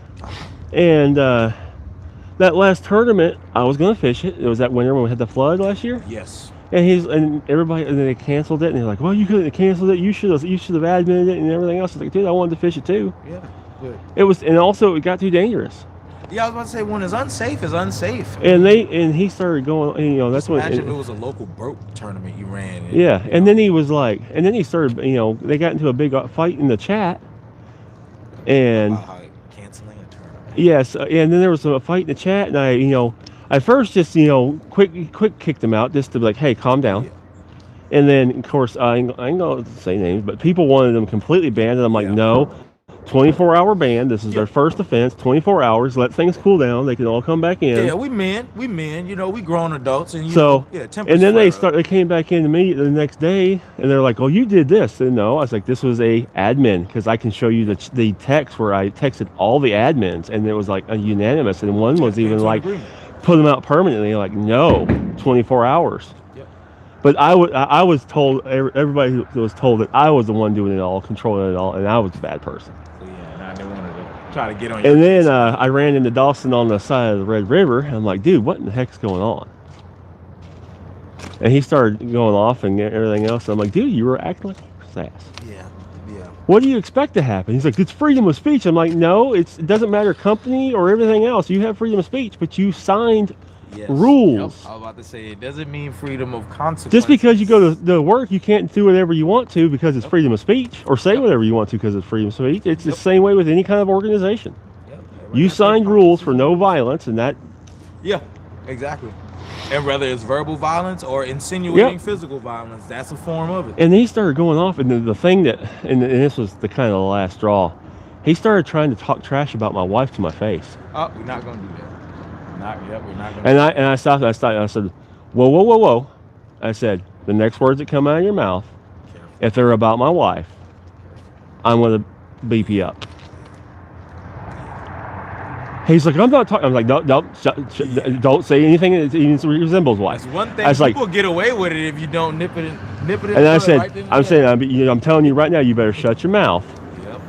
Because the next words that come out of your mouth is about my wife. He's pretty slick on how he says certain things. I said, the next words that come out of your mouth is anything about my wife, related to it, offensive or not offensive. Yeah, we're gonna have a problem. I was like, it wasn't going to be a problem.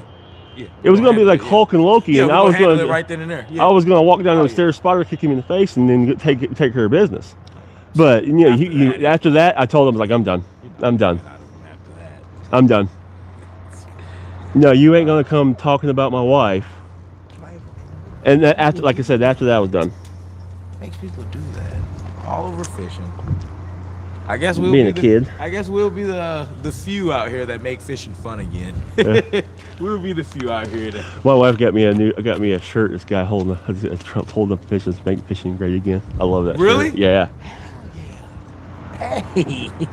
I love wearing that shirt. And I've been looking on the line. I was like, I want to find some funny shirts. She got me one that says I'm a masturbator, and this guy baiting a hook. I seen one and I missed the promo. I was messing around on TikTok, and during holiday season, during Christmas, dude, they had some of the most creative fishing shirts, and I missed out on like so many. I was like, dang it. Oh, yep. Sorry, y'all. We're over here chatting it up. I've caught 2 carp.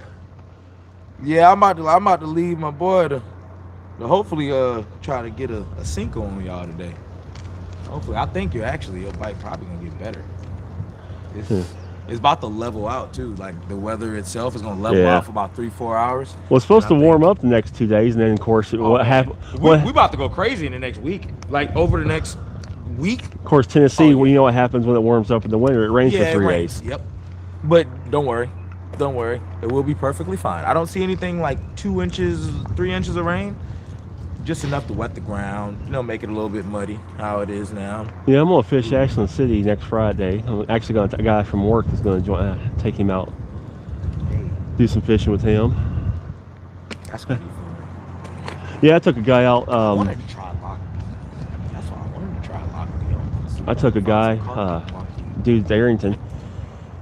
We worked together, and he hadn't caught a fish all last year, so we went out there. First fish of the year. Sturgeon. Wow.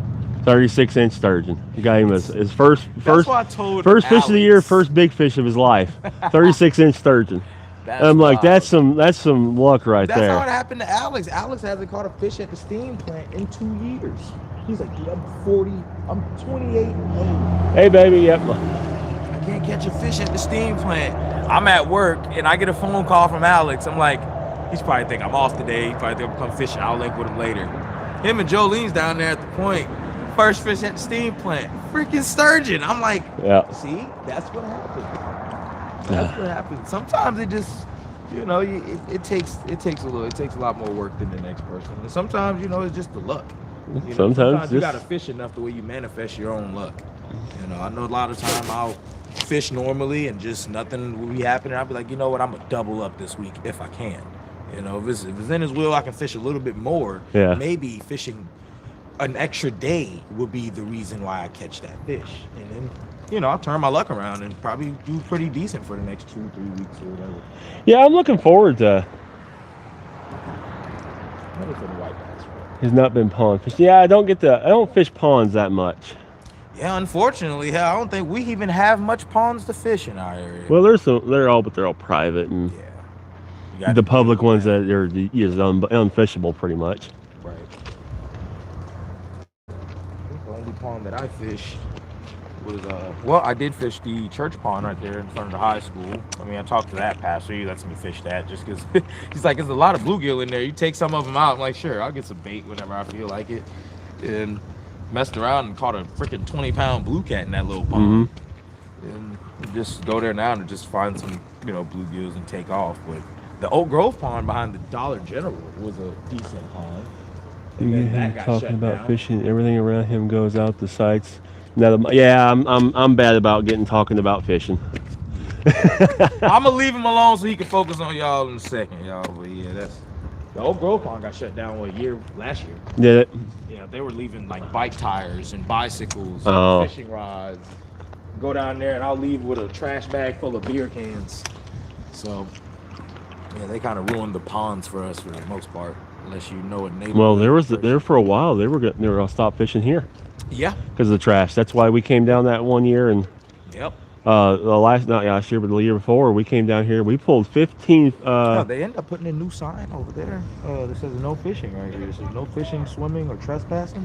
That little sign over there, because they someone for like probably a week straight. I remember I came to the steam plant probably for 2 weeks straight, and one person showed up and they literally would park their car right there every time, like not even care. And we're like, hey, you can't park over there. You know what I'm saying? They gonna if security, I don't know when they hiring them and when they on shift, but security gonna run you off. You can't park here. Like, just park in the designated and walk across the street.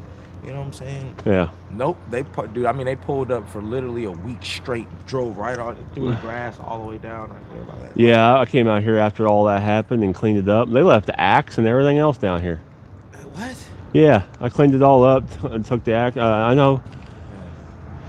Yeah, they left all kinds of mess. Big dog, I'm gonna leave you. All right, man. Good talking to you. Try to find me a buffalo. We'll have to get together and do some fishing sometime. We will. We definitely will. When I pulled up, I said, I'm going over there and talk to my boy. Billy over there. Said, man, yeah, we're gonna figure something out. We're gonna figure something out because I'm only gonna get more time anyway. I'm only gonna get more time. You know, my body's failing me, especially working on cars. I can't lift tires and do all the stuff that I used to do. So it's rough. Yeah. It's what happens when you start getting older. Yeah, you right. I'm fresh in my 30s, man. I'm 31 years old, man. My body, that doctor told me your body like 50. I was like, okay. Yep. Okay. Take it easy, man. Hopefully you sir. catch some. I hope you catch some today. Man, I'm gonna find something. I want some ribs. I eat the buffalo ribs. So I definitely hope I find something. Nice. Yeah. You done convinced me to do some pancakes. Nice. Have a good one, sir.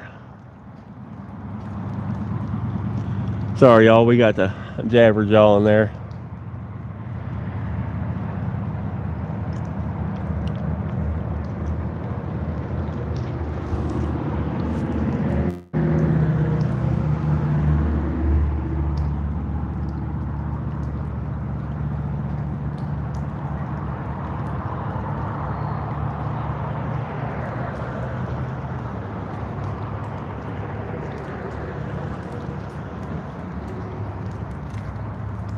Caught 2 shad yesterday. Yeah, you did catch 2 shad yesterday, Will.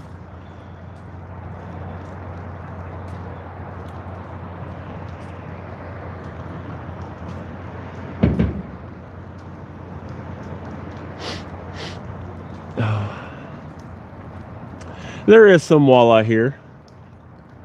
So the setups I'm using are Hellcats. These are the original Hellcats. They're medium action. The rods are Cast King Megatron, size 6,000.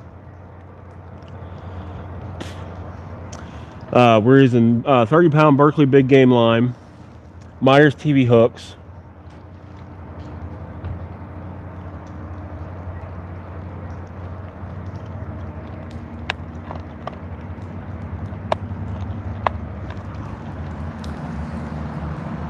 Have a coffee? That's a good idea.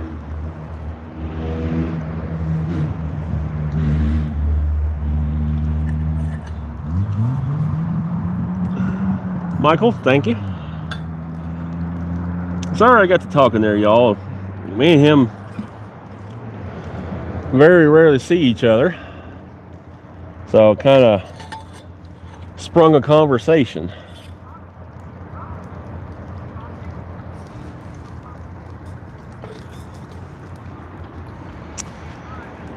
Any cat? There's cats here.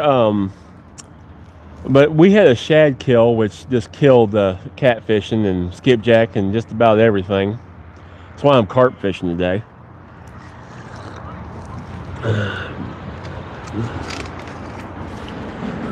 I'm going to rebait that pink rod here in just a second.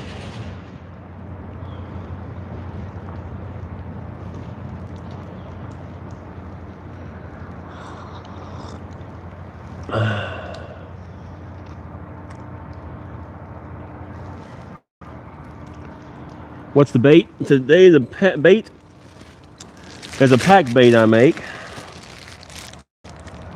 It's got oats, corn, grits, breadcrumbs, strawberry jello.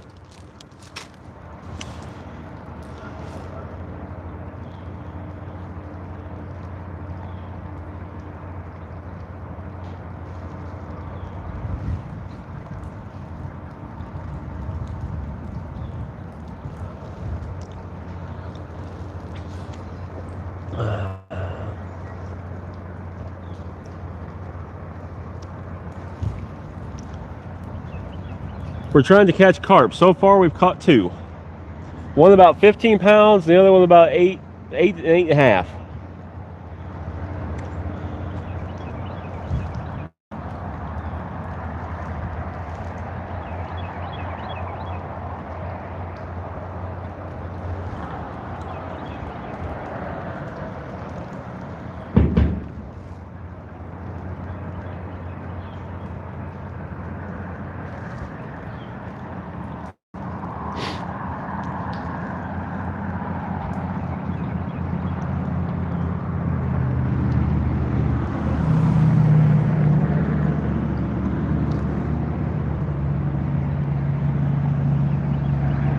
Yeah, let's rebait right quick. First time coming across your channel. Tennessee, yes. Retro River Walker, thank you for joining us. Yes, we're in Tennessee. On the Cumberland River. We're actually in Cumberland City on the TVA steam plant outlet.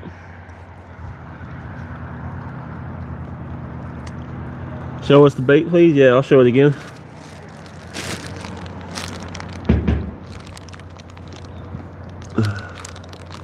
But it's corn, breadcrumbs. We got enough for a couple more baits.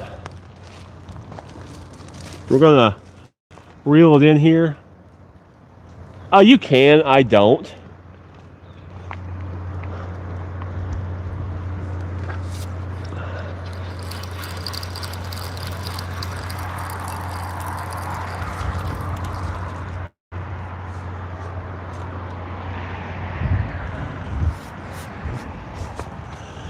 Yeah, I typically don't tend to chum unless I have just like a little. If I have any left in the bag when I finish baiting up and then don't have enough for another bait, I'll throw it in the water. But that's about all I do for chumming.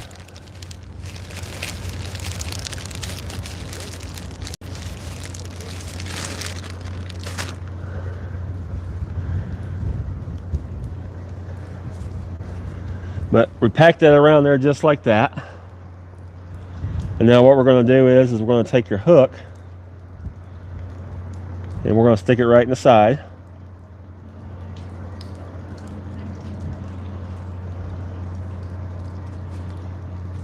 And that's our fake piece of corn. And it's a lot brighter than everything else. They get that fake piece of corn, it's over.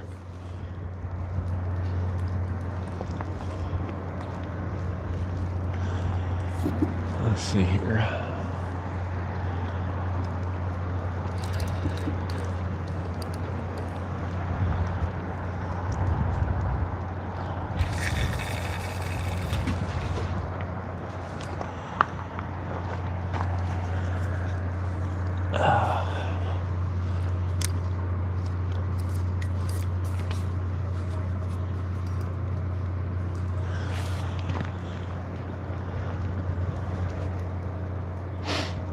And we'll have to be careful not to get that one, if we get a fish, not to get tangled up with each other.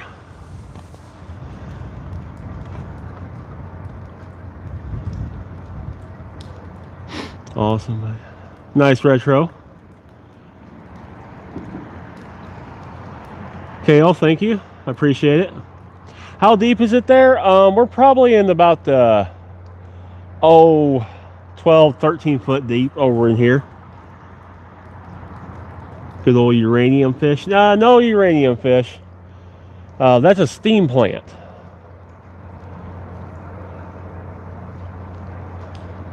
So no three-eyed Simpson fish.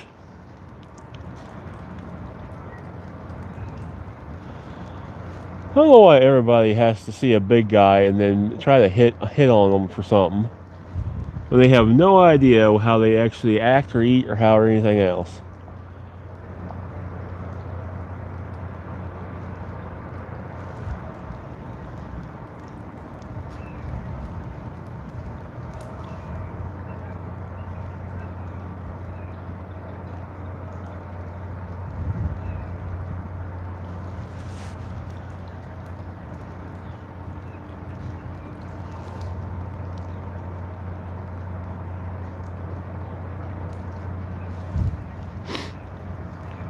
Thank you, Michael. Appreciate you.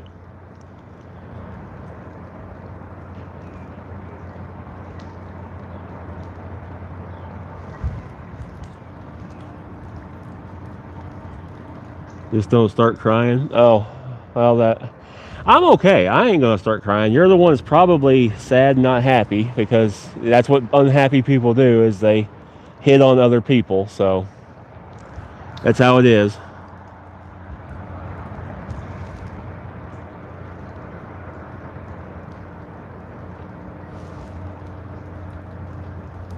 Well, no, you need a life. Bye.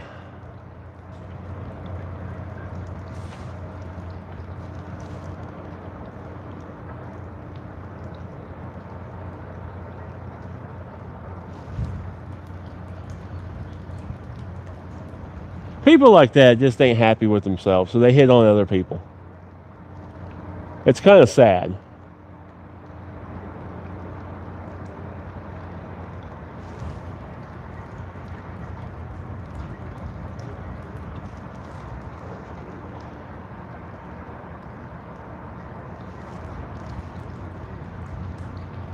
Glenn, we're fishing for carp.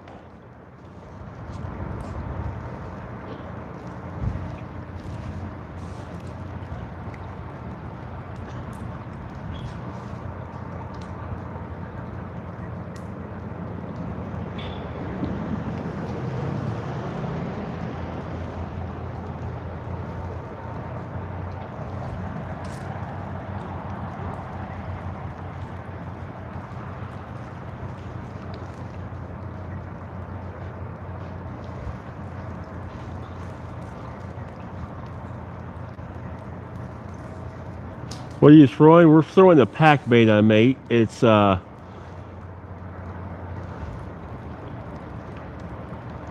corn, grits, breadcrumbs, strawberry jello, oats.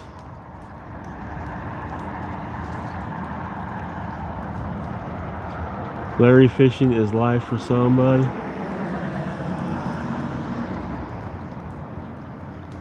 Yeah.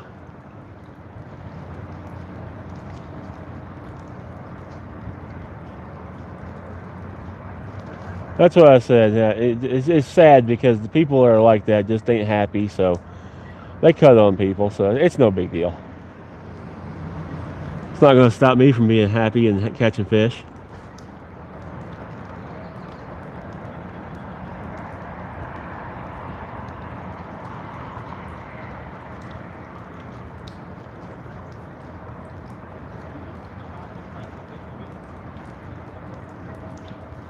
Michael, thank you very much. I appreciate that.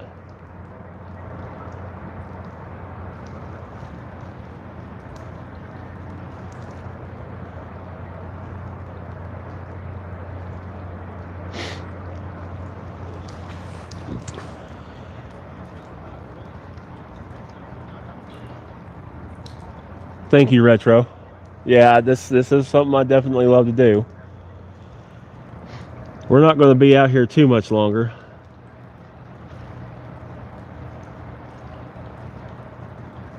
You're right, baby.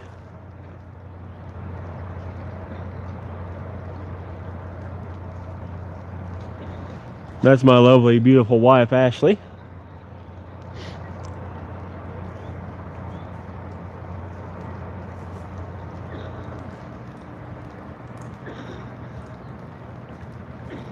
Glenn, that's awesome. I'm glad you're going to try them out. I hope they work for you.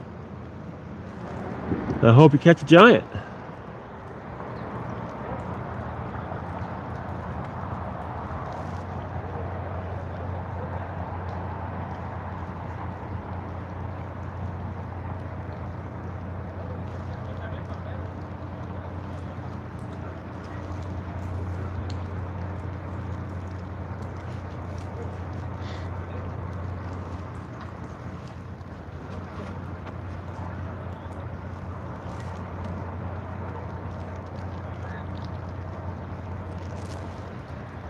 If you could all take a second and double tap the screen for me, hit the like button if you haven't. I'd greatly appreciate it.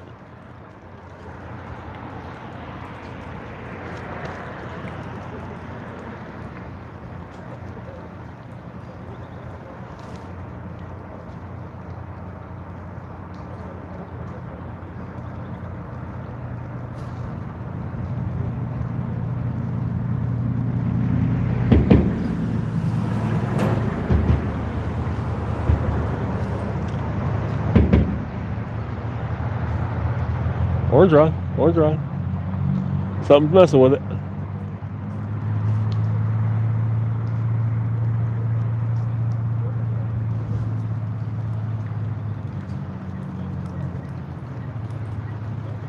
Glenn, yeah. We're off. This is the power plant, and this is the outlet to the plant, and it feeds right out here to the Cumberland River. Thank you, Retro. Yeah, double tap, subscribe, everybody.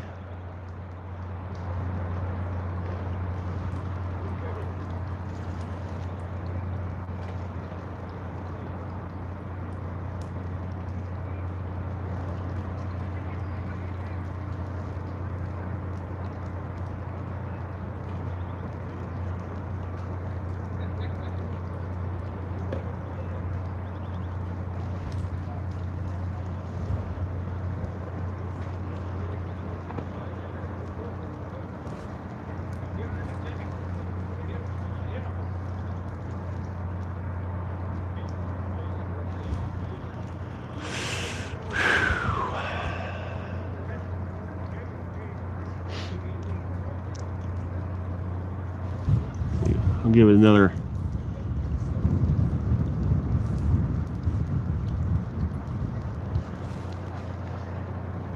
Give it another 45 minutes or so.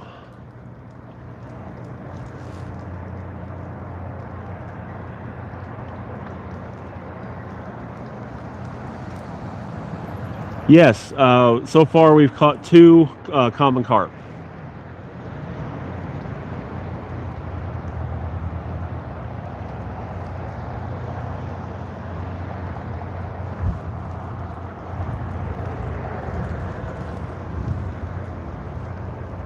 Yeah, see, there's one of those dead shad right there.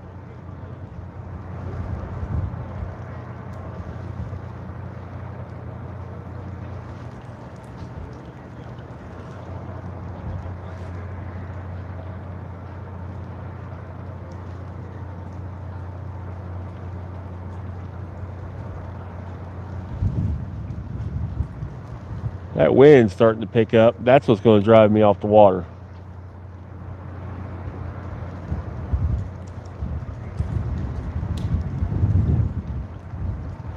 So we have common carp, grass carp. There's mirror carp, which is actually just a common carp that has a genetic difference in it that makes its scales translucent. Then we have, of course, the Asian, the invasive Asian silver carp. And then we also have buffalo.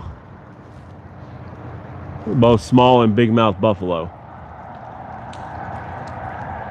Most of that's wind, Glenn. Wind's really starting to pick up.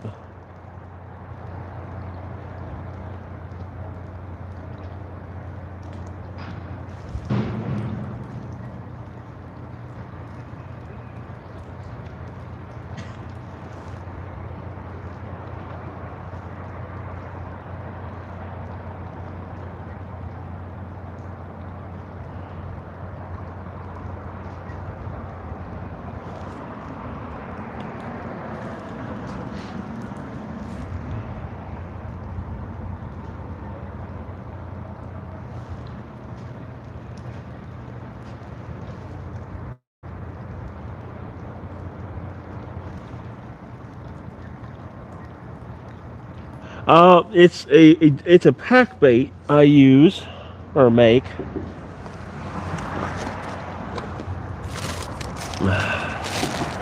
It's got oats, breadcrumbs, grits, strawberry jello, corn, a lot of different, a few different things in there. We're gonna rebait this orange rod.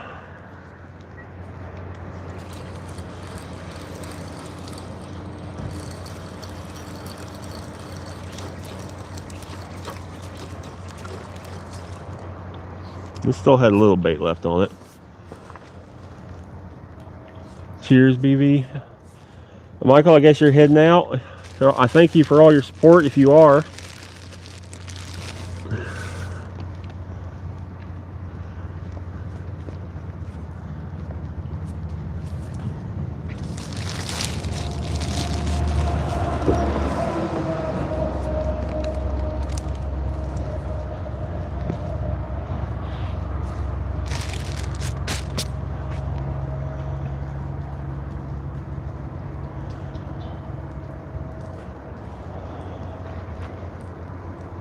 We're gonna make a pack. That's pack bait on a method feeder wrapped up there.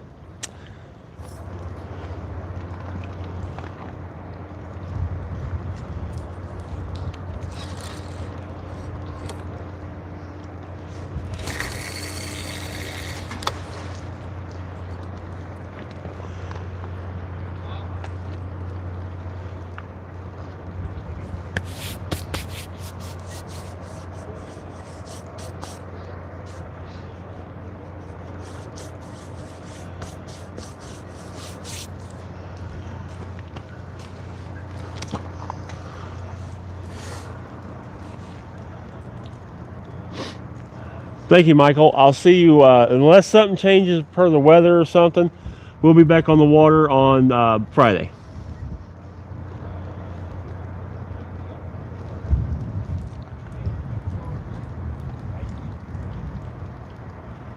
A little bit like chum, yeah. So it kind of like just falls off of it and makes like a little pile around your method feeder, and that scent kind of gets carried down. So it does kind of work like a chum, yes.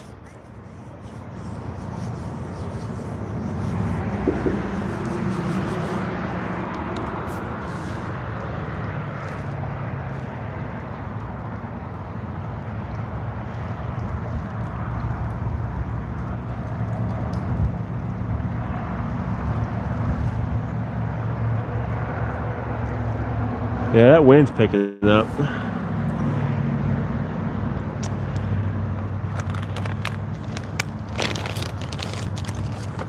No worries. Question. Hey, that's how we learn, is by asking questions. Ask away.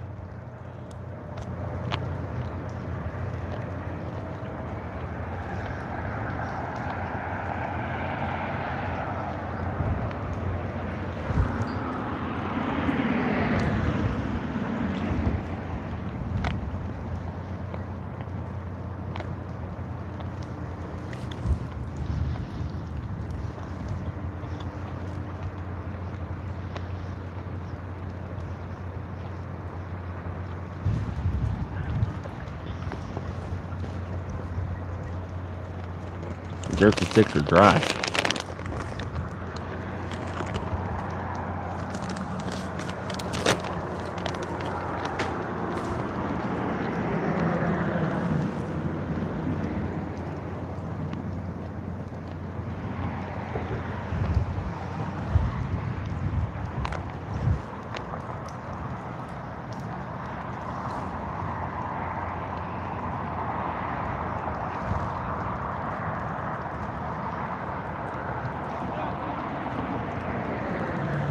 So for my live, I'm using my phone, which is a Samsung Galaxy S21 Ultra.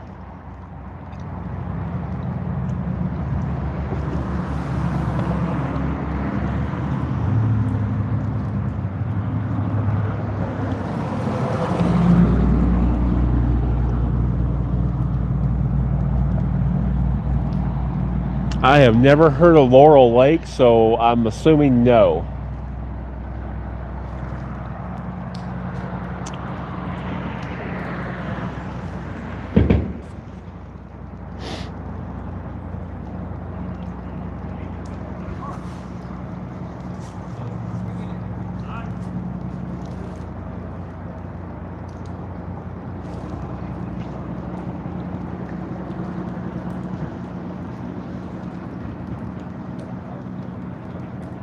I just want to give a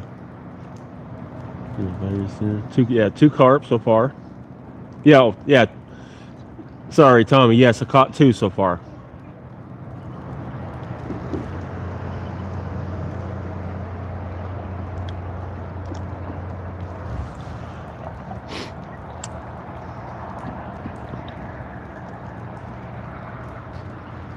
Yeah, the one was about 15 pounds.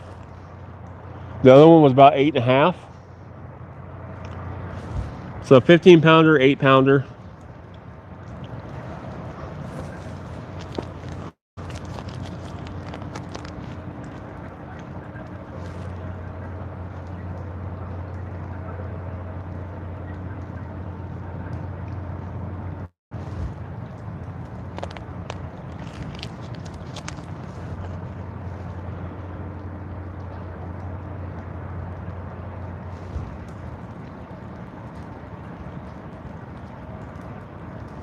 Yes, both commons.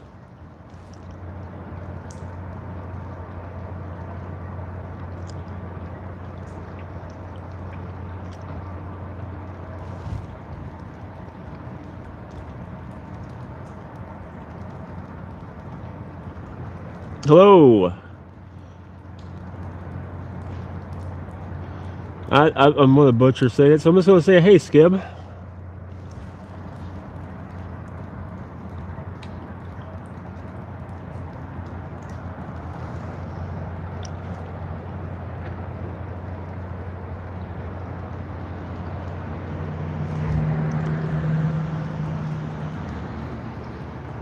Yes, we have mirror carp in, here, yes. Which, mirror carp are actually just common carp that have a genetic deformity, and that's why their scales are different. Learned that last summer.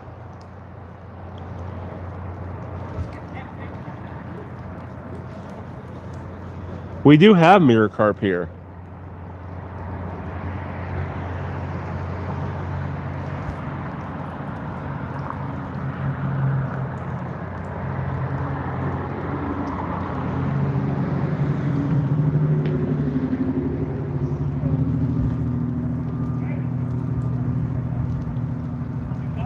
Dennis, I remember you. Thank you for joining us again.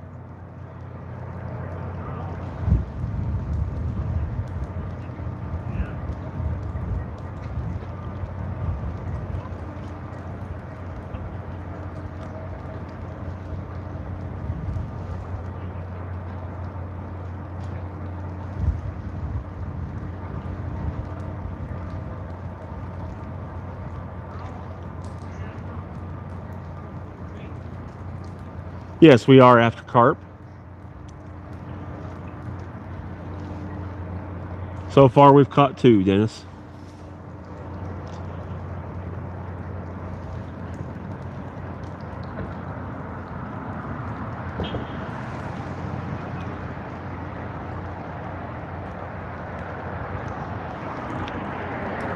Thank you. Appreciate that. Yeah, I think we're going to bait up this pink rod one more time, because we're almost out of bait. I have enough about one more bait. So, you know, let me bait that right quick. So we're using a pack bait I make. It's corn, oats, strawberry jello, grits, breadcrumbs.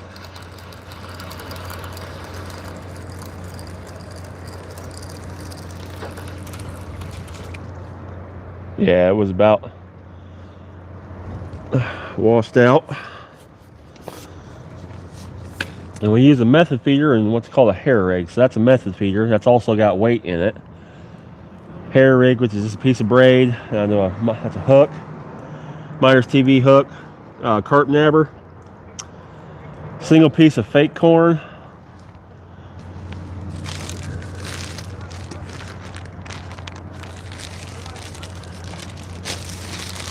And I have just enough bait to make one left. One more. And it's not even going to be a full one.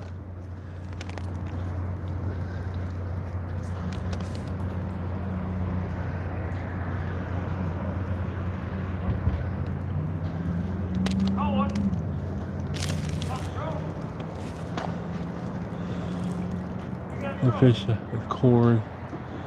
I catch yeah, but there we go. That's what it looks like.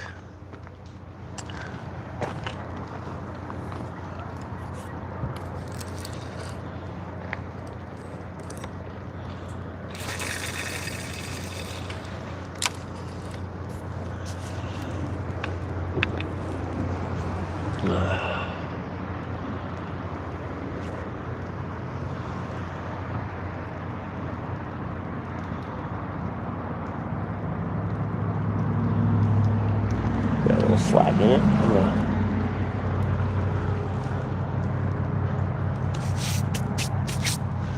That's the last of my bait. We'll give it 20-30 minutes and see if we get anything. If not, that's probably... Wife and kids are great. I thought they were going down.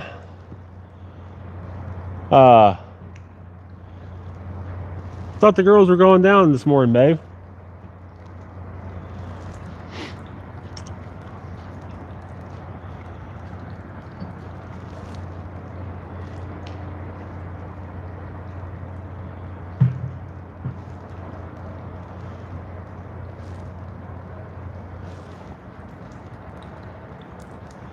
We got started about 7 o'clock this morning.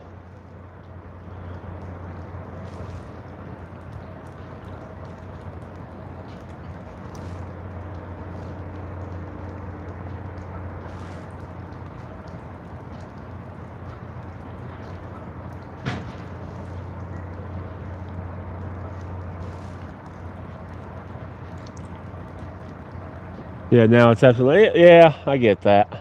That's what they usually do. But thank you for being awesome, baby, and getting the lunch and everything sorted.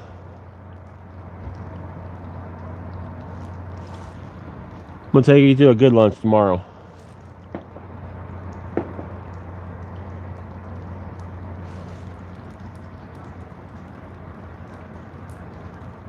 Yeah, I know they will. If so, I'll fix dinner.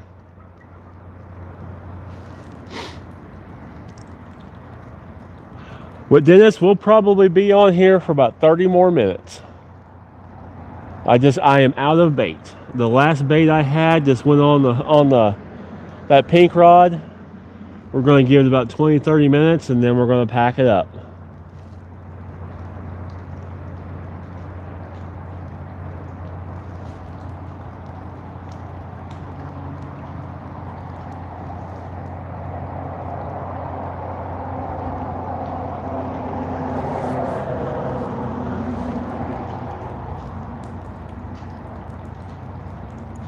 If y'all could hit that like and stuff before you leave, before we're over, subscribe, tap that screen, just start tapping to get them hearts and stuff to start popping up. That helps.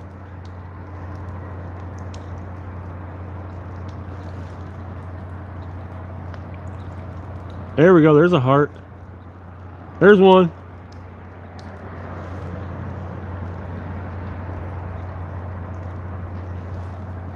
There's the hearts. There we go. Tap, tap, tap-a-roo.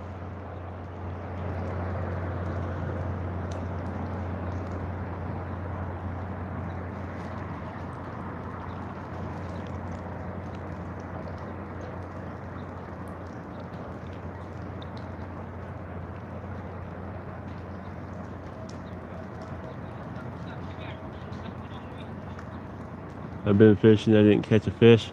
It's been slow out here. I didn't even bother catfishing or anything because of that shad kill, and nothing yesterday. So we came out here carp fishing today, and we've managed to put 2 on the bank.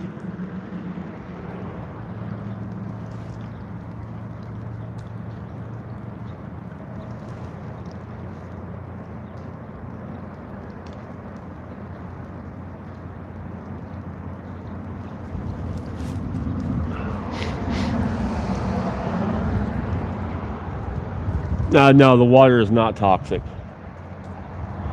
That's a steam plant.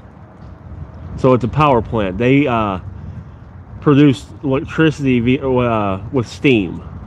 No chemicals. No radiation. No, it's nothing like that. It's a straight old-fashioned steam plant.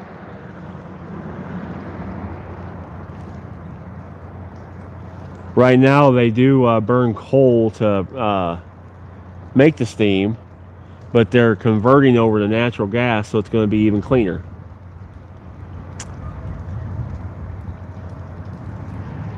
No, I am not going fishing tomorrow. We got a little family trip to go see my bonus daughter for her birthday. And then I'm going to take my wife out to a nice lunch.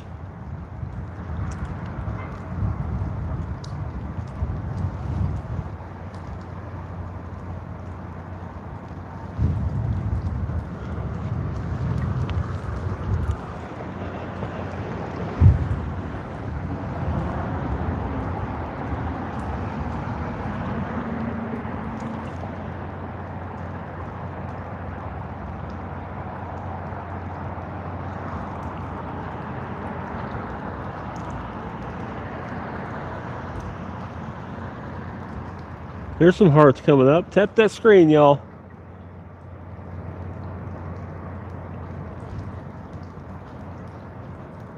Tonight, I think me and the wife are going to watch the rest of the Fallout series. Looking forward to that. Dennis, I will be live next Friday. Next Friday night is the plan for the next live.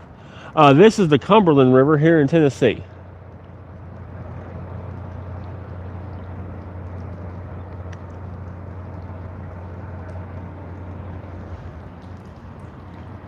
Super Bowl pick?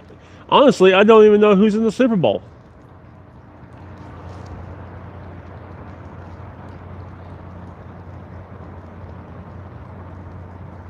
I love football, but I lost interest when they started doing political stuff with football.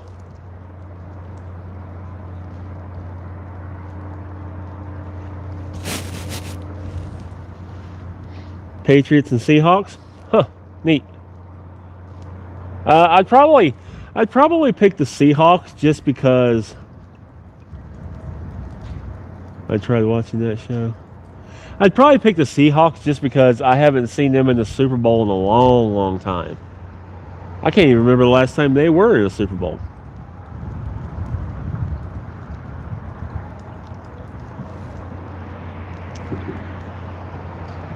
Kind of one of those root for the underdog type things, in my opinion.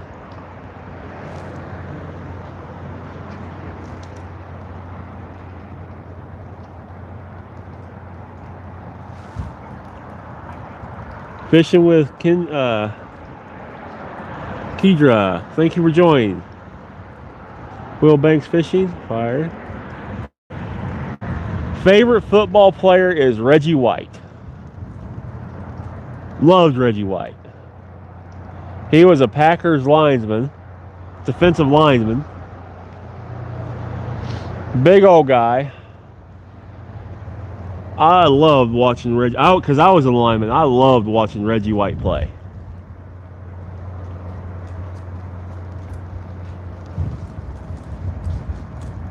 Don, we've caught 2.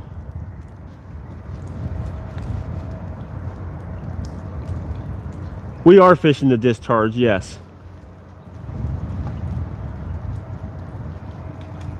Who is that? Reggie White was a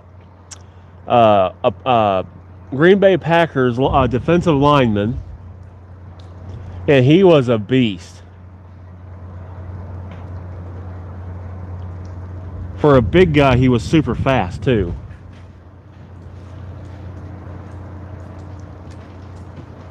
He ran back one of the longest defensive touchdowns in Super Bowl history.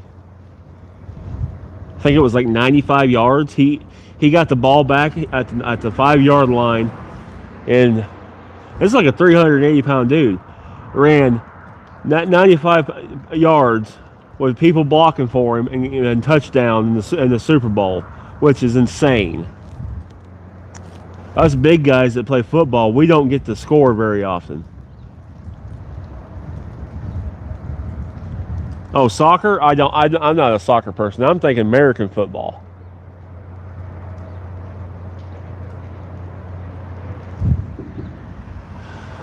Nathan, it's going well. How are you? Yep, that wind's starting to really, really suck.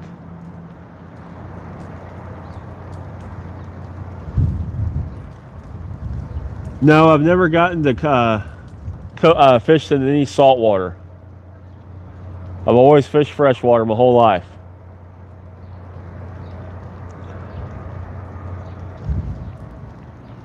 No, we are carp fishing. No complaints in North Carolina except for the ice. Yeah, we finally got rid of it for the most part. I love American football. I used to play until I got my knee busted.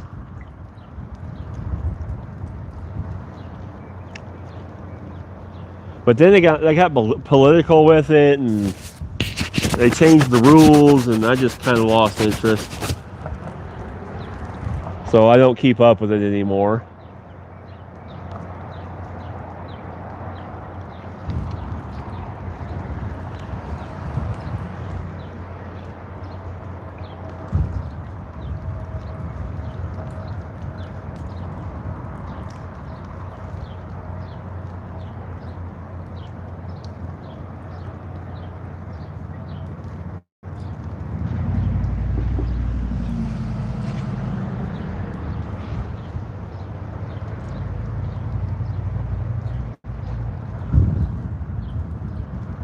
Sam, yes, we've caught two common carp.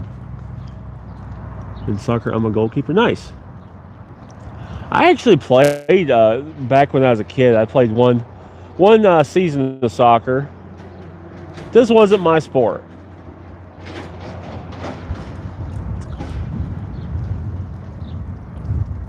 From Delaware, nice. Nathan, we've caught 2 common carp today.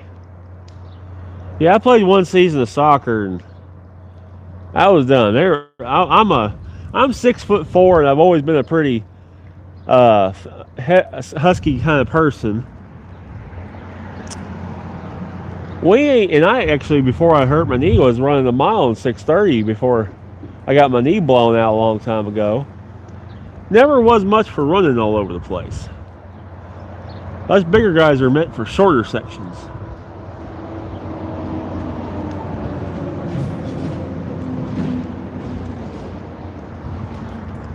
It's like gimling. We were meant for short spurts.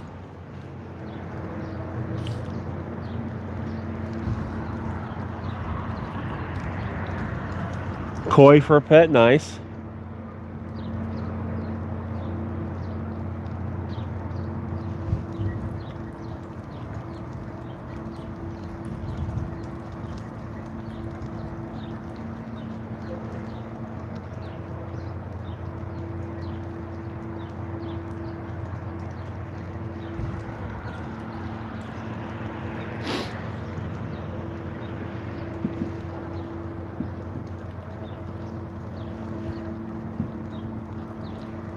Oh.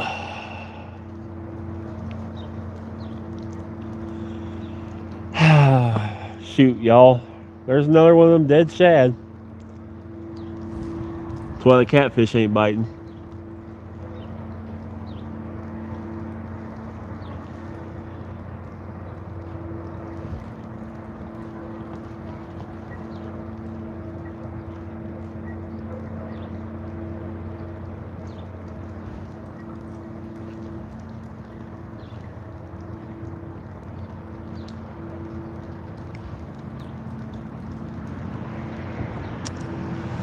Y'all fish got 10 minutes. 10 minutes.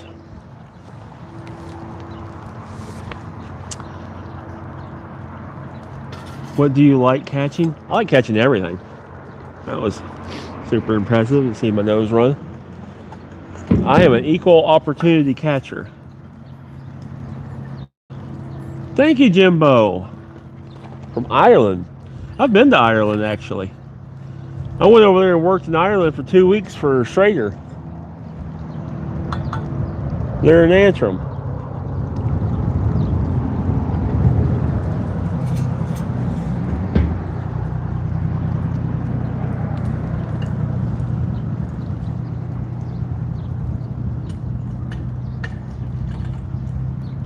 So for bait this morning, I don't have any more because the last of the baits on the hooks is a pack bait I make, and it's made up of oats, grits, breadcrumbs, strawberry jello, corn.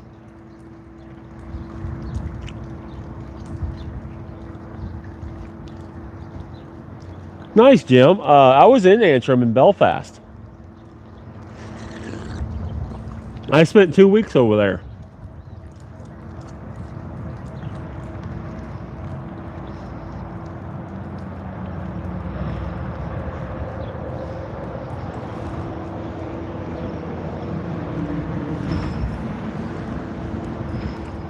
Hello from New Zealand. Well, hello, Ben. Welcome in.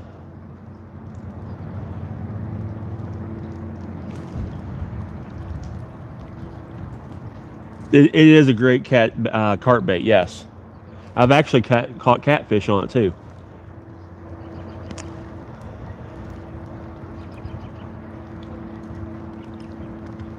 It was cool, Jimbo. It was really cool over there. I was over there for 2 weeks. No, I didn't get to fish over there. But the group of guys, group of people I was working with took me over to one of the locks over there so I could see what your guys' locks look like, because they knew I was big fishing and hunting. And we had a breakfast there on the lakeside, and never got to fish it though. Jimbo, when I was over there, it was warm, cold, snowed, ice, rained, and then warmed back up. Y'all's weather over there in Ireland is crazy.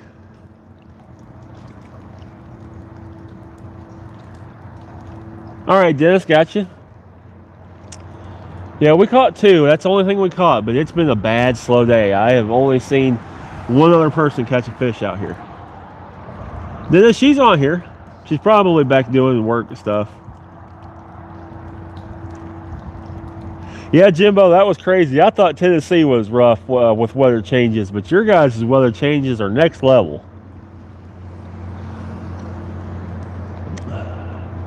One day I'd wear a t-shirt, the next day I was putting on everything I could because it was icing. And the following day I was back to the t-shirt.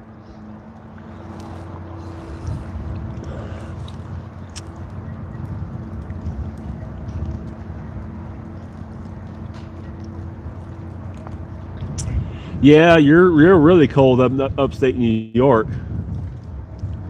The country is sunny, I bet, Dennis. Yeah, there's my wife. There's their beautiful woman, mine.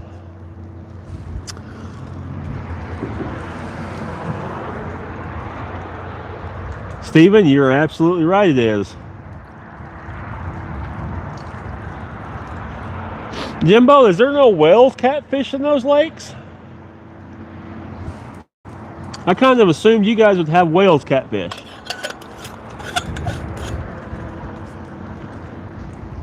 Cats are night fish, being more active.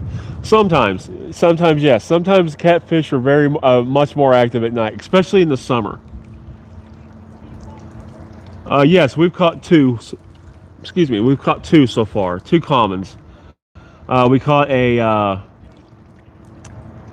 definitely not to know of. I've caught 2 commons. The one was 15 pounds. The other one was about 8 pounds. No problem, Thomas. Brass monkeys, pike, salmon, trout. Got you, Jimbo.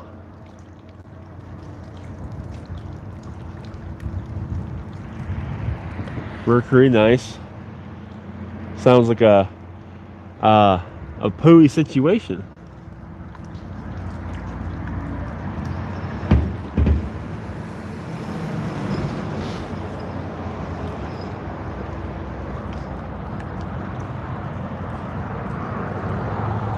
.36-inch pike, nice. I've caught a couple big pikes back when I grew up in Illinois, but I haven't caught any pike or muskie since I came down south.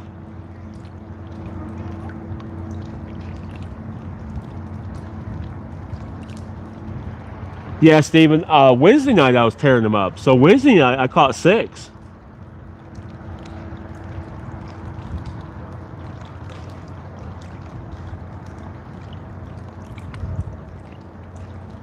Yesterday we had a shad kill here yesterday. There's so many dead shad in the river that it's unbelievable. You can just sit here and every now and then just see dead shad just floating down river. We're on Flat Lake, and we caught 2 pike. Nice. Get that bigger one I've ever caught. Nice, Jimbo. That's a good one. Can you go pike fishing? We don't have really that big of a pike or musky fishery here. I mean, it's very few and far between. Yeah, Steven, Wednesday night was fire. I would have stayed longer, but I was just getting so cold Wednesday night. At one point there before I left, even with 2 pair of socks and insulated boots, I couldn't feel the bottom of my feet because I was sitting on ice and it was 28 degrees and we had a 15-mile-an-hour wind. Or I could have stayed Wednesday night and probably caught another 5 or 6 fish. But I was just so miserable cold. Brandon, Wednesday night was all catfish. That was 6 catfish. Yesterday we catfished, and like he said, the shad kill skunked us yesterday. Today I came out here. I usually bring a cat rod, but I didn't even bother with a cat rod with the shad kill. We're just carp fishing, and we caught 2.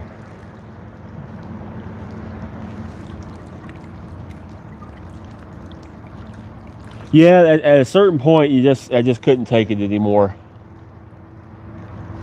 I can take the cold pretty good, but that wind, when you're in 15-mile-an-hour wind at 28 degrees, it feels like negative something, and you start losing feeling. It's time to pack it up. My PB fish is a 75-pound flathead.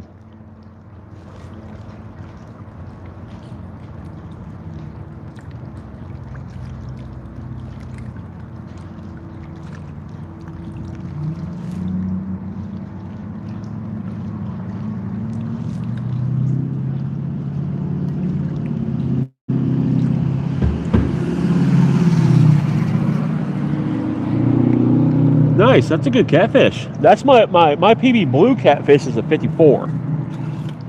Just under 55.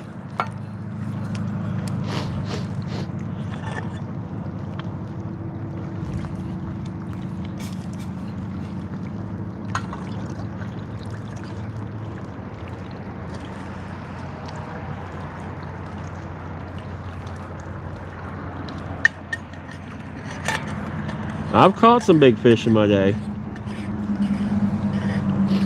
I caught 6 trophy fish last year.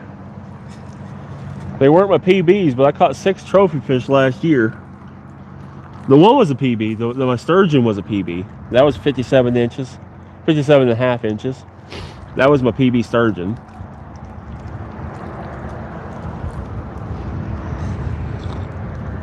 You should go check out that. Fish video. It's called "Fight with a Dinosaur" or something like that.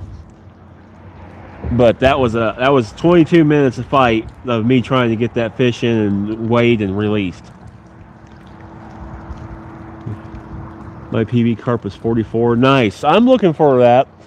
My biggest carp right now is 28 pounds, I think is what it was, and it was 36 and a half inches, which classified it as a trophy for Tennessee.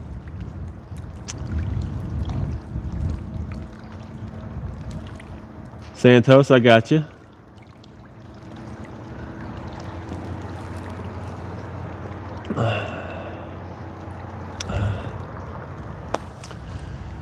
Y'all, I hate to,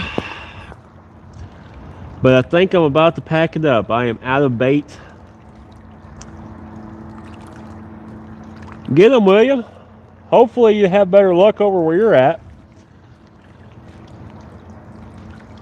Well, we were fishing for carp, and we caught 2, but I am completely out of bait.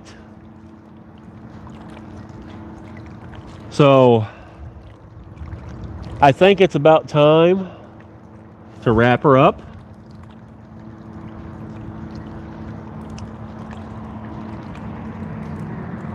Santos, I mean, depends. Depending on where you're fishing, especially when it's cold water, the freshwater fish are really good. Well, Dennis, I mean, I don't hate to end, but we've been going. I'm out of bait, so I mean, we're just going to be sitting here, which is good. But I think it's about time to pack her up, go home, get a hot shower. Chicken holler at you later. All right, William, take care. Take a hot shower. Maybe get a bite to eat. Yeah, hang out with the wife and kids tonight.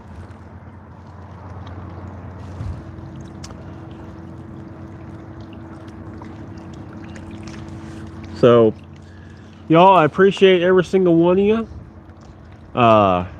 You guys make the channel. All your support goes a long way, and I greatly appreciate it. Can't say how much I actually appreciate you guys. This is Cumberland City by the TBVO plant. But I'm going to jump off here, get packed up, get warmed up, get me a bite to eat, and spend some time with the family. But until Friday night, I'll be live again Friday night. You guys check out my videos, hit the like, hit the subscribe. That all supports the channel more than you could ever know. But we'll catch you next Friday. Unless something crazy with the weather happens, we'll be live next Friday. If not, it should be Saturday.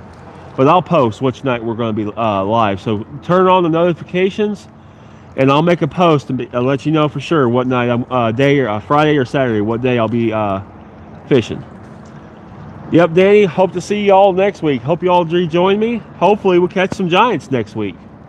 But until then, take care, y'all. Bye-bye.